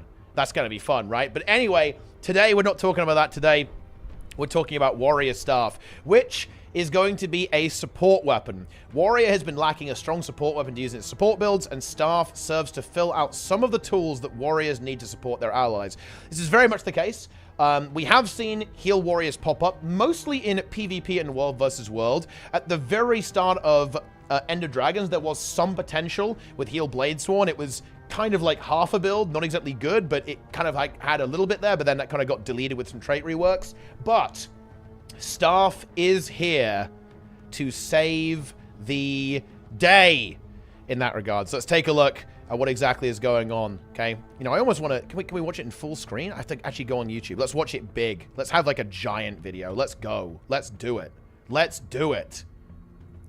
Let me in. Thank you. All right, here we go. Look at this. I like the warrior here. Look, we've got some leaping going on here. We've got some spinning. A lot of the animations here are kind of from Revenant and from Thief. Actually looks really cool, really acrobatic and dynamic, all this kind of stuff on the warrior. And, well, we'll see what some of these abilities are going to be doing here as well. But what's quite interesting, actually, is a couple of things to note here. Is that this leap ability, as we'll soon see, is actually a support ability. It's a heal, and it applies boons. Looks like it's going to be Might and Fury. We can see the Fury hands here, basically. Like the kind of orange glow there, that's what Fury is, if I'm not mistaken. Blue explosion usually means healing, so that's kind of something you can watch out for as well. And it's probably going to be Might too. I doubt they'll make an ability that like only gives Fury. Maybe we'll give some other stuff as well. You could throw some swiftness in there as well. For sure, with that one. And a lot of other stuff, just some kind of basic moves. We can't really see what's going on. It kind of fires out some projectiles at some point that then come back to the target. That is too long for a dodge roll, by the way. So it appears that it's going to have some kind of evasion kit on it as well, which is pretty interesting. And then also this charge. Now, of course, we don't know which one of these is the burst skill. It's not immediately obvious, like which is going to be the Warrior F1 or indeed the Berserker Primal Burst. So bear in mind, we're getting extra skills here. Warrior is not just getting 5 weapon skills. We're also getting the regular burst skill and the Primal Burst skill for Berserker. And again, remember, Heal Berserker is the build that I think is most likely to be enabled by this, so that Primal Burst is very important. And I wouldn't be surprised to see that Primal Burst really lean into the support element, because I think that's the most likely support Berserker that will exist, at least for PvE. Of course, in World versus World and PvP, I think Spellbreaker is very likely, actually. And we really see that with the mobility here. When Spellbreaker was meta as support in PvP, the really big defining thing it had was as a skirmisher. It was using the sword weapon set, right? So it was super mobile with Savage Leap, like leaping around the battlefield with a sword warhorn and then either a hammer, which even had some more mobility on it, or a dagger shield. Right now, we're going to have a staff thrown into the mix that looks like it's going to have additional mobility alongside some sustainability, because of course you would use the shield to potentially support yourself and not die using that block. But check this out. We might have an evade on this toolkit, and we're also going to have this cool block style ability here as well. This one's really cool. They talk about this a little bit. What it does is you block, and then the more you block, the more you heal your allies. Really fun skill.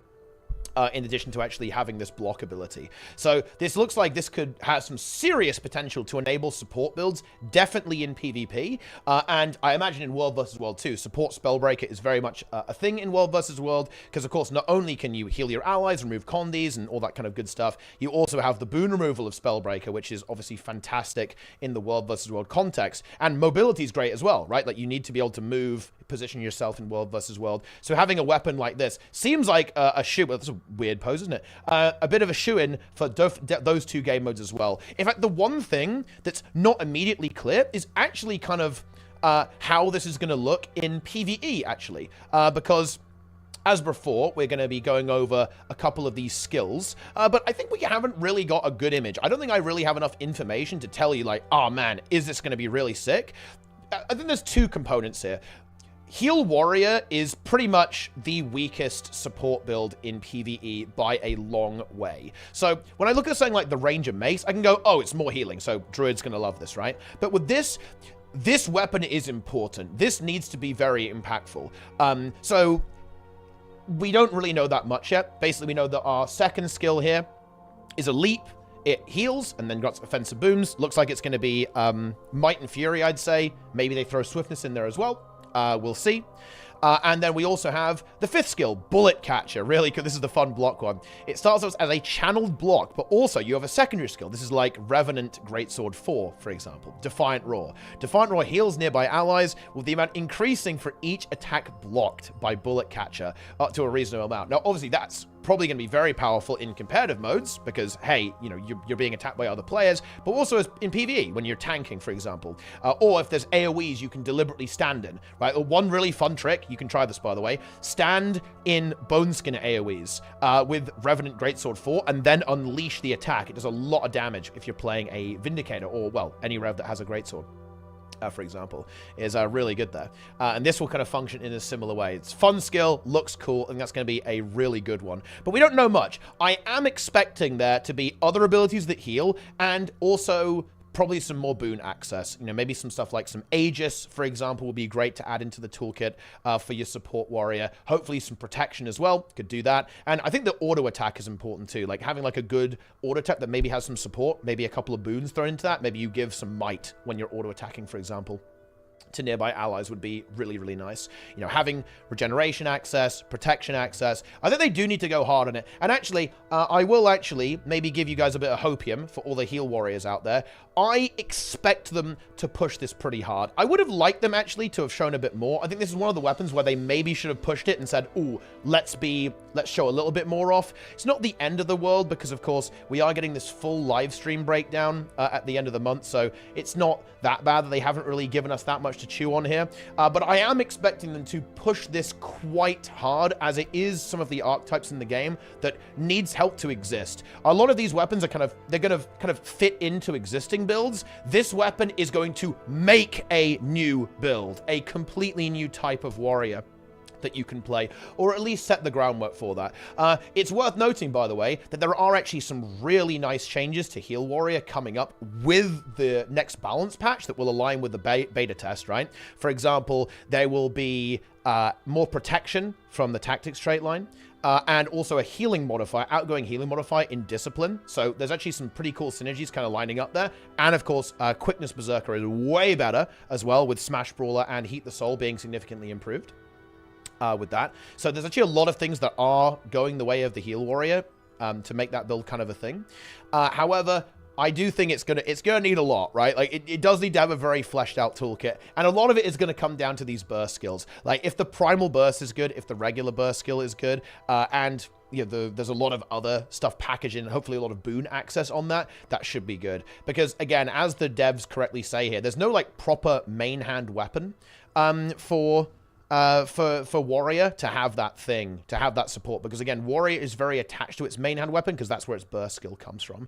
It's still kind of an issue with the offhand. This is mostly in PvE, less so in competitive modes, but in PvE, when you swap off your staff, it might feel pretty bad because you're going to go from having like potentially a really strong support toolkit and amazing burst skill to a burst skill that maybe doesn't really do anything for what your build is supposed to do. However, that will be compensated for by the fact that Warhorn is very strong with really good barrier application on the 5th skill there, and of course some really good kind of utility condition management that's happening on that Warhorn offset as well, even a little DPS increase, right? So that will be going on there, and because you have Discipline, you can swap back very quickly, and this is like a unique thing that Warrior can do that does give it less punishment for having to swap to a set that has a very different toolkit to what your main weapon set is. And I think you'll use it reactively. Be like, there's damage coming in, boom, barrier. Or, oh, I need to cleanse condies, boom, let's go over there, right? Like, rather than kind of getting... You won't get stuck there for too long. So it probably isn't that much of a big deal. But yeah, we shall see. Quickness Heal Berserker, I think, is going to be likely to pop up here. I actually do think... Right, I'm gonna say this now. I think Bladesworn unlikely to be good. I think the support is much worse there, especially seeing as you only have one weapon set. Having one weapon set actually really sucks, because if you take Staff, then you're not going to have Warhorn, and that actually feels pretty bad, to be honest. You're not going to have bursts either, right? Because, of course, Bladesworn doesn't have access to regular burst skills. You only have Dragon Trigger and the Gun Saber. So you're going to be missing a lot of this new weapons kit. So it's very unlikely to me that Heal Bladesworn will actually benefit a lot here. I think almost all of the benefit is going to be on the Spellbreaker build in competitive environments, and for PvE, I think it will be the Heal Berserker there as well. But overall, I think pretty exciting. I think it's actually pretty hype overall, I think.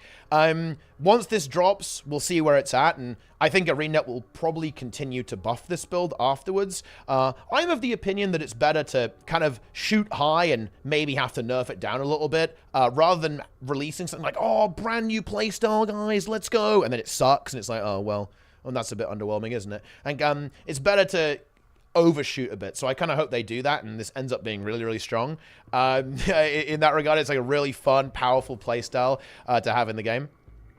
But I mean, I guess we'll see when we get there. Okay, now you can heal your allies by smashing things with a staff. I mean, look, it's what we've always wanted. You know, I do expect this to be a weapon that, in some ways, some Warrior players may be disappointed with, I think, because it is certainly true that Warrior has had this gap in its arsenal for a while. But to be honest, I think because of that gap existing, it's almost like, well, hang on a minute. You know, we're Warriors. We smash things. So I think there are some players that are going to go like, oh, man, I was kind of hoping for like a ranged DPS weapon, like throw a spear and stuff like that. But I do think it is important to the game, and I think it will draw players who don't play Warrior, perhaps, who are more into that supportive playstyle to get in there. And who knows, maybe it actually has some potential as a hybrid weapon too. We have seen a lot of hybridization with the weapons so far, so it's entirely possible that it actually does have some offensive potential baked into it as well. Wouldn't be the first weapon to be good at damage and also having some support kind of built into it there as well. I have to see how that develops. One thing that I will say, I feel like I'm a little bit disappointed in, but I guess maybe for like the larger weapons that have, I guess like the two-handed weapons, and you kind of have the flip skills. I was expecting it to have a mechanic, right? So like Force of Nature or the axes on Thief. This does appear to be a more just straight up standard weapon, and that might very much be in the theme of Warrior. Like if you think about a lot of Warrior weapons, they're very just, oh yeah, it's a greatsword, it's a rifle and you shoot people, it's a mace and you hit people with it. So that actually might be part of the roleplay, but I was really enjoying the thematic elements of some of the weapons that we've seen so far. So that's not happening this time around, but you do have these extra skills, like the flip skill, so maybe it's possible that there'll be another flip skill. And of course you do have the bursts, so there is a lot of depth to the weapon in that regard, with how it can actually operate. But yeah, there you go. That's my thoughts on the Warrior Staff teaser. Not that much to go on. to be honest. We'll have to really wait for the live stream to really make some decisions, well, and then the day after to actually play with it to figure out what on earth is going on there. So, that's it. Boom. Done. You can go and complain about it now. You now have my commission. Warrior mains. Some of the most powerful mains in all of Guild Wars 2. You have to tell me your thoughts now. You have to leave a YouTube comment, okay? You have to leave your YouTube comment while the Twitch chat watches you, okay? Oh, yeah. You have to do that simultaneously. Enjoy it, my friends. Enjoy, enjoy, enjoy. Okay? But anyway, that's it. You should like the video. You should subscribe. You should leave a comment. You should come back and watch every single day. Okay? You should watch live on Twitch as well, or watch live on YouTube. All these things have been streamed on YouTube too. We're everywhere at this point. We are everywhere. Oh my God. It's going to be good. It's going to be fantastic. It's going to be insane. Okay? Oh, I guess one thing before I head off, actually. I was going to say that we might need to actually have a second main hand at some point to fully complete the support toolkit. But not necessary, as some support builds that are really good, like a Druid, for example, don't necessarily have a support main hand. Funnily enough, until we add Mace, but yeah. Little bonus point there. This might be something that ArenaNet continue to build on and add another weapon, maybe in the next expansion with like a support main hand. Although to put 2 new support weapons in a row would be a bit awkward. Or it could be a hybrid like NG Mace. Like NG Mace is a really good DPS weapon and a support weapon simultaneously. I don't know. Okay, boom. That's it. I'm out for real. No more stalling. Job done. We got to watch the live stream for this one. I'm out of here. Boom. There it is. Nice. What is your goal with posting those frogs, by the way? You know, when you guys are posting a bobber, are you looking to scare them? Do you wish to improve their viewing experience with those abobbers?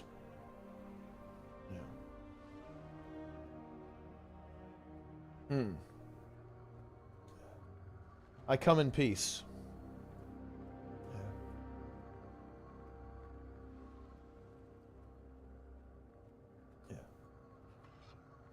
Is it the new tree? It kind of is the new tree, I think. The Covenant has moved on. Very nice.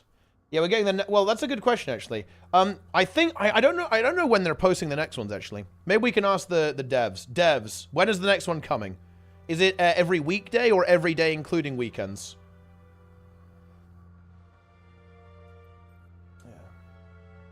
Not sure. Yeah, because I don't know. Yeah, it could be Monday. We might, I don't know, though. Yes. I come in peace. Why is a bozo so much smaller than a boba?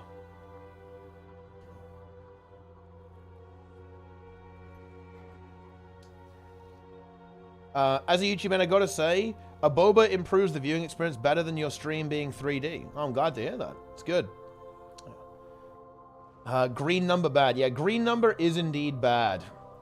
Yeah, and 2 healing weapons so far. Yeah, exactly. We have had a lot of support so far. But that makes sense, though. It makes sense that they're adding support weapons because that's where most of the holes in toolkits are. Is kind of in that support department. So that actually makes a lot of sense. You know, it definitely makes a lot of sense. Right.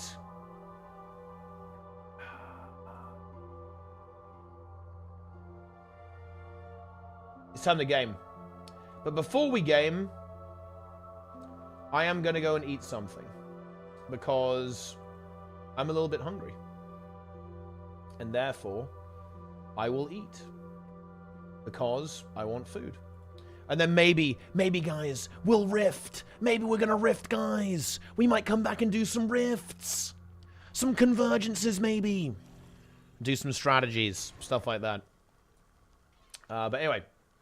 I will be right back. Enjoy the music and behave yourselves, okay? Behave yourselves, chat. No bad behavior.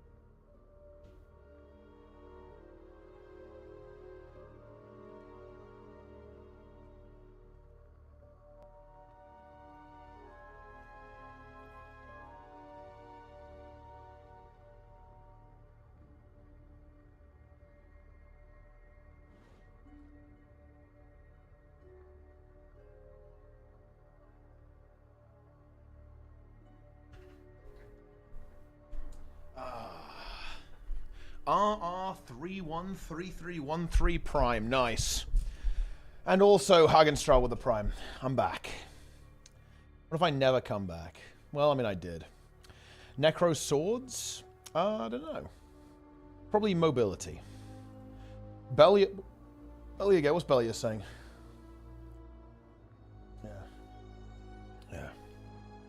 Yeah.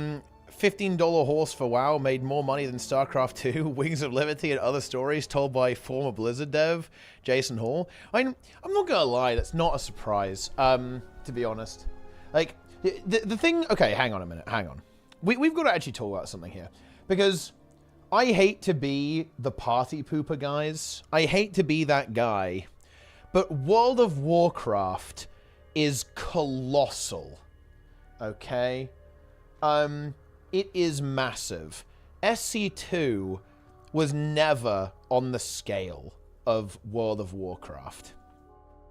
So people are freaking out like, oh my god, you know, StarCraft 2 made less money than, you know, a mount skin. But I mean, like, the volume is insane, right? Like, the volume, the difference in volume is massive.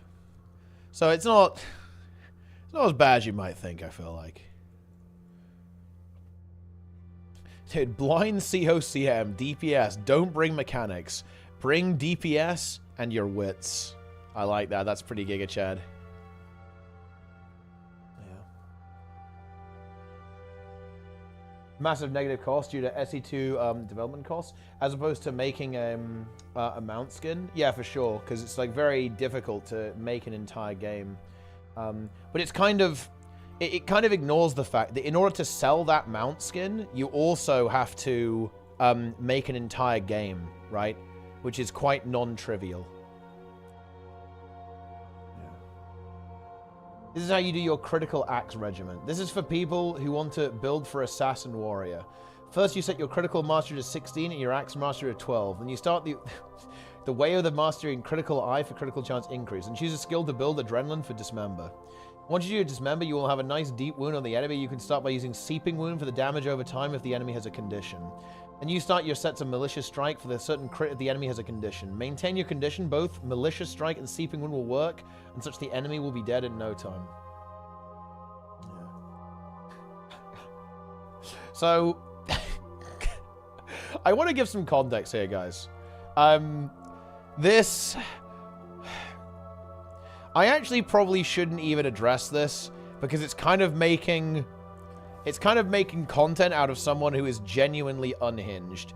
This is someone who I permabanned from my YouTube and all Discord servers because they said that all people who use Killproof should be banned and that they actively join groups and sabotage them if they ask for Killproof. And asking for any standards is unacceptable. As a result of me banning them from my entire community and everywhere, they were purged from everywhere. They sent me a message they sent me a message and said, I will now use my full force to disrupt and damage all of your efforts in the game, basically. And basically what that means is that every now and again, they come on a Twitch account, which I don't even bother to ban because I don't care, and post troll shit. That's basically the full force.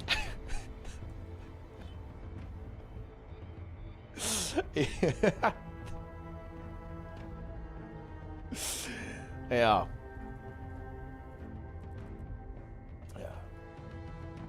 I love to see it. Yeah. Enjoy. Enjoy.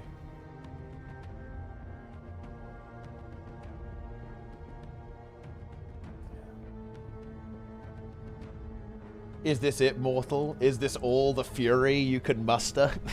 Ha! Alright, what are we doing? What are we actually doing? Are we doing like a convergence or some shit? Oh shit, dude, let's do the public one. I'm going in the public one. Hang on. Yeah. But that's the deal with that. Yeah. Big dick energy. Yeah. Do they fix keyboard? Like, I mean, honestly, it's not really an issue. Like, nobody's gonna do that. There's like a couple of people who might grief convergences, but I don't know. Honestly, don't fix the issue, just ban them. Honestly, no joke. People who do that, you don't want in Guild Wars 2 anyway. Kick them.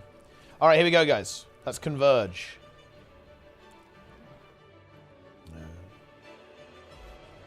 Here we go. Join the fight with a public group. Let's go. I'm in. I wonder what happens here. I presume I'm going to join one that's in progress, right?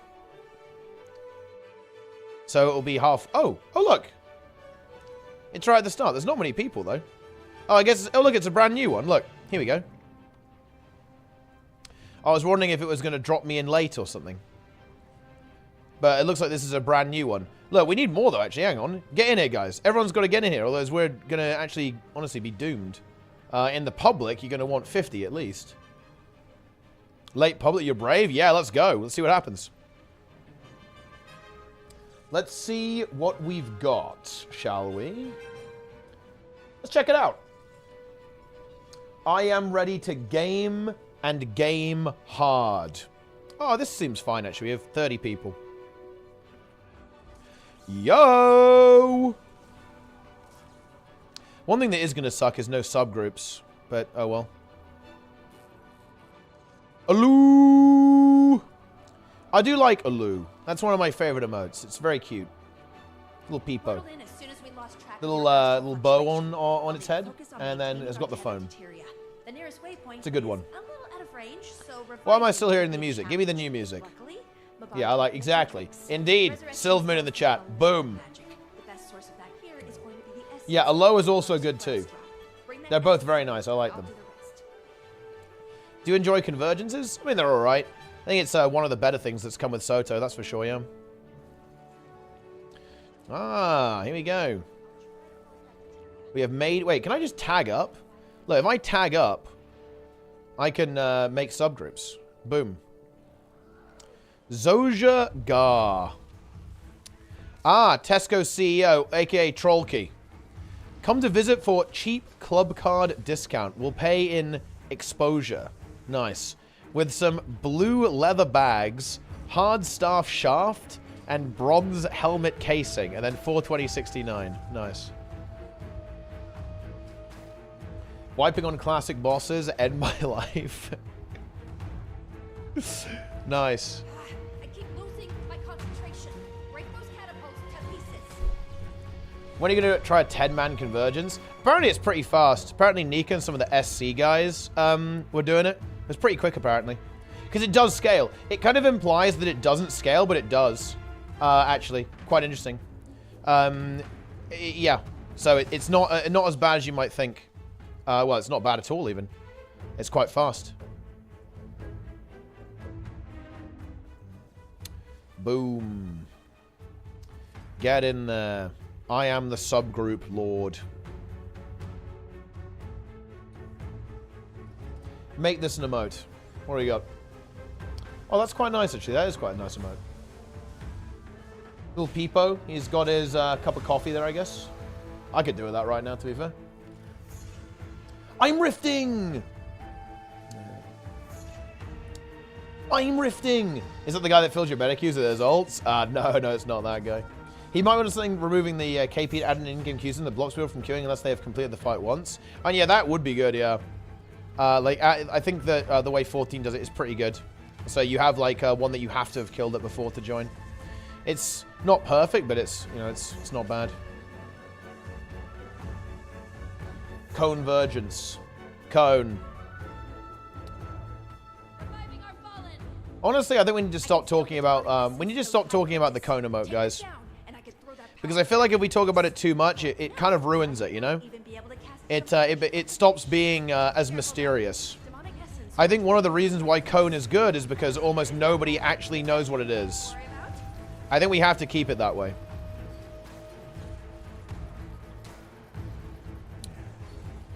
Yeah. Isn't it contraband now? I mean, I think it is. Did it get removed? Didn't it get removed from 7TV? So essentially, it's full contraband.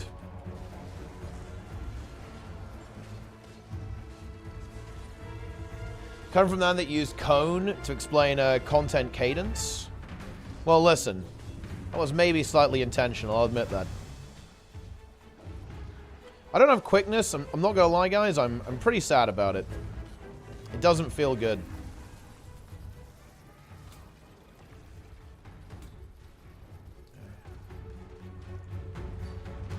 Give me the essence.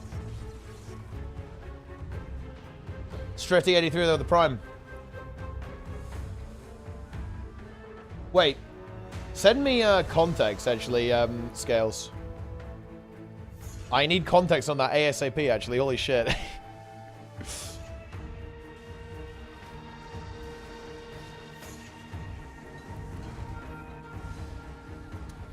Let's go.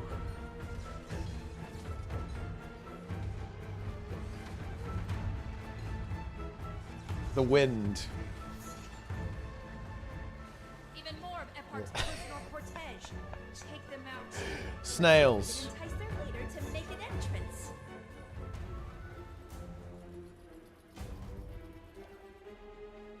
And in reality, it probably is a contraband emote. It should remain a secret. Oh, really? Okay. Oh, man.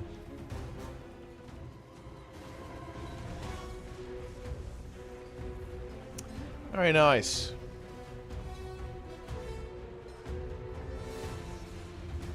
I see.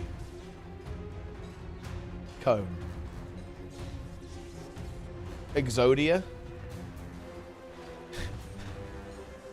You know, it would be really funny if somehow we could, like, social engineer the Guild Wars 2 subreddit into upvoting an image of Exodia. Like...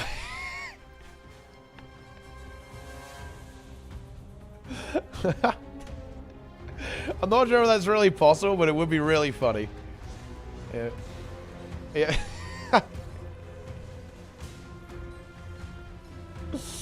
Oh, man. Guys, I'm converging. Guys! I'm rifting! I'm rifting!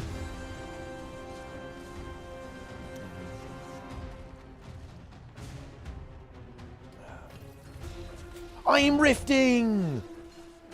Cryptus Lieutenant is going down, guys!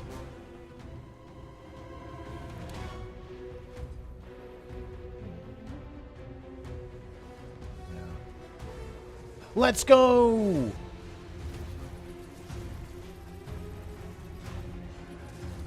It's time. Oh, well, that was a clutch CC, actually. He would have stolen all the boons otherwise. Oh, he's doing it anyway. Ha, I blocked. I win.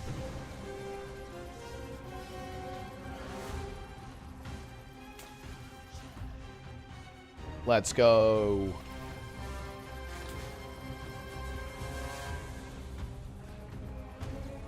Boom.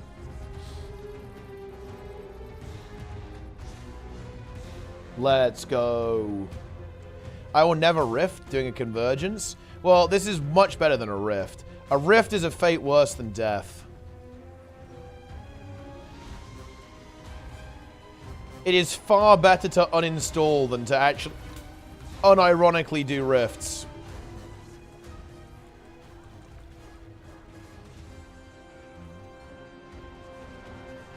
What is going on here? We're just getting absolutely destroyed by something. There's some random AoE that keeps dropping down.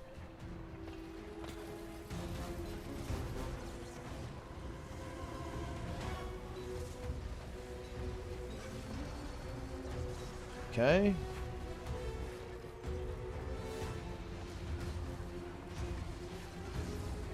Nice. Why is this better? And at least you got, like, you're only fighting champions rather than trash mobs. And at least here, there's, like, a big end boss at the end. It's, like, more like a meta event. What are you doing here? Let's get over here. Your ARP DPS is freaking out? Well, it's because of the way I have it set up. It changes, like, depending on... it changes depending on, like, target damage, basically.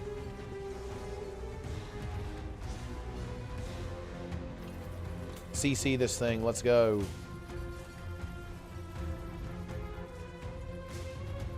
I mean, we need to CC that. There we go. We got it.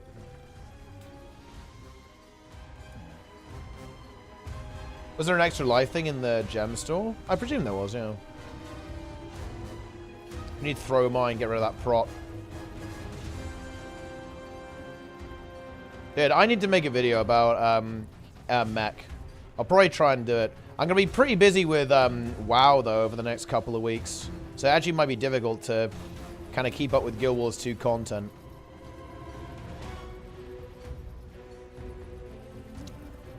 Very big.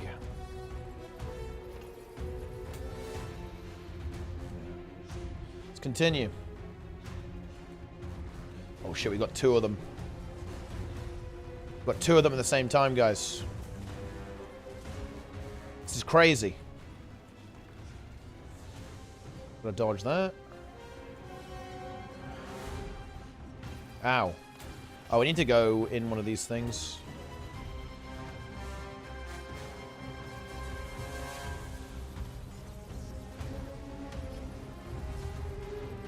I'm blocking. It's probably not a good idea. Oh. Just randomly exploded. Okay.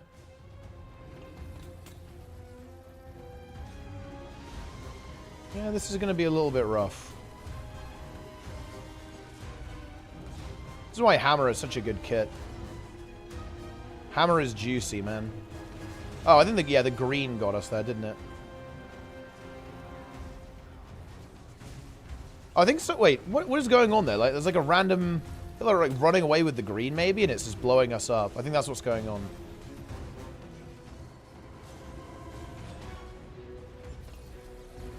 Yeah. Boom, we got him. Yeah, the new weapon has been missed. They'll still have green phobia. Yeah, I mean, you gotta go in the green.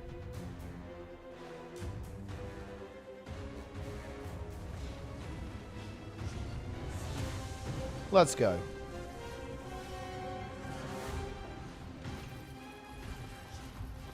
Super Bloom. Are you doing weekly Super Bloom? It's pretty hype, I guess. I'm super blooming.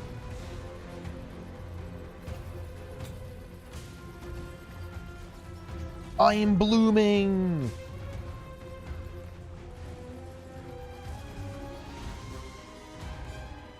Dual Axe Thief? No, it is Single Axe Thief, guys. Single Axe Thief. Not dual. Ah, here's one.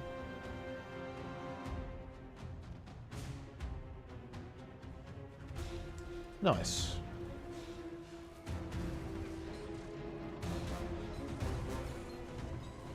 Let's go. Save Zojja? I mean, I think Zojja's fine. Zojja's full HP right now. Zojja, Nike's queen. Plot twist. When Nike revealed the Zojja Gar lore, he actually replaced himself in the story with Mordramoth. It was him the entire time.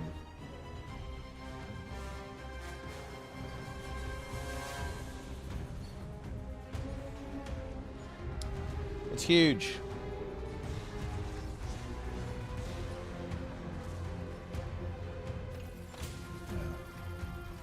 Pod.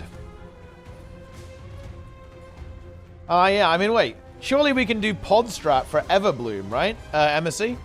Because if you think about it, like, it's Mordramoth. So we're gonna have to get another. We're gonna have to ask you to draw another setup there. Pod strat. Oh, I was too slow on my block. It even got interrupted, actually. Kind of interesting, isn't it? I was too slow.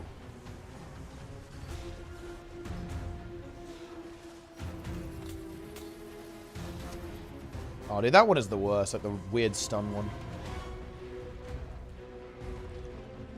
Look at all the essence I've got. Boom.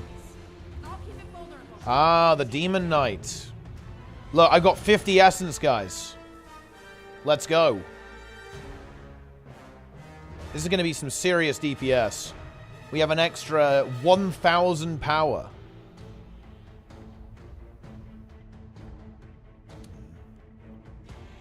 Let's go.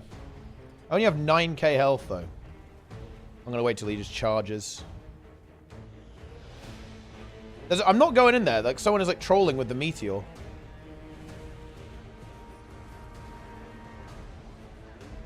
Let's go. I like how the meteors just complete Giga Chaz. They just don't give a fuck.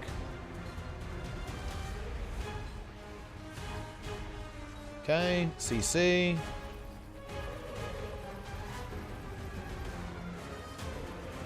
We got him. Dude, look how much damage a Lakmech does. A Lakmech is such a good build. Now, the thing is people are just going to grief with that. Oh. Oh. They're kind of moving out. So we got there in the end. Over 30k DPS. Can I out DPS this Blade Sworn on Hammer Alakmech? It's a great question.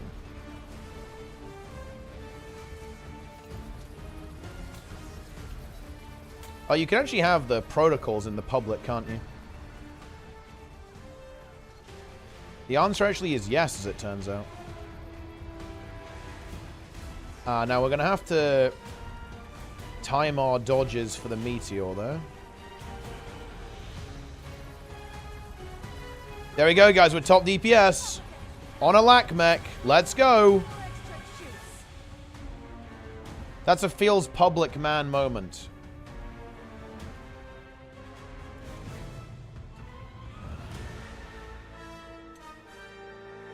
Is 12k DPS on Selly Guardian okay on open world? If you're like a healer, yeah, for sure.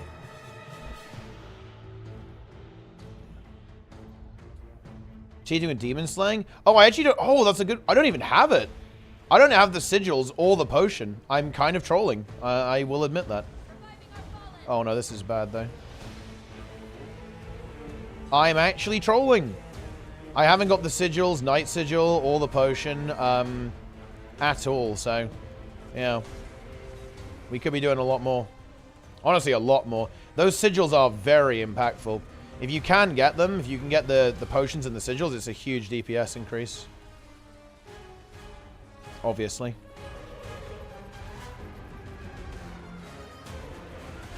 Is this other guy running a lack mech?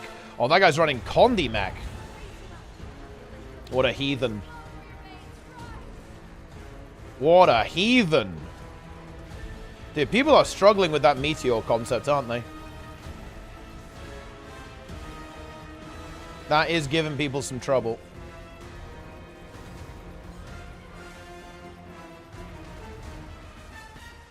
Okay.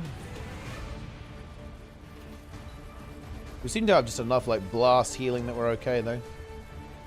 Oh, I stunned a line. Whoops.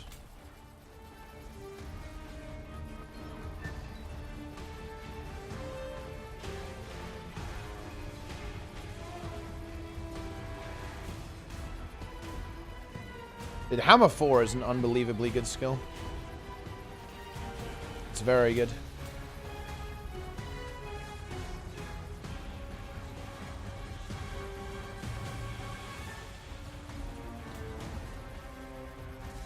Okay.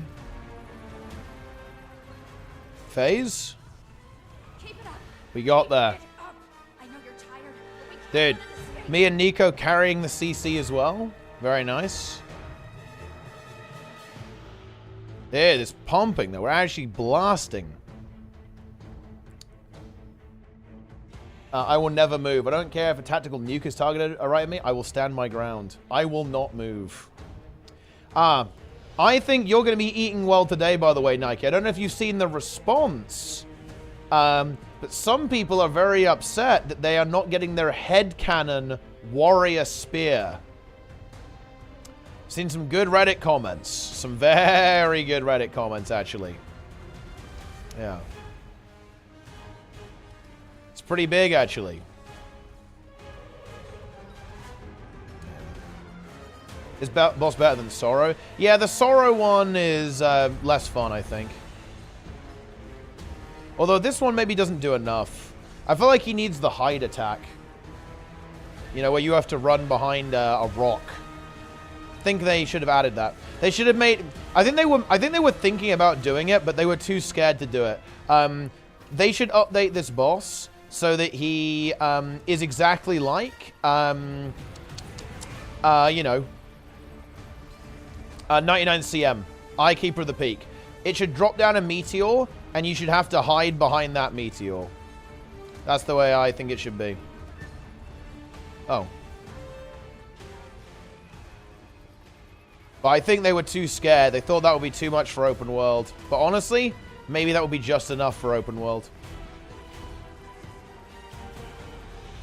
A tier 2 and add that attack. But I don't think they ever would, though. Because, again, I just don't... I think people would mind break, be unable to handle it.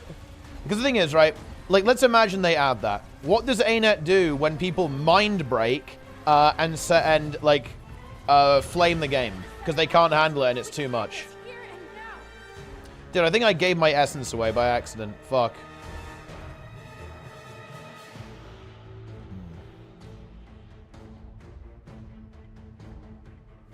Let's get in there. The Demon Knight. Yeah, there's a lot of warrior main tiers on the Reddit right now.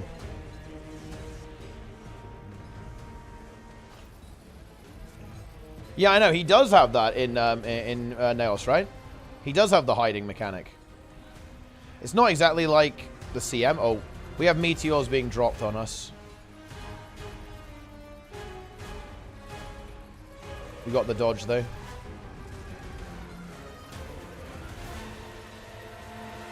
But he doesn't hear.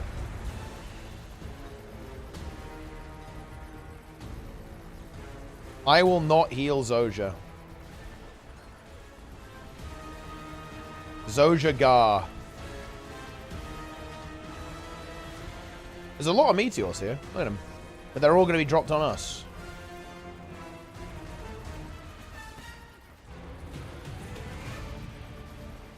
Oh. There's one more.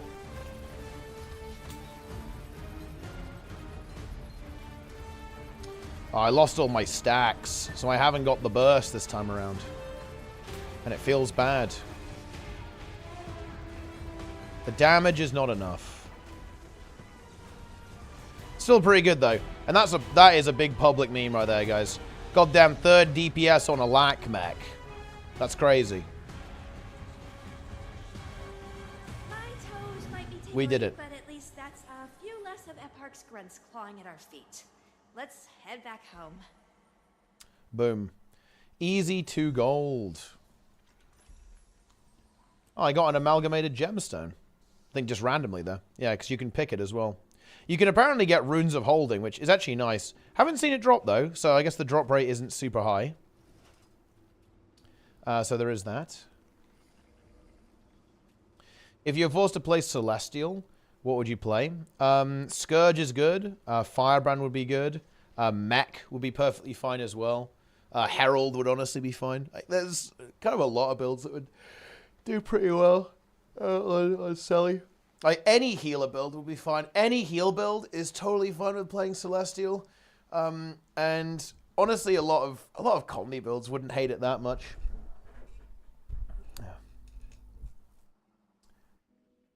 Spellbreaker should have been Alacrity instead of Bladesworn. Well, to be honest, Spellbreaker doesn't really have any support for Heal Warrior in it either. Like, the reason you play Spellbreaker as a support in PvP is because it's tanky, and it can, like, enable combos, right? You, like, snare people with it, and you oppress your opponents with Boon Rip and stuff. And the reason you play it in World vs. World is for the obvious reason, right? Like, not only is it tanky, you also have Bubble and the boon removal. Bladesworn actually had more support because of the ammo reload, but then it kind of, you know, yeah. Then it's kind of gone, isn't it?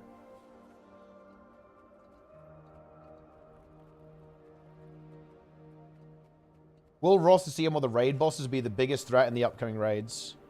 Our roster should be pretty good for the WoW raids.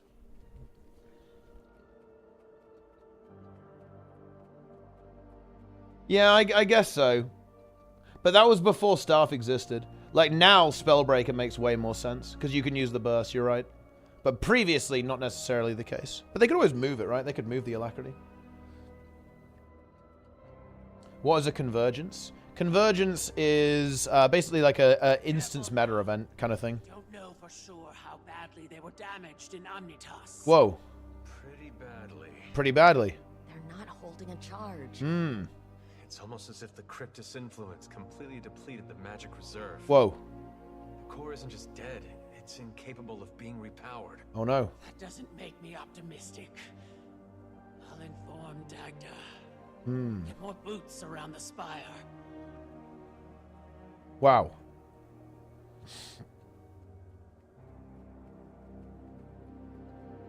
Count and spell changes for Season 3. So all the routes are invalid again? Oh shit, wait, did that just drop? Oh dear. Wait, we got like big drop or what? Ooh.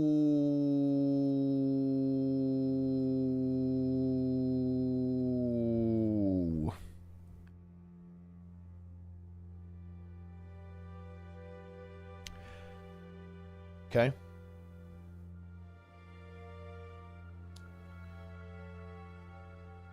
Dude, they're buffing. Oh my god. Buffing count? How could they do this?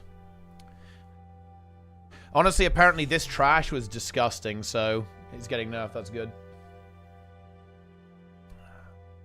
Nice. Very nice.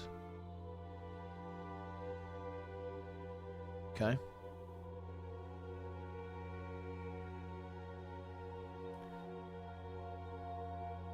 Base changes to the health. Okay. Okay. What should we do next? That's a good question. I don't know.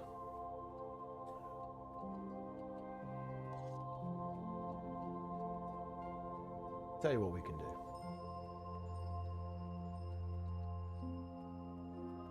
Maybe I should get... Yeah, man. I wish it was easier to kind of swap sigils. You know, I wish it was way easier to swap sigils in this game with legendaries. I should just get Ascended Gear, shouldn't I? That's the problem. Not having... Going full legendary is actually questionable. Because I'd like to have a weapon for rifts, right? Where I can use my Demon Slaying Sigil and Night Sigil. I want to have, like, a weapon just for convergences. But... the problem with that is that I have to reselect it every single time, which is super annoying. I mean, I should just get Ascended... I should just carry Ascended weapons around, right? That have the different sigils on, and then swap them in like that. Yeah, like, the legendary weapon stuff is super frustrating to deal with. Really annoying. Really annoying.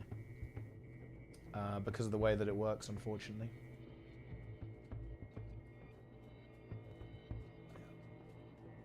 Why did that guy got banned? Wait. Wait, why did that guy get banned? He's permabanned. Doompling has been eviscerated. Completely removed. Yeah. Misclicked. How does it feel? Wow. Wow. Actually unlucky. Permad. Rip Bozo.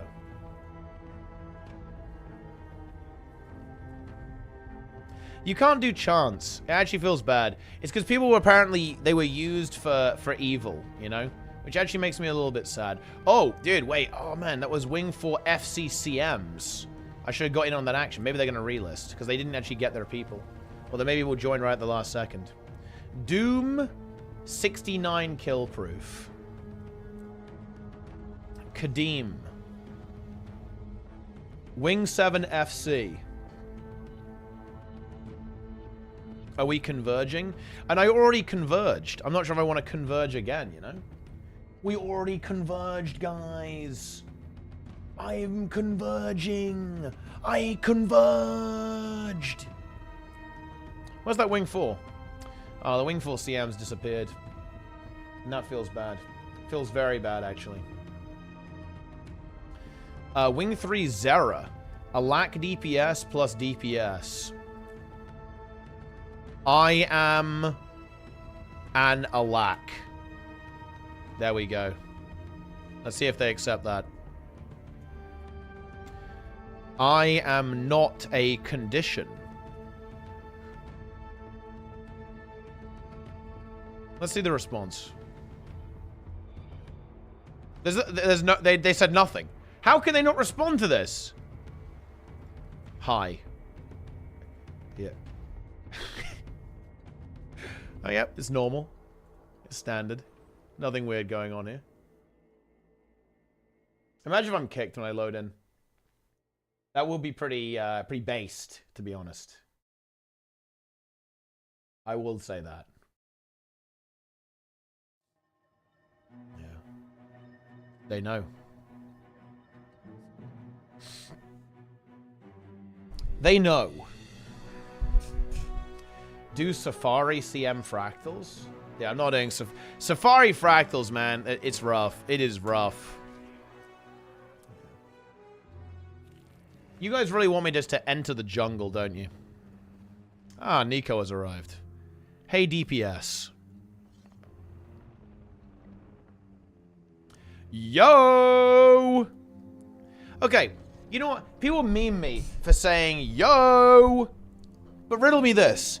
Have any of you guys ever been kicked after joining a group and just saying yo? No, that's what I thought. You would never, because you would never get kicked. You would never get kicked for doing that.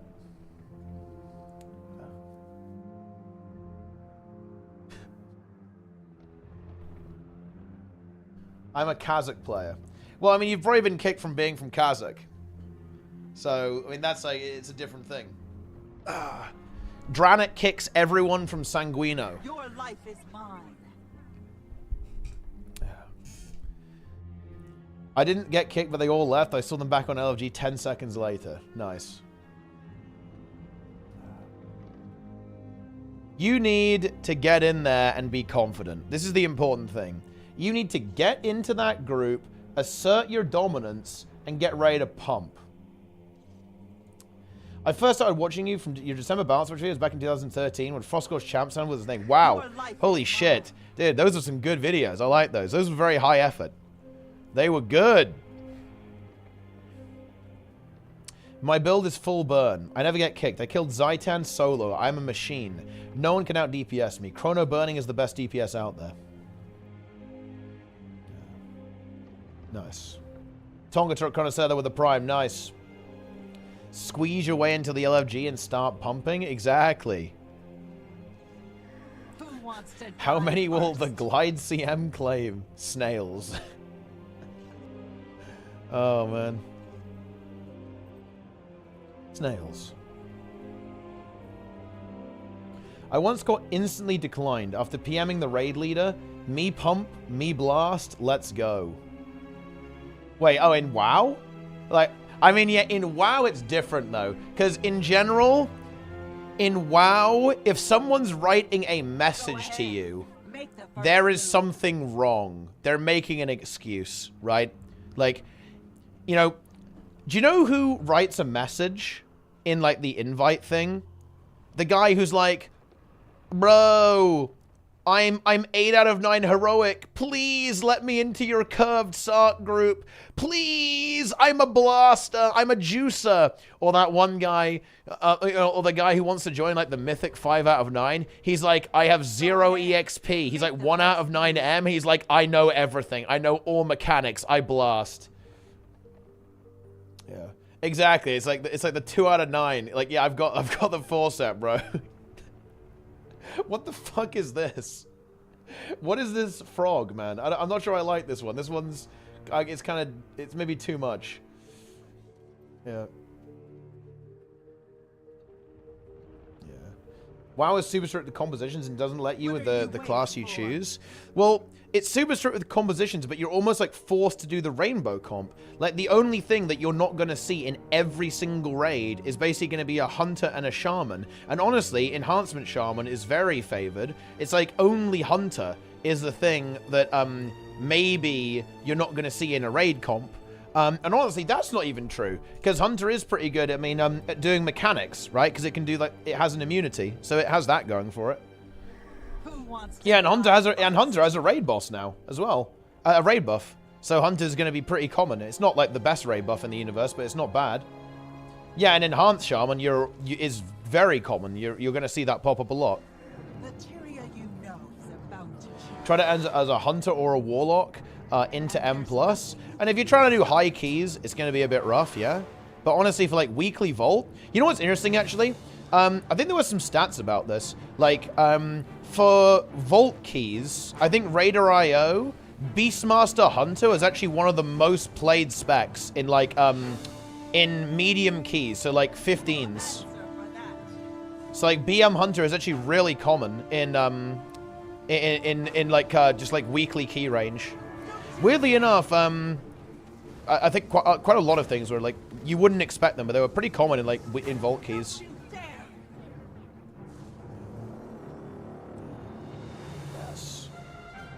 Oh, that's true, dude. Yeah, versus a Ridicron, right? Because he has like a mega HP pool. You only burn him down to 85, right? Yeah, that's true. Let's see if they're going to make it. Go, go, go, go, go, go, go, go, go. You can do it. You can do it. They did it.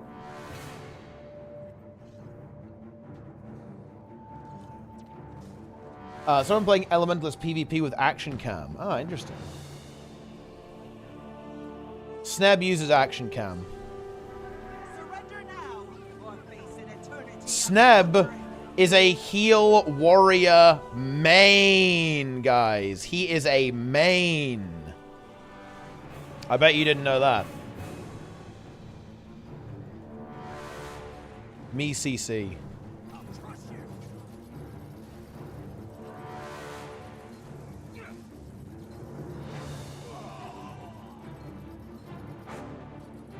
Now you do, though. Now you do know that.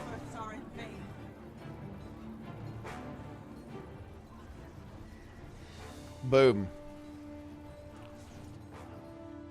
I am a hammer user.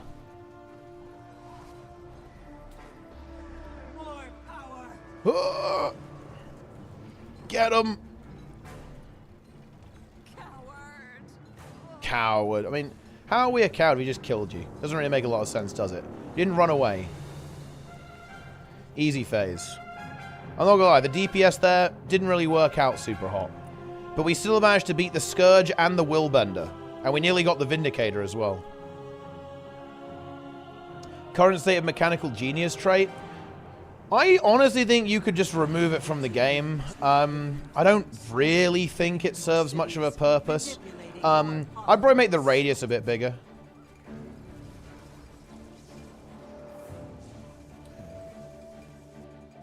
Yes.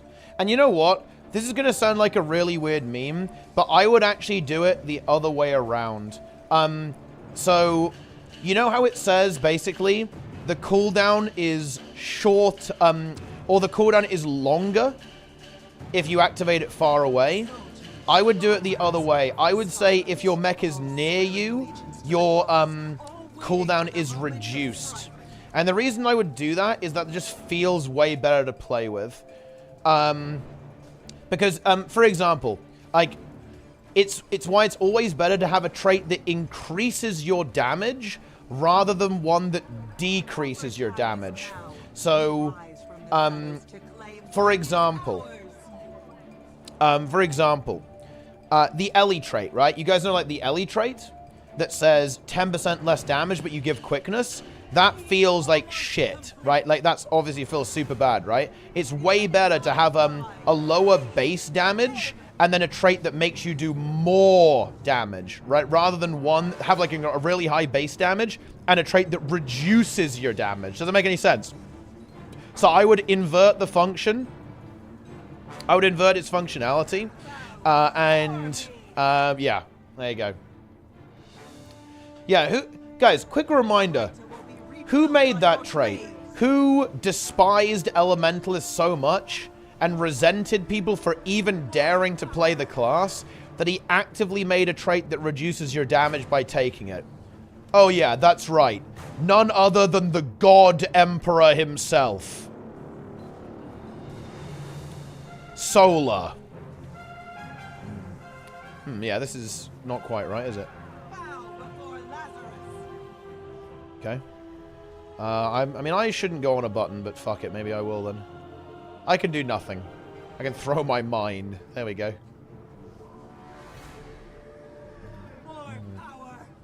Yeah. Okay. Honestly, that's a great question. If Solar didn't do enough, if you think he didn't go far enough, guys, please put Zaist in the chat.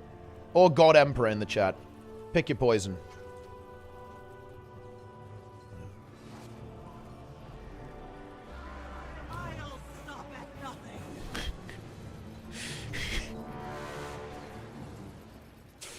Nice. Solar was right. Nice. He should have made it negative 25% damage. Solar, come back. Nice. Everyone should have been playing mech. The CD was increased? Nah, I'd say it should be decreased if it's near you. Would you say the hard suck raid guides are comprehensive enough that I should be able to join an LFG raid without disrespecting their time? I'm a semi-XP raider. Probably, yeah. I think they're very good. I like the PvE guys on the site. They're very good, I think. You should have a very good idea of how it all fits together there, for sure. What's in the stasis chamber? Yes.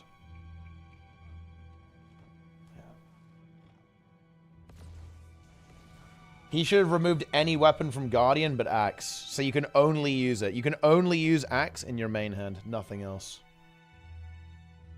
Make Mac BIS class for PvP. Oh, man. That would be good. You know what? If that happened, I would force Angels to play the monthly. So he's forced to win the monthly AT on Mech. And then whenever he remembers it, he's like, oh, man. Remember when I won the monthly? That was so hype. Then he's going to realize that he was playing Mechanist. The entire time, right? Like, he was, like, maining Mech. Yeah. Dude, holy shit.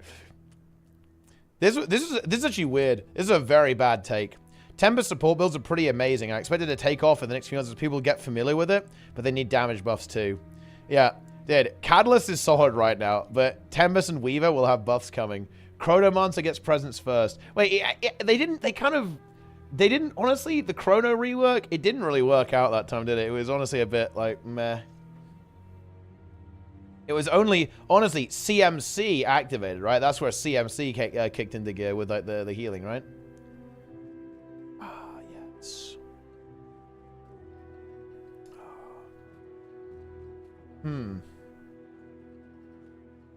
This is going to be really weird, guys, but I'm looking at all of these strikes, and I kind of want to join raids, but not strikes right now. Just straight up. Ooh, 2 DPS. Wing, okay. Me DPS. CMs, you say? I was looking at them, I'm like, man, do I really want to join a fucking Dagda pug? And it's like, no, I don't. I don't want to join a Dagda pug, you know what I'm saying?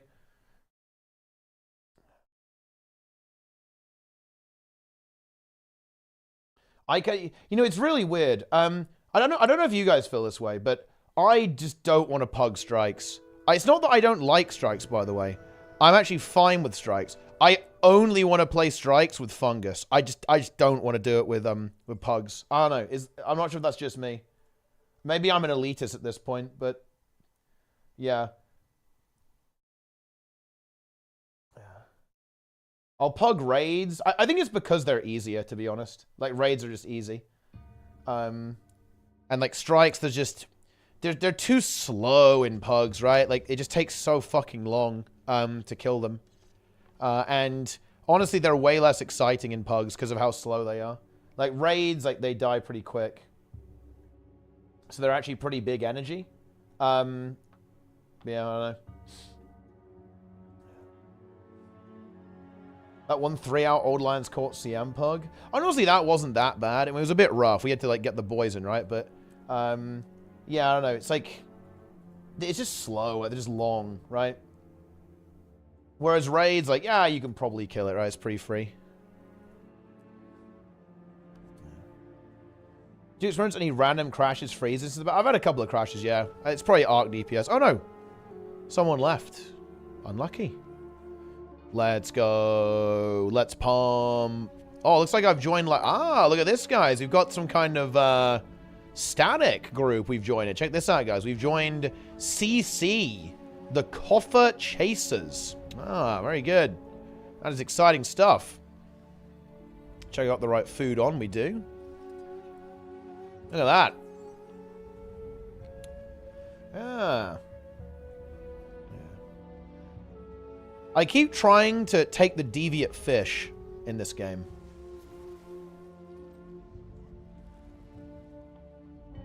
Ellie needs to rework conjure weapons as kits or gunblade. I mean, I don't think they should turn Ellie weapons into kits. I just wonder how bad would it be if they removed the pickup animation from conjures. And made it so you could instantly pick them up. Because I actually really like the idea of being able to share a conjure with an ally. I don't think they should remove that mechanic or that flavor from Conjures. But they could probably use an update, yeah. I think changing all of the skills would be good. So changing all, you know, obviously a lot of the skills are pretty outdated at this point, and could definitely use a fresh lick of paint. So probably rework them. But I think the main issue with Conjures is that, yeah. Yes. Very, very nice. It's never used. Well, that's a problem then, right? Like, that's what you'd want to address. You'd want to make it so... I actually really like the idea that a conjure could be something that an elementalist could bring as a DPS increase or a utility increase. No? Isn't that kind of exciting? I think that's kind of exciting. Buffs for bomb kit. What will we do with bomb kit? I mean, I feel like bomb kit. I mean, yeah. I mean, I guess bomb kit isn't a weird spot. I guess because it used to basically replace your auto attack, right, on some of the power NG builds. But that's, you know, they just added good power weapons, so that's not a thing anymore. People would have to know what the skills do. Yeah, but it could still be kind of cool, right? Yeah. Mine kit. Hell yeah, mine kit. All right, here we go. You dare Oh. draw breath in the realm of the dead. Oh. Just, you know, firing all that into a champion mob real quick. We love to see it. Pompa! Wait, am I supposed to be a lack? It clearly said DPS. Oh no, someone is giving me a lack. Nice. I can play a lack if that is what is required, but I was not aware of this requirement.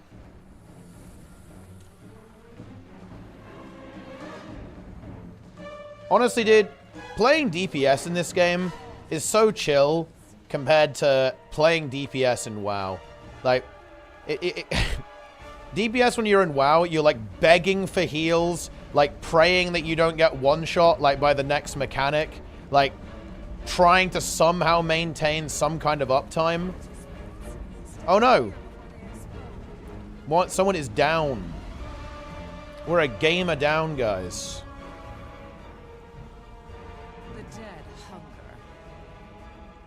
I mean, are we GGing or not? Okay, GG. Yeah. Yeah. Praying your tank holds aggro, picks up the mobs. Yeah. Yeah. Nice. Heal Scourge with Fractal starting raids? Yeah, you can go on hardsuck.gg. Heal a lack Scourge. Get in there.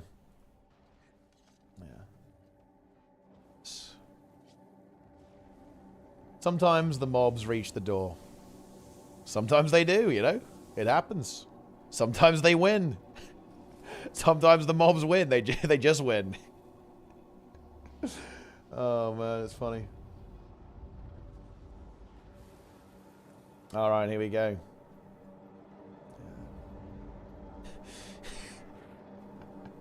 A Teapot Joker. That's a good one. Onwards. Wait, I feel like we didn't take the red one. Yeah, we didn't. Tank? Tank?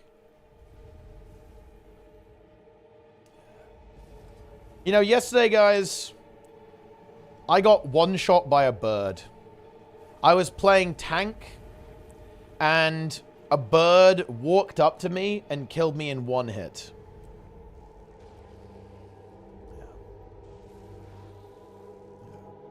That's it. That's the entire story. The Phoenix was powerful. It did a lot of damage. Not tanking on heal Scourge. Harrier gear? Yep, Harrier gear will do you. That'll do it. Guys! Guys, I'm scourging! I'm gonna scourge!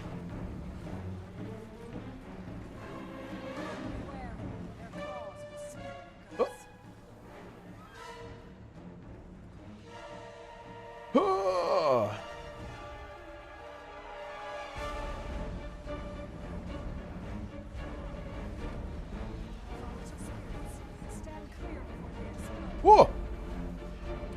Oh shit! Signating that guy. Get him up! Dropping the blood well.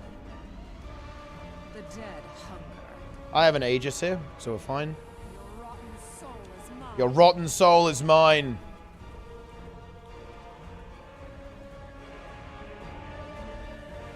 Okay. I'm just gonna AFK here, I think. Just wait and then move afterwards. Yep, there we are. Did my Alak die? Pressing this guy.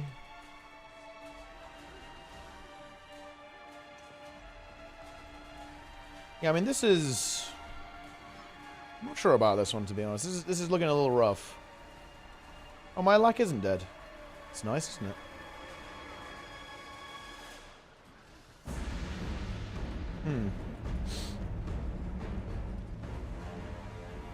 This is a bit sus. We need to move away from the middle. I'm actually going to say Plague Lands because I'm in... Oh, no. That's bad. Soul is mine. Sweep these insects from sight. Okay.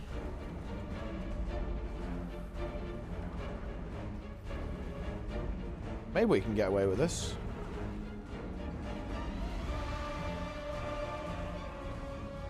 That was a good push. I was going to maybe tab onto it.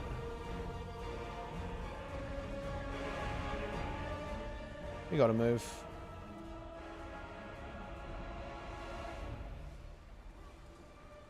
Oh boy.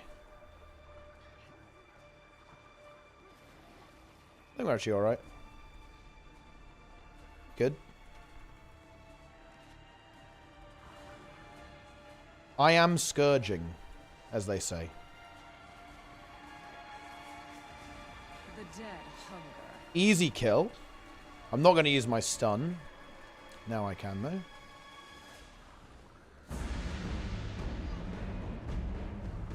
Easy kill. Boom.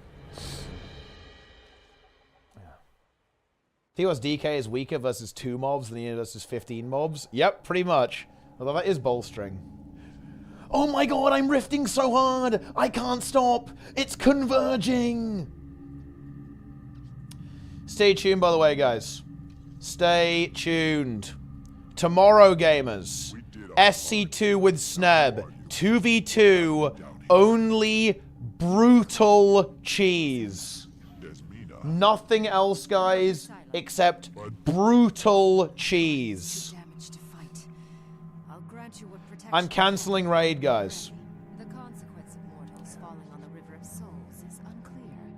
Death may not result in the expected. I am canceling raid. And it feels good.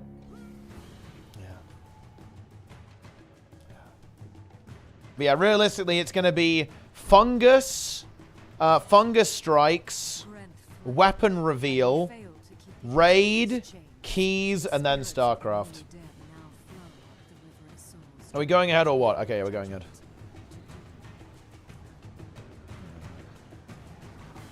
Yes. Oh, and it's going to be a big day. I'm not going to be doing... I'm actually not doing a very long stream today.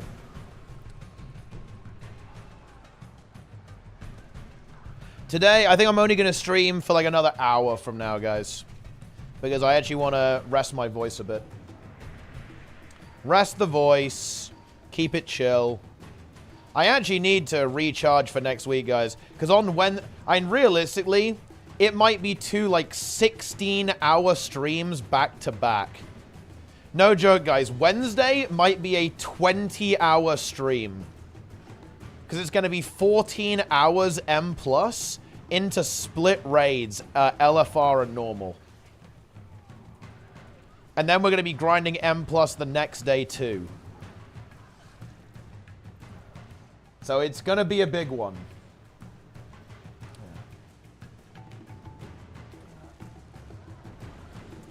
Yes.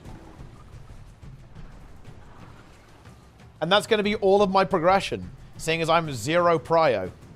Dude, I really hope the legendary is like personal progress, not group progress. Otherwise, I'm never getting it. Holy shit.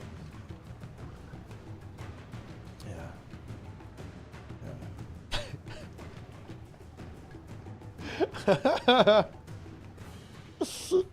It's fine. Look, I'll swipe. I'll fucking swipe, bro. It's all good. Personal progress like the Evoker Legendary. I mean, that's good. Honestly, it's just the RNG that's no fun. Right? Like, everything else is fine. It's just like the randomness that's just not good.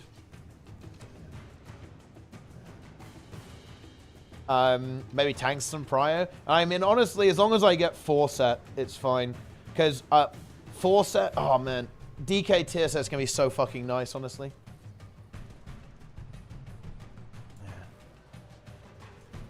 Can you sub me in for every Dawn of the Infinite Part 1 that you do? No, but I can obviously do a lot of M+ with you. And honestly, there might be some spots as well, yeah. Craft wrists or one-handed first. I mean, honestly, I'm actually, I'm honestly really tempted to get double defensive embellishments. Because the embellishments for damage aren't even that good, honestly, anymore. So I can get like some extra verse or something.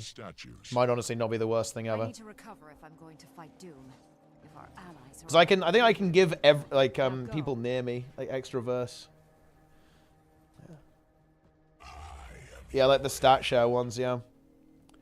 Because the like the Shadow Flame patch, it's obviously a DPS increase, but it's not. They nerfed it a fair bit, I guess. Yes. It's time. I kind of like the idea of that helm. There's like a really weird helm you can get, although you probably don't want anything that's tier, right? As a crafted item, it will be awkward depending on what drops, right? Because you're not gonna get to pick which tier pieces you get early on. It is time. Here we go. Oh, my food ran out. Group 3 up. That's me.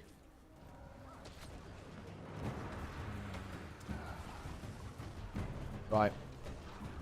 That's enough damage. In fact, we probably just killed it with Condi. That's a lot of Condi.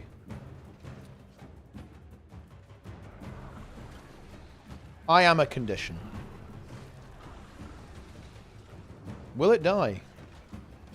The spider. Boom, easy throw.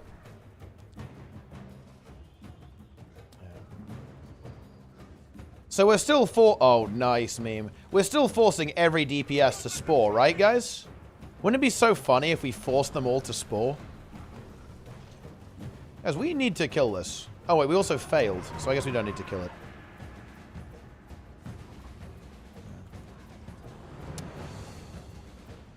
Here we go. Boom. Oh yeah, Lariat is good for me, but only after 6 sockets. So I probably have to swap to it later on, which is a bit weird.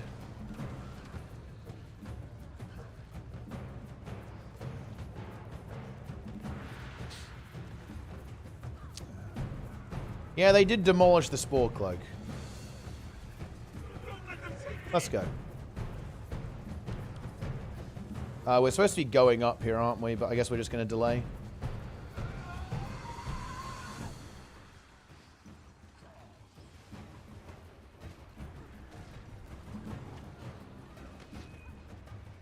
Big.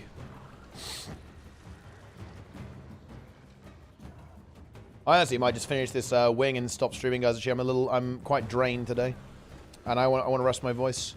I'm not feeling very high energy. Feeling quite low energy, in fact. Need a good night's sleep. I don't know why I'm throwing that. It does nothing. I guess we might as well kill it. Oh. Oh, the spider. Oh. Get in there. Alright, I guess we'll just eat. Maybe I'll get eaten as well. Oh. There we are. Where's this guy?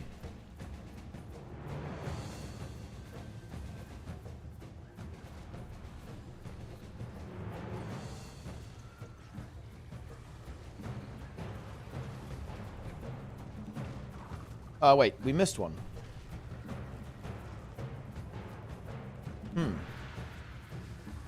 Okay.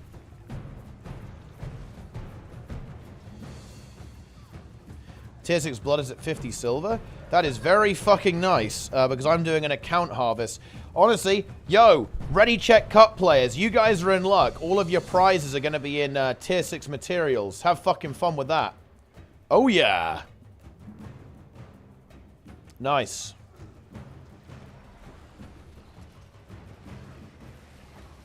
The account harvest. The account harvest. Curious.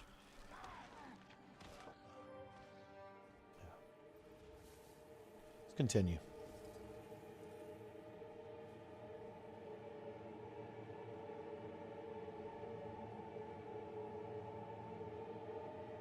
We're in.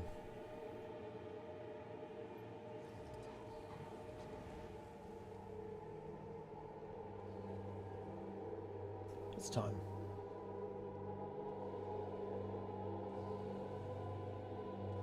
Berries, blood.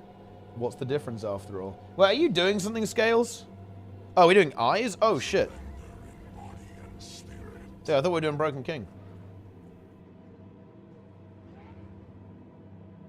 Less laurels? Or why is Tier 6 blood so high? I think it's because people are just crafting a lot. People are really engaging with the economy.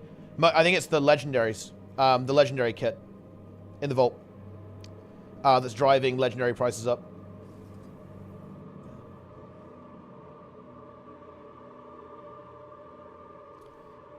And just, it's getting people to engage because of the way the vault is. And I think you do get, I think you get slightly less from the vault, but realistically, there's probably more going in because more people probably get it, right? Not everyone does login rewards, but everyone does the vault. All right.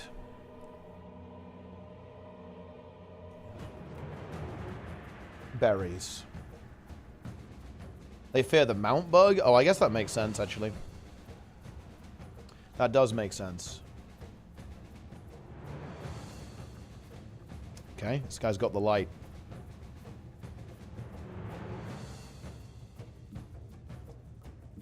Alright, next.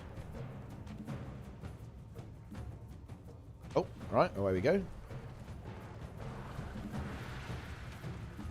Away we go. Let's mark with a triangle. I know the condies. The condies are ramping. The condies are ticking. I like how nobody's stunned. It's a bit weird, isn't it? Let them tick.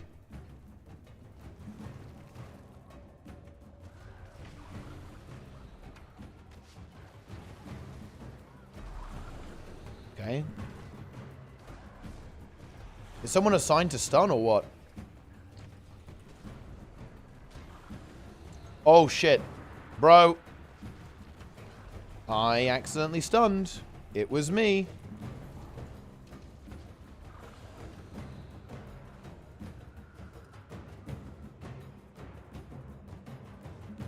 The eye will regen. We should actually delay a little bit. Oh, well that wasn't me. That's not my fault.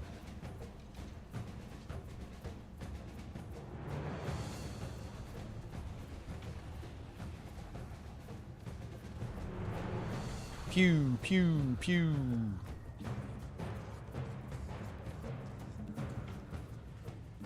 I think they got it. Yeah, they got it. The eye is dead. Continue. I mean, you can alt farm still using the login because you get 5 essence for logging in, or astral acclaim for logging in, so you can still farm.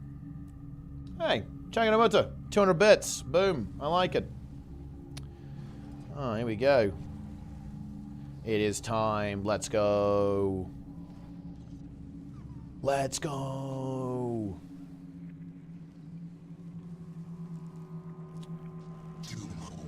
Doom awakens. My dark power Doom CM. I think his line should be changed to Doom CM Awakens.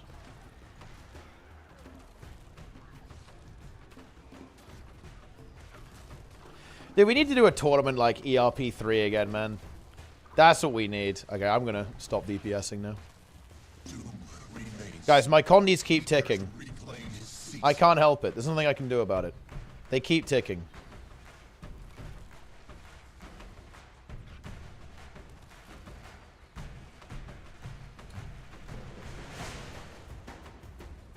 They are ticking hard. Like everyone's... Well, I mean, we're kind of dying a bit, aren't we?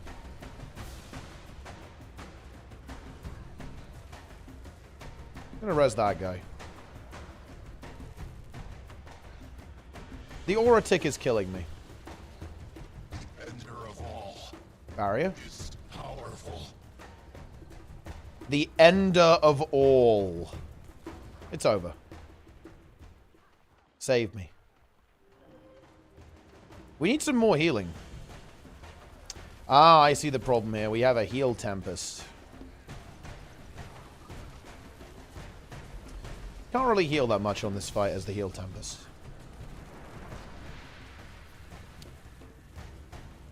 I gave you so many ectos over the long term. I mean, this is contributing 1.25 for ERP3. I mean, it might... I mean, if it was spread out, then you'll be listed for the other tournaments. I'm not sure if we had super good bookkeeping for ERP1 and ERP2, though. Definitely not for ERP1. ERP1, the way the prizes were done there, it was literally me, only me, and I just sent everything by mail. It took ages. It took me multiple days to do it.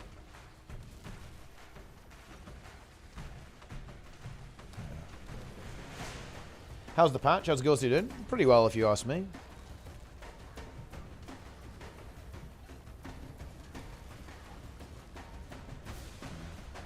Nice.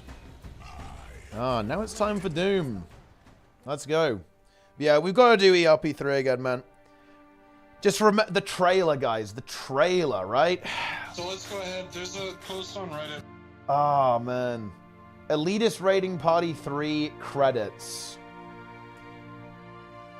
No, not that. Not that. I'm showing the trailer. I don't give a shit about the copyright strike.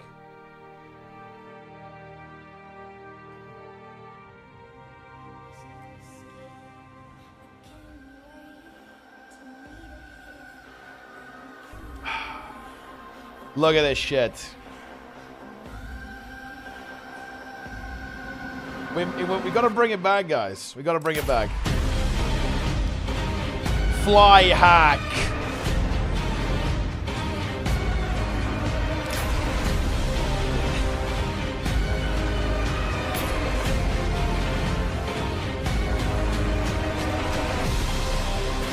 Full hacks.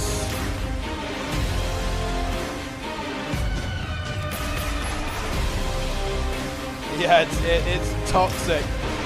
Because the raid community is toxic, right?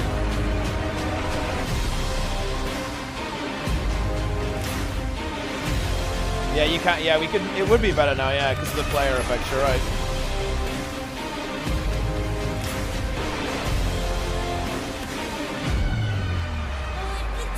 It is a good remix, yeah.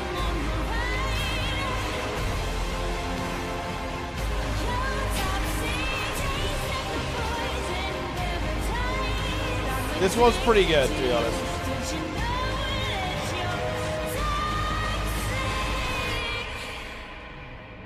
No easy mode. Yeah, because all the fucking guilds... that was me flaming the guilds. I was cyberbullying the guilds a little bit there, guys. I admit it. Right? All the guilds like, oh, CM is too hard. Oh, it's too hard. Fuck you. Do hard mode. No fucking baby shit, dude.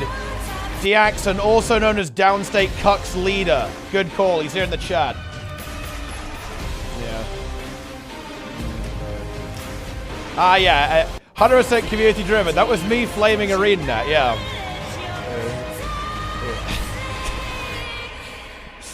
Yep.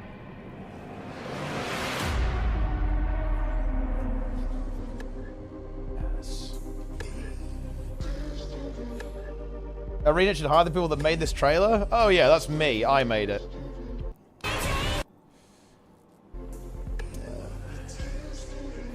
Do you think Grouch should approve the usage of Flyhead to spectate? He probably would, yes, but on a personal level. But that's not how it works. He doesn't get to make personal decisions. He has to make decisions that make sense from the perspective of the company.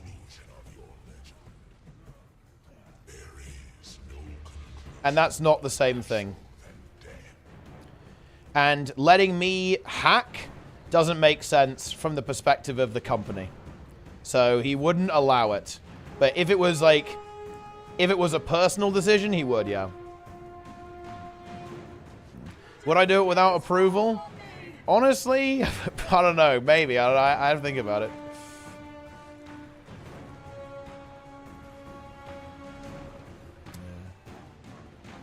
Who knows? Maybe we one-shot Doomsday. Maybe it's time. Wrong build. I mean, that's not good. And what build is it?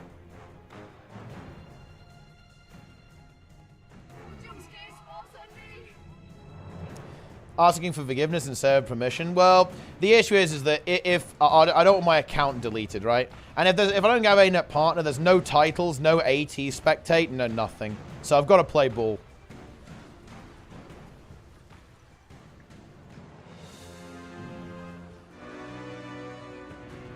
So, yeah.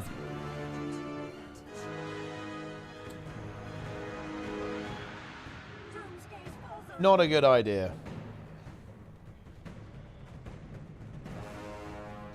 Yeah, we need another raid tour like ERP3, to be honest.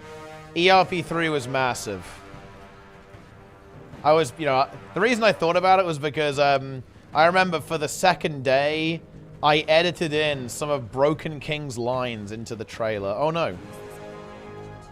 We have a pick. Pickies. Pickies. I'm taking these super speed orbs.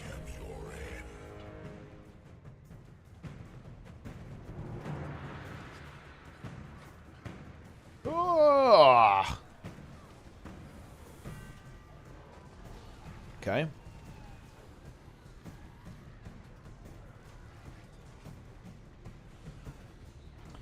Here comes the... Oh, someone got picked.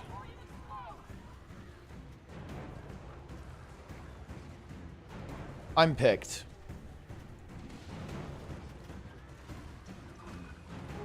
Oh, shit. Hey, where are my boons? Boona! Here it comes. Where is my Alaka? There it is. Boona!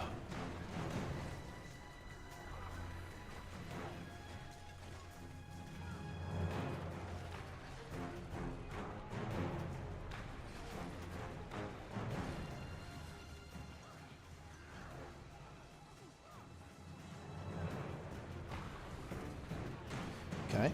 DPS is actually pretty reasonable. Certainly not horrible. Not the worst. Ah, shit. So what I'm going to do here is I'm just going to get a super speed orb and run to the other side.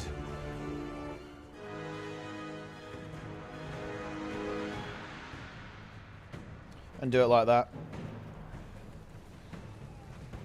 Oh, wait. What happened there? What is this player? Is that a green? It's not a green. I want to see if they're going to call a backup or something. Oh, I did not dodge there. Whoops. That was some slightly sloppy control there, to be honest.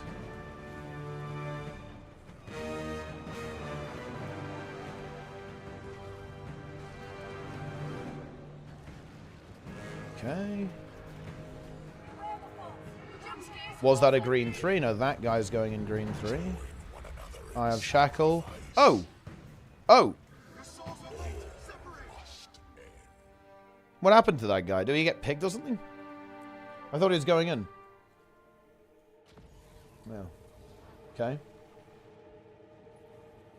Unlucky. Picked. I am in love with hitboxes. Pickies. I've said pickies. There we go. Yeah. Picked.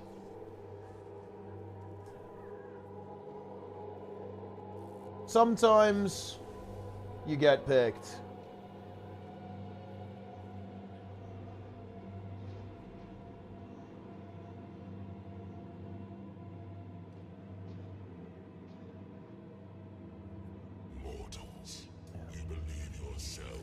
Oh, great. My game fucking crashed. Well, I mean, that's no good.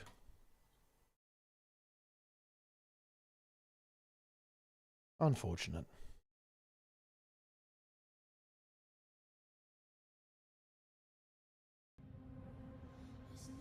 Let's listen to the credits.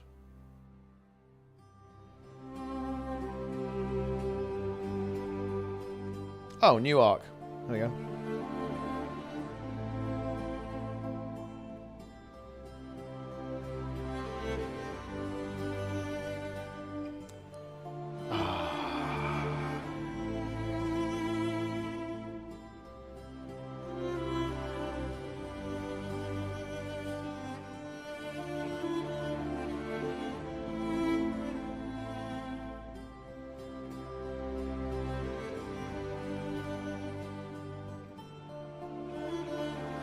Nice.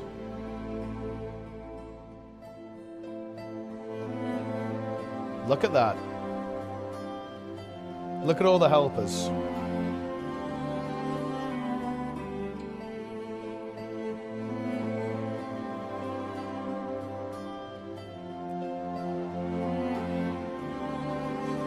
How's the dragon tracks? I mean, it's Lord of the Rings, so it's gonna be similar, yeah. Oh, they're still going for it. I like that. The game imploded. Unlucky.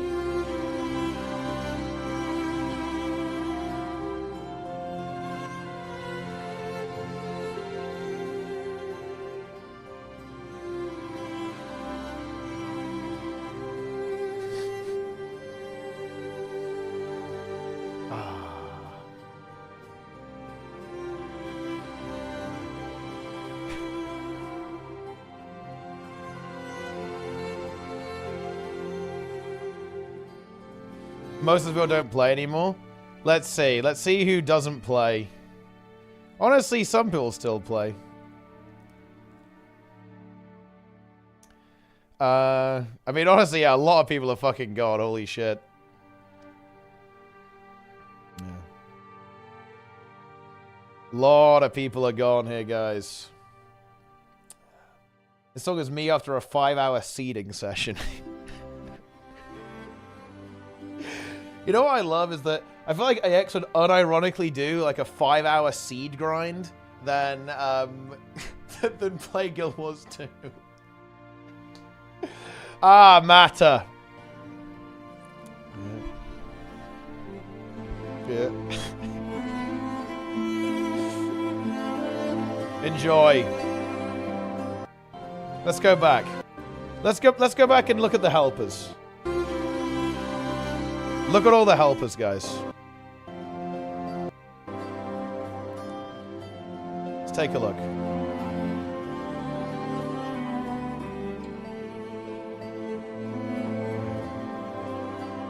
Look at all these helpers, man.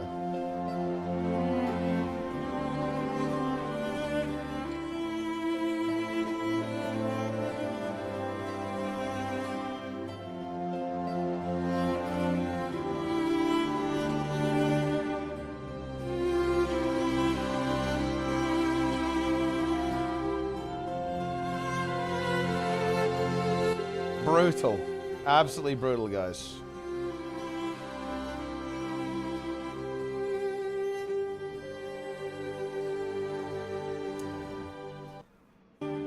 Look at this shit. Look at all the people who donated, Matter.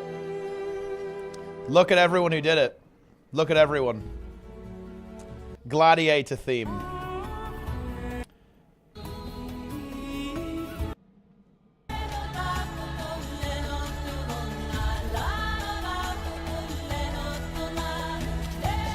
critical.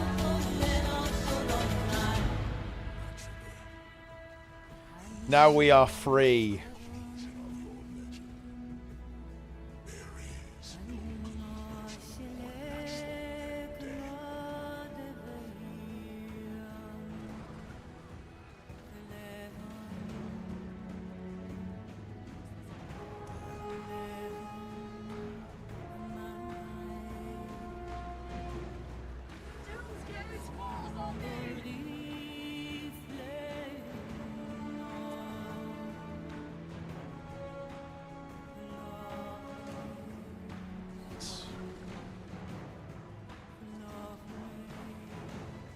You know, maybe we should just call it ERP4. Maybe we should do that.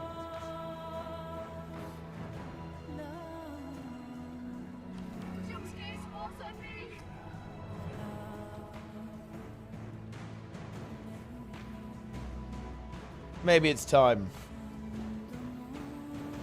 To be honest, it would be wrong and we all know it.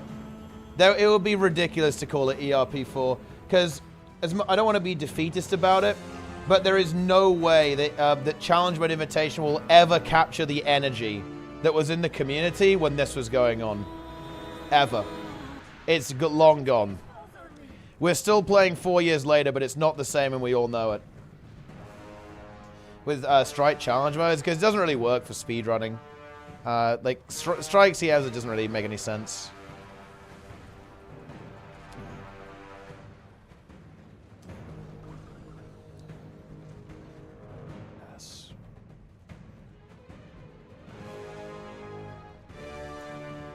It's over.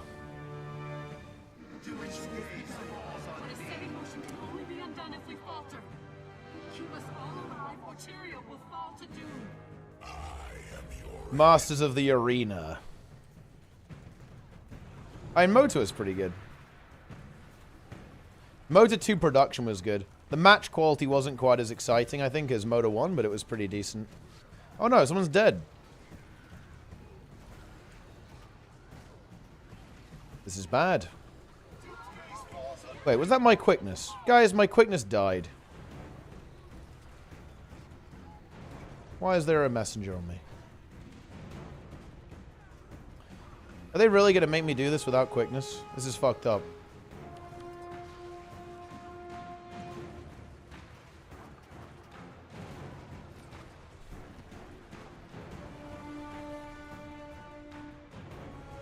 Oh. How could they? Oh. Dude, the guy got picked in 3rd green again. This guy's rename is C Fosh, more like C Pick. Boom. Yes. Unfortunate.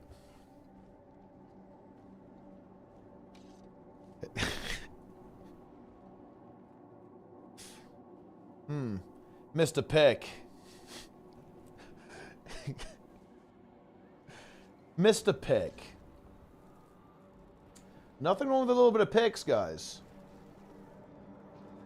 A little bit of pickies.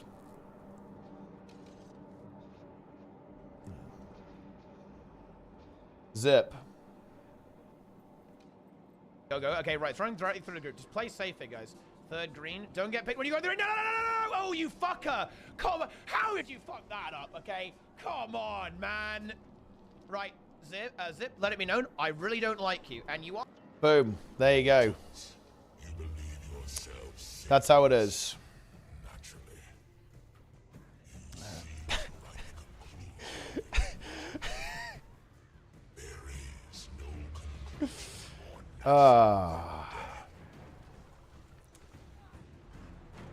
Matta pretends to not like the smushing, but Matta enjoys the smushing. Often after a situation like that, I would often get a DM from Matta saying, "You didn't say enough. You should have said more."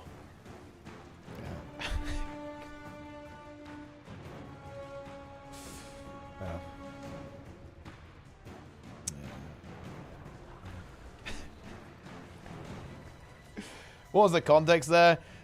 People pretending that they know what to do and then not knowing what they know what to do, pretty much, is always the deal. People who say they can do something, and then it turns out they actually can't do something. I never have any swiftness. I am swiftless.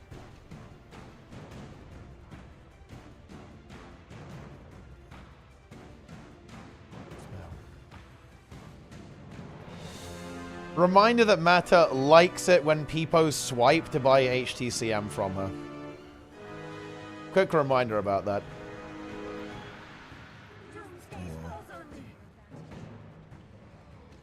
I confirmed this as well. I confirmed this with Jaden. He was like, yeah, Mata likes to be on comms with the peepos when they're actually buying the gems and converting them to gold.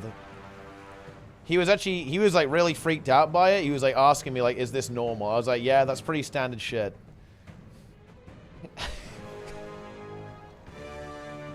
It's a true story, guys. It's a true story. Nice. What the? What is this guy doing? It's the same guy. He just got instantly picked. Fucking fight hasn't even started. Maz already picked, dude. Oh my god, dude. They're fucking perma-picked, man. Honestly, it's making me want to get picked at this point.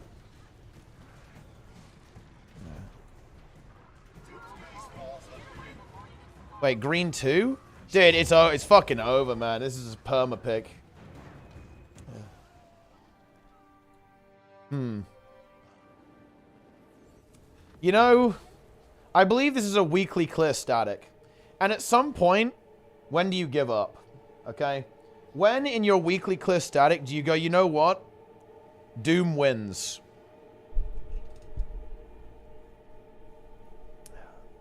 What if we let Doom win just this once, this week?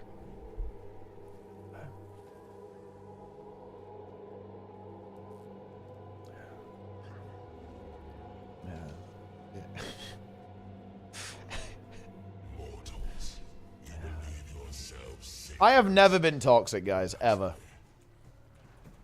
I have only ever told people the truth. I told them what they need to hear. Okay? I tell people what they need to hear.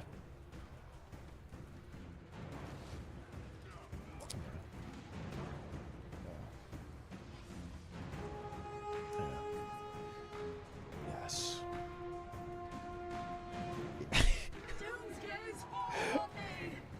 I have told people that they are bronze.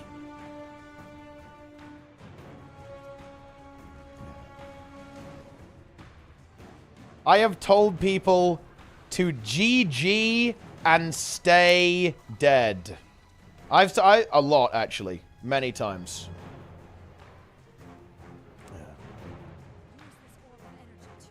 Exclamation mark Sokos. Let's listen to this. Why is the damage so bad? Sokos. Right, Sokos, I'm saying this again. Wait, you are not allowed... Was that random Gachi at the start, by the way? Why is the damage so bad? Sokos. It is, yeah. Sokos, I'm saying this again. You are not allowed to join any raid, except training raids until you've improved that damage. Do not join. Okay? I'm sorry, I actually have to say this now. Do not join until you fixed your shit. I'm sorry, I hate to say that, but this is the only way we're getting away with this. Okay? Honestly, I'd be tempted to say don't even join training raids.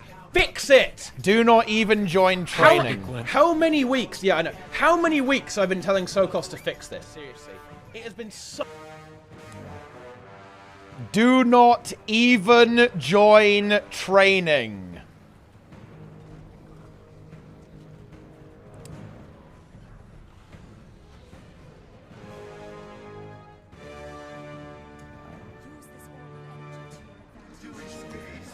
And you know what? You're right. That is Zayst.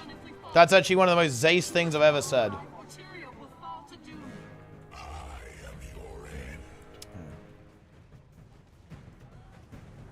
Thing is, look.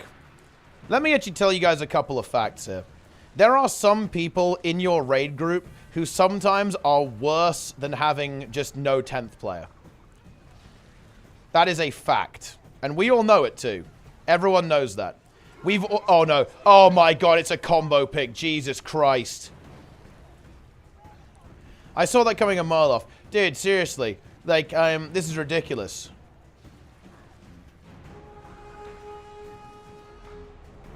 I honestly feel like I'm playing with fish that live so deep underwater that evolution has, like, withered their eyes away. And they have, like, no use for sight anymore.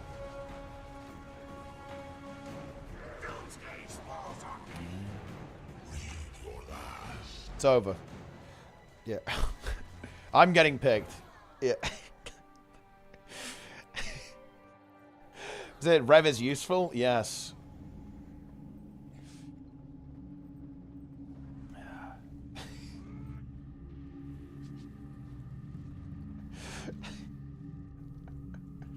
Nice.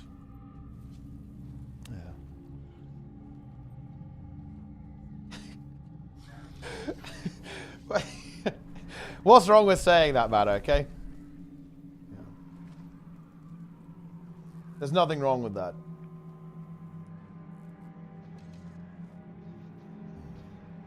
Alright, here we go. Mortals, you believe yourselves saviors, naturally. Right, this is the last try, guys. If we're not going deep here, I'm done. There is no conclusion more natural than death. Nice.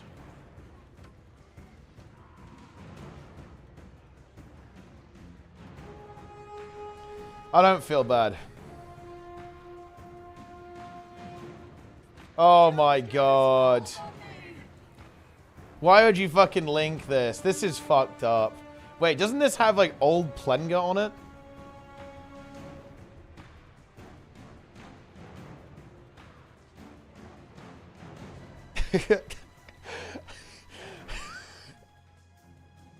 I'm pretty sure in that image there's like a hidden one. There's like a little hidden old Plenga. Dude, I'm barely even paying attention anymore at this point.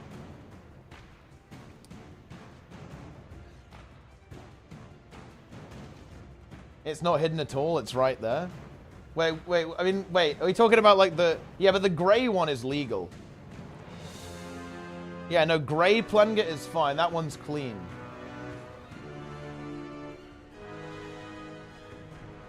Dude, this is a fucking good image, holy shit. This one is so good. It's so good. It's like the entire thing, man. No joke. Like that image has got like all the memes. It's like every meme packaged into one. It's ridiculous. Oh, it's also got the multi-cock on it as well. Just like completely unrelated, just like a random Hydra cock. Yeah.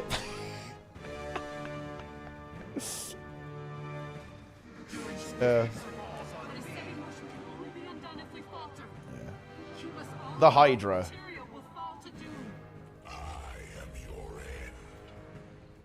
The Hydra.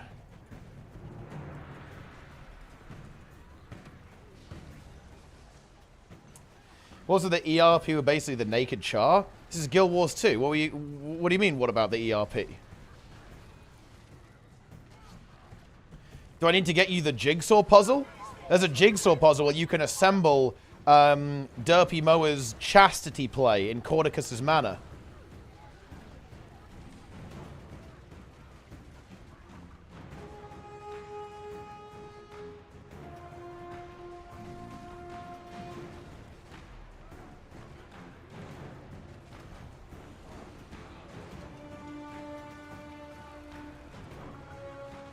Of course it's ERP. It's basic. Scourge that Alak is so putrid. I mean, yeah, it's not great. Ah! Okay. Dude, not having swiftness is kind of scuffed.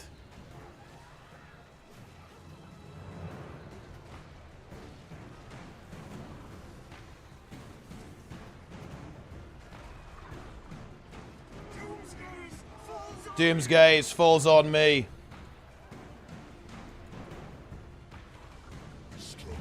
Doom CM falls on me. I always feel like people forget that the super speed orbs exist. Nobody ever goes for them.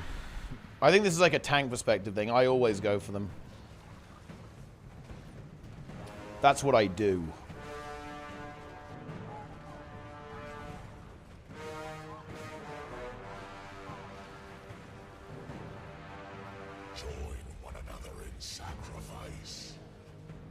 Honestly, the worst part about no alack is your shade uptime. It actually becomes really annoying without alack.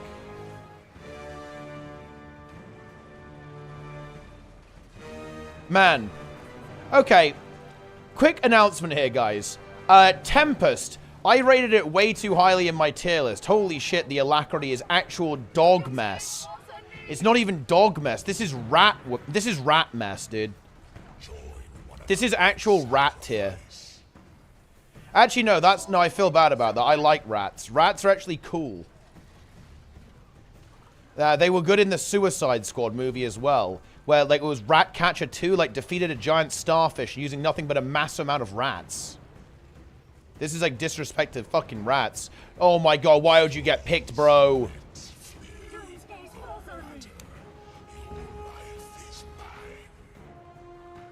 This guy's dead. He's getting rezzed by the druid, though. Ah! Where's the... Wait, what the fuck? What the fuck is going on? Why is he tanking it there? This guy's an actual fucking lunatic. Not only is he playing Tempest, he's also a maniac.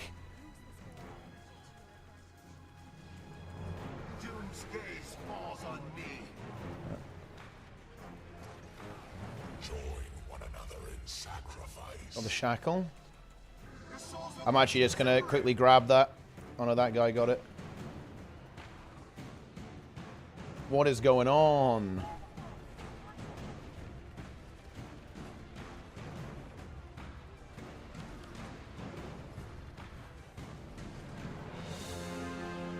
I'm actually going to run away with this. I'm just going to go over here. I think I actually might be able to make it back. Yeah, I can. Green 1 back up. I'm going to do it. I see a light.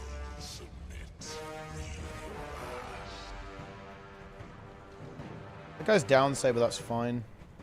It looks like this guy's going for it.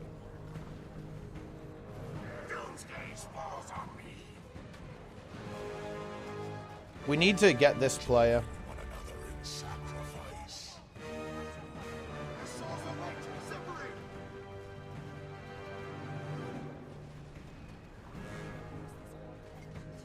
We should not res that until after.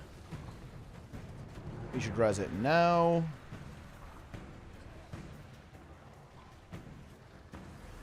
I see a light. That guy needs to get his soul. What? Oh my god. This man is an actual frog.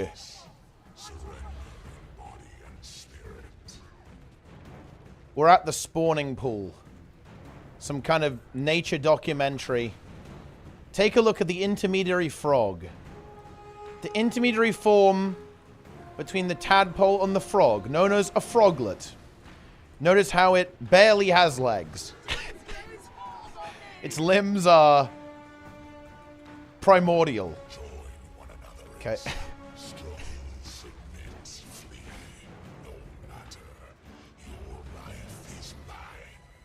Oh, that guy has no soul. Return to your bodies at once. Stand in for the Reapers. I mean, this is fucked. I have one boon.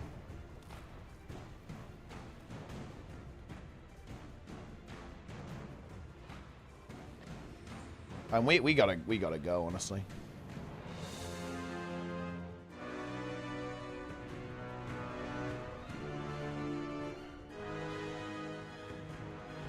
I like how that guy's right next to it. He was like, fuck it. I'm not taking 2. I'm gonna make you take 2. Even though I took that one. This is so fucking unhinged. It's over. I'm getting picked.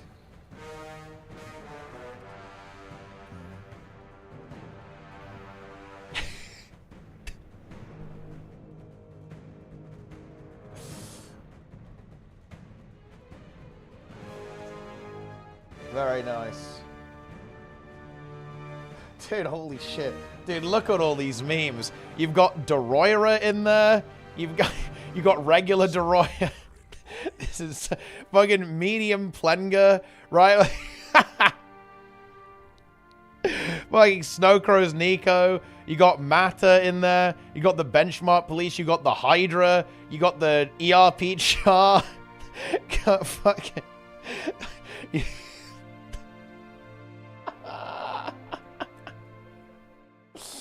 Oh my god, it's so good. What an image. Yeah. You got Gachi, obviously. Diax and stuff in there. Got Helseth. You got fucking Boyce. Boyce's profile pic. Oh man, what a meme. Sokos, Snakes. Got bit. Fucking. Oh man. It's beautiful. Old Mata profile pic. Well, I mean, I think Mata still has the same profile pic, actually. It's the penguin with the gun. Mata has the gun. Mata carries the gun. Mela? Oh, Mela? Profile pic? Oh, yeah, it's old Mela, I guess. The apple. Look at it. It's beautiful. You believe yourselves saviors. Naturally, you seem to write the conclusion. Mata uses the gun when people beg for a discount. Please. I'll never be able to afford my legendary. And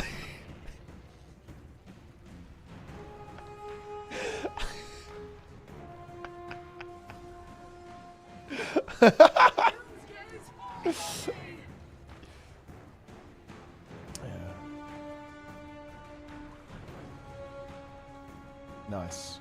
Well, I'm just gonna have got any outfit on right now. Please, Mata, accept this. This is all I have. All of my friends keep making fun of me for not having Voidwalker. I'm getting bullied. Please. Give me a discount just this once.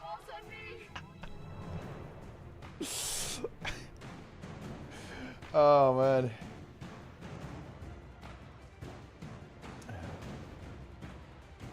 Yes. Yeah, I mean, that is true, actually. Mata was the queen. The queen of the community. Unironically, actually.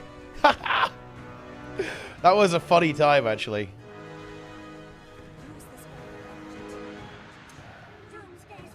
That's when it was really Guild Wars 2 daycare. That was the years of Guild Wars 2 daycare.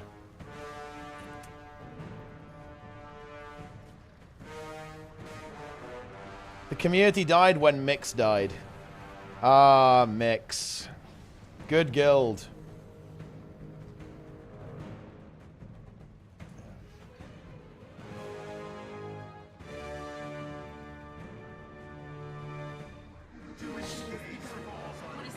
Wow. Look at all this, guys. This is insane.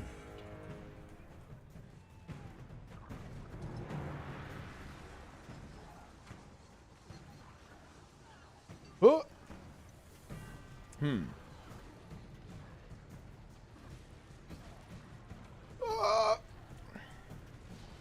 People are just way too greedy with their movement. Oh, that was a big dodge, actually. What is this tanking, though? What is going on? What is going on? Yo!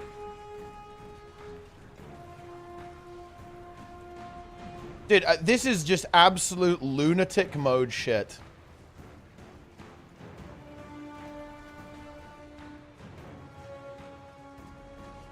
I don't understand. What is this?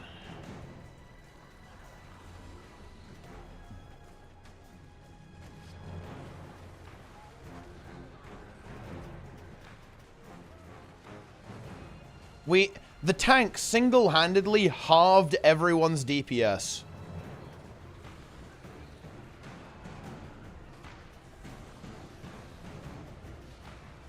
So it was definitely high impact tanking. They need to dodge into the green. That needs to be signated.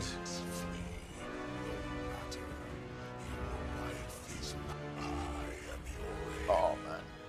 I'm not gonna lie, no, I can't do this anymore. I'm too tired. I'm too tired for this, guys. Oh, I don't want to leave though. Oh.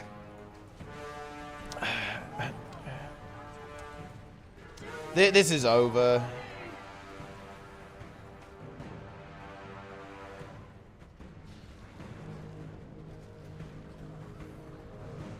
Honestly, the biggest problem here is just the tank. Heal Tempest is so bad on this fight, honestly. It's so fucking bad. And the tanking gameplay is, to be frank, it's unhinged.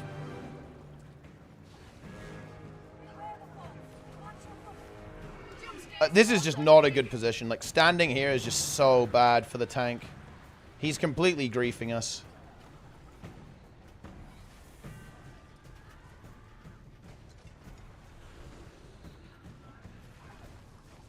Join one another in sacrifice. Right there. Surrender in spirit. Struggle, submit, flee. They're picked. I'm going in. I'm in. I didn't actually kill me.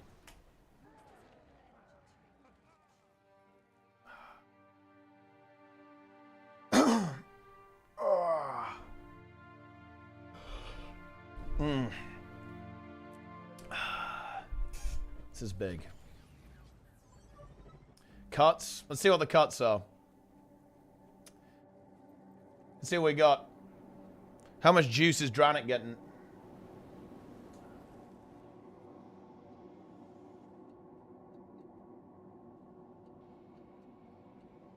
Top left. What is this?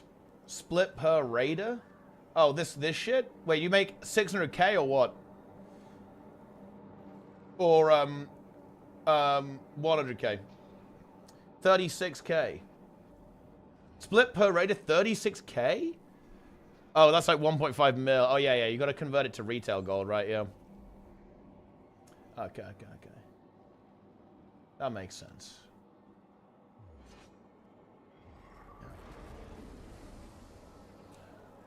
I thought you said this game was too easy. Well, I mean, it is, but you know, we're not executing well. You know, people say this all the time, actually. And people, I know you're saying it as a joke. I think you are anyway. But a lot of people say this as like a justification. It's like, just because people struggle with a game doesn't mean it's difficult. I mean, look, plenty of people struggle to tie their shoelaces. It doesn't mean that that's a difficult task. Clip-on ties exist for a reason. Some people have never mastered the art of tying a tie. And I can do that, and I hate ties. Yeah.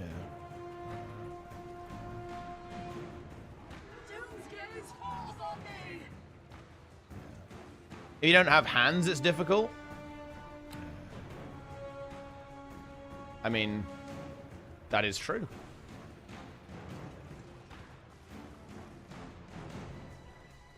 Here we go.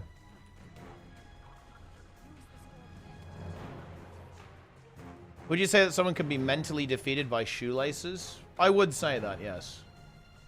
I would say that shoelaces can win.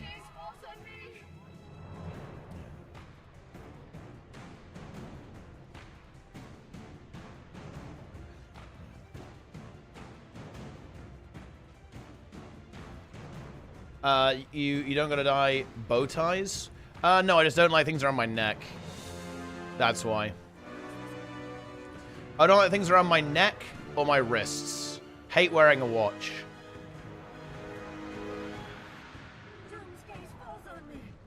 For the same reason.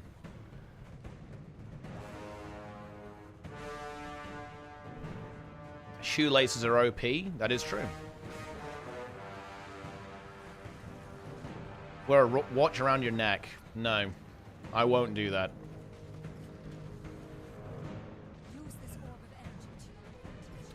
Ah. It's time, guys. Let us destroy Doom CM together.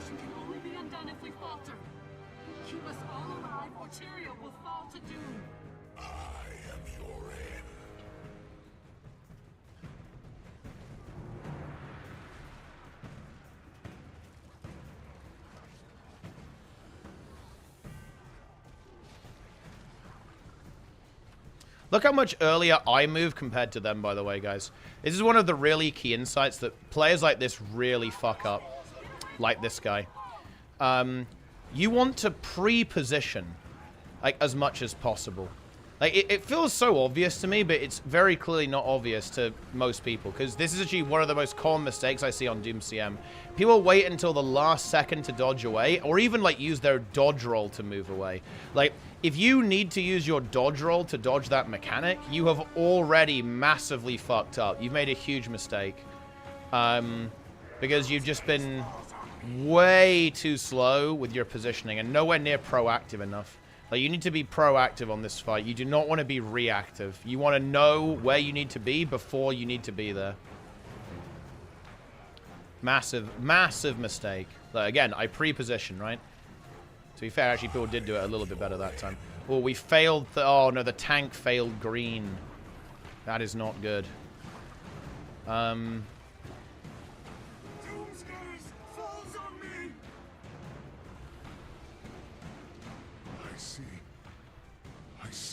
Fine, we're a healer down.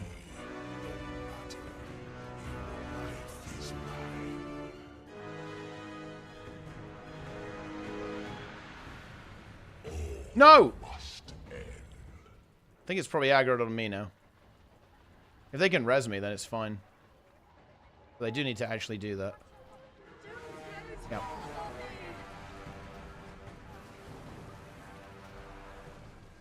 Unfortunately, we don't have a healer anymore. Which is not good. Struggle no more.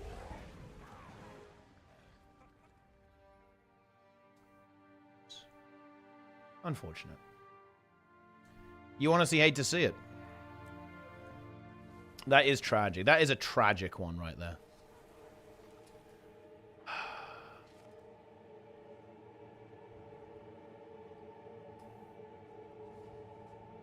Just 6 hours. I mean, it's nearly 7 hours now. I want to kill Doom. I'll be sad if I abandon them.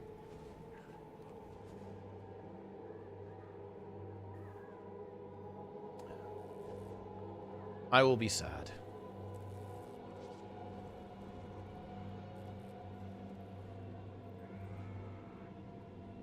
Strikes, embassy.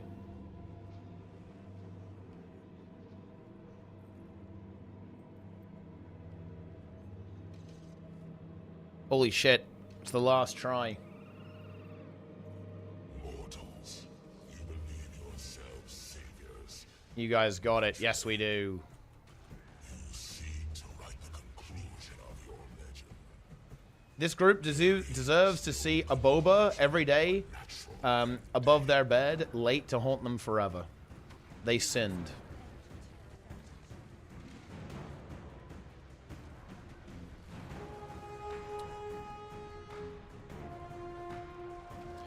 You know what? Speaking of which main is the worst type of main in Guild Wars 2, guys? Is it Ellie mains? Necro mains? Guardian mains? Thief mains? You could even say Elite Spec. You could say, like, Berserker mains, for example. It could be anything. Ellie, followed closely by Thief. Forum mains.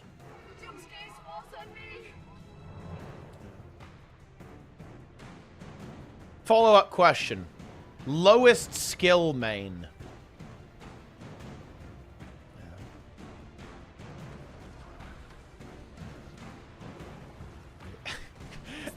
Ellie.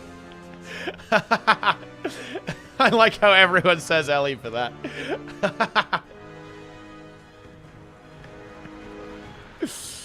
Yeah. Free game. Yeah, there's like a free-to-play, almost like a trial for this game, yeah.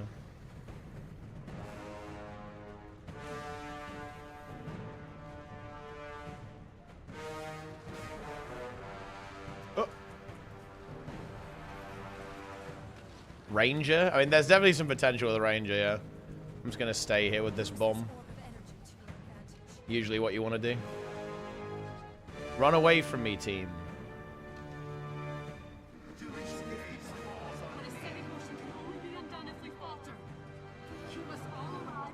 Rev is honestly not a noob stink class.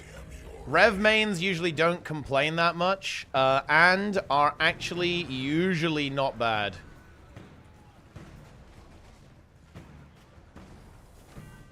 Most of the time, anyway.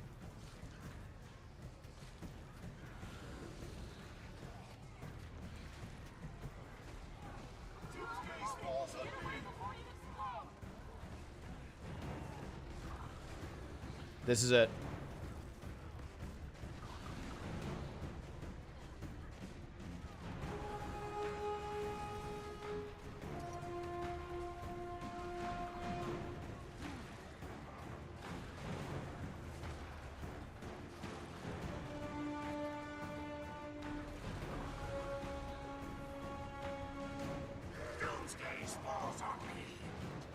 All right, here we go.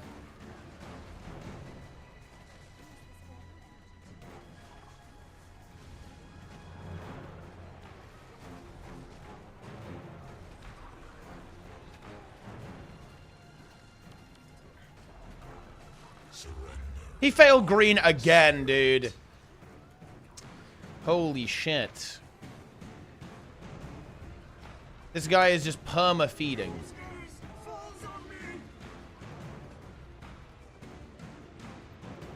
Fuck. Dude, the guild panel let me. I'm trying to drop a food so I can get toughness. Oh, someone also just died, though.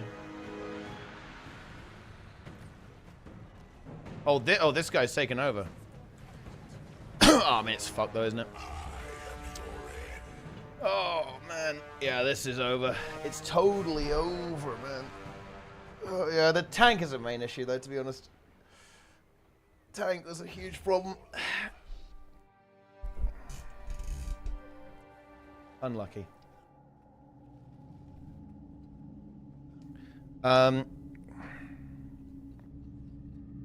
Unfortunate. It's just not the day. Good job. Okay. Good effort, team. I'm out of here. Right. It's the end of the stream.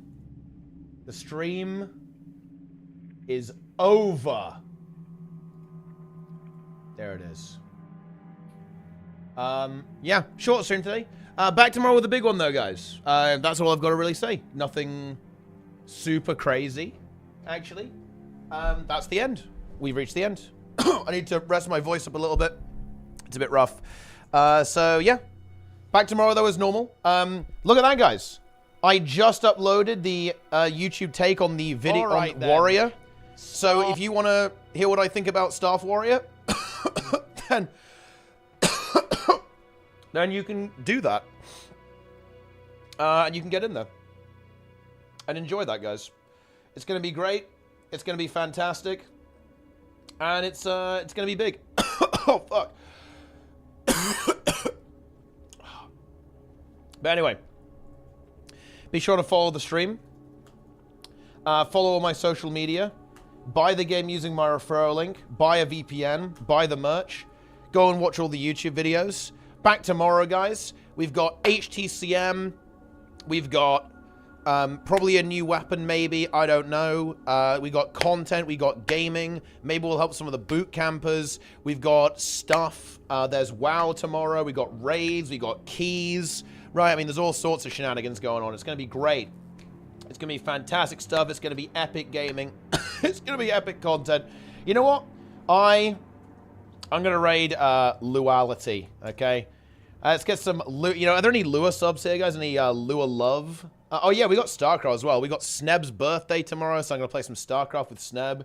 It's going to be good. I'm returning the raid to Lua, who raided us yesterday, actually, while we were watching, while we were playing some WoW. So now we're going to go watch Baldur's Gate 3. It's also going to be bunny-themed as well at the same time, because Lua is a bunny enjoyer. Okay? So that's what we're doing. Old Guild Wars 2 streamer, by the way, guys. Ex-Guild Wars 2 creator, streamer, raid enthusiast, dance pad enjoyer, all that kind of stuff. But anyway, that is going to just about do it for me. Hope you guys enjoyed the stream. Back tomorrow. Go on YouTube. This is just regular DPS Scourge. You can find it on any build website, including hardsuck.gg, so you can go and have a look at that. Follow, subscribe, come back and watch every single day. Give me your money. Spend money on a variety of things. And be sure to come back and watch every day across all of my various platforms. And it's going to be great. Good night, my friends. Thanks for watching.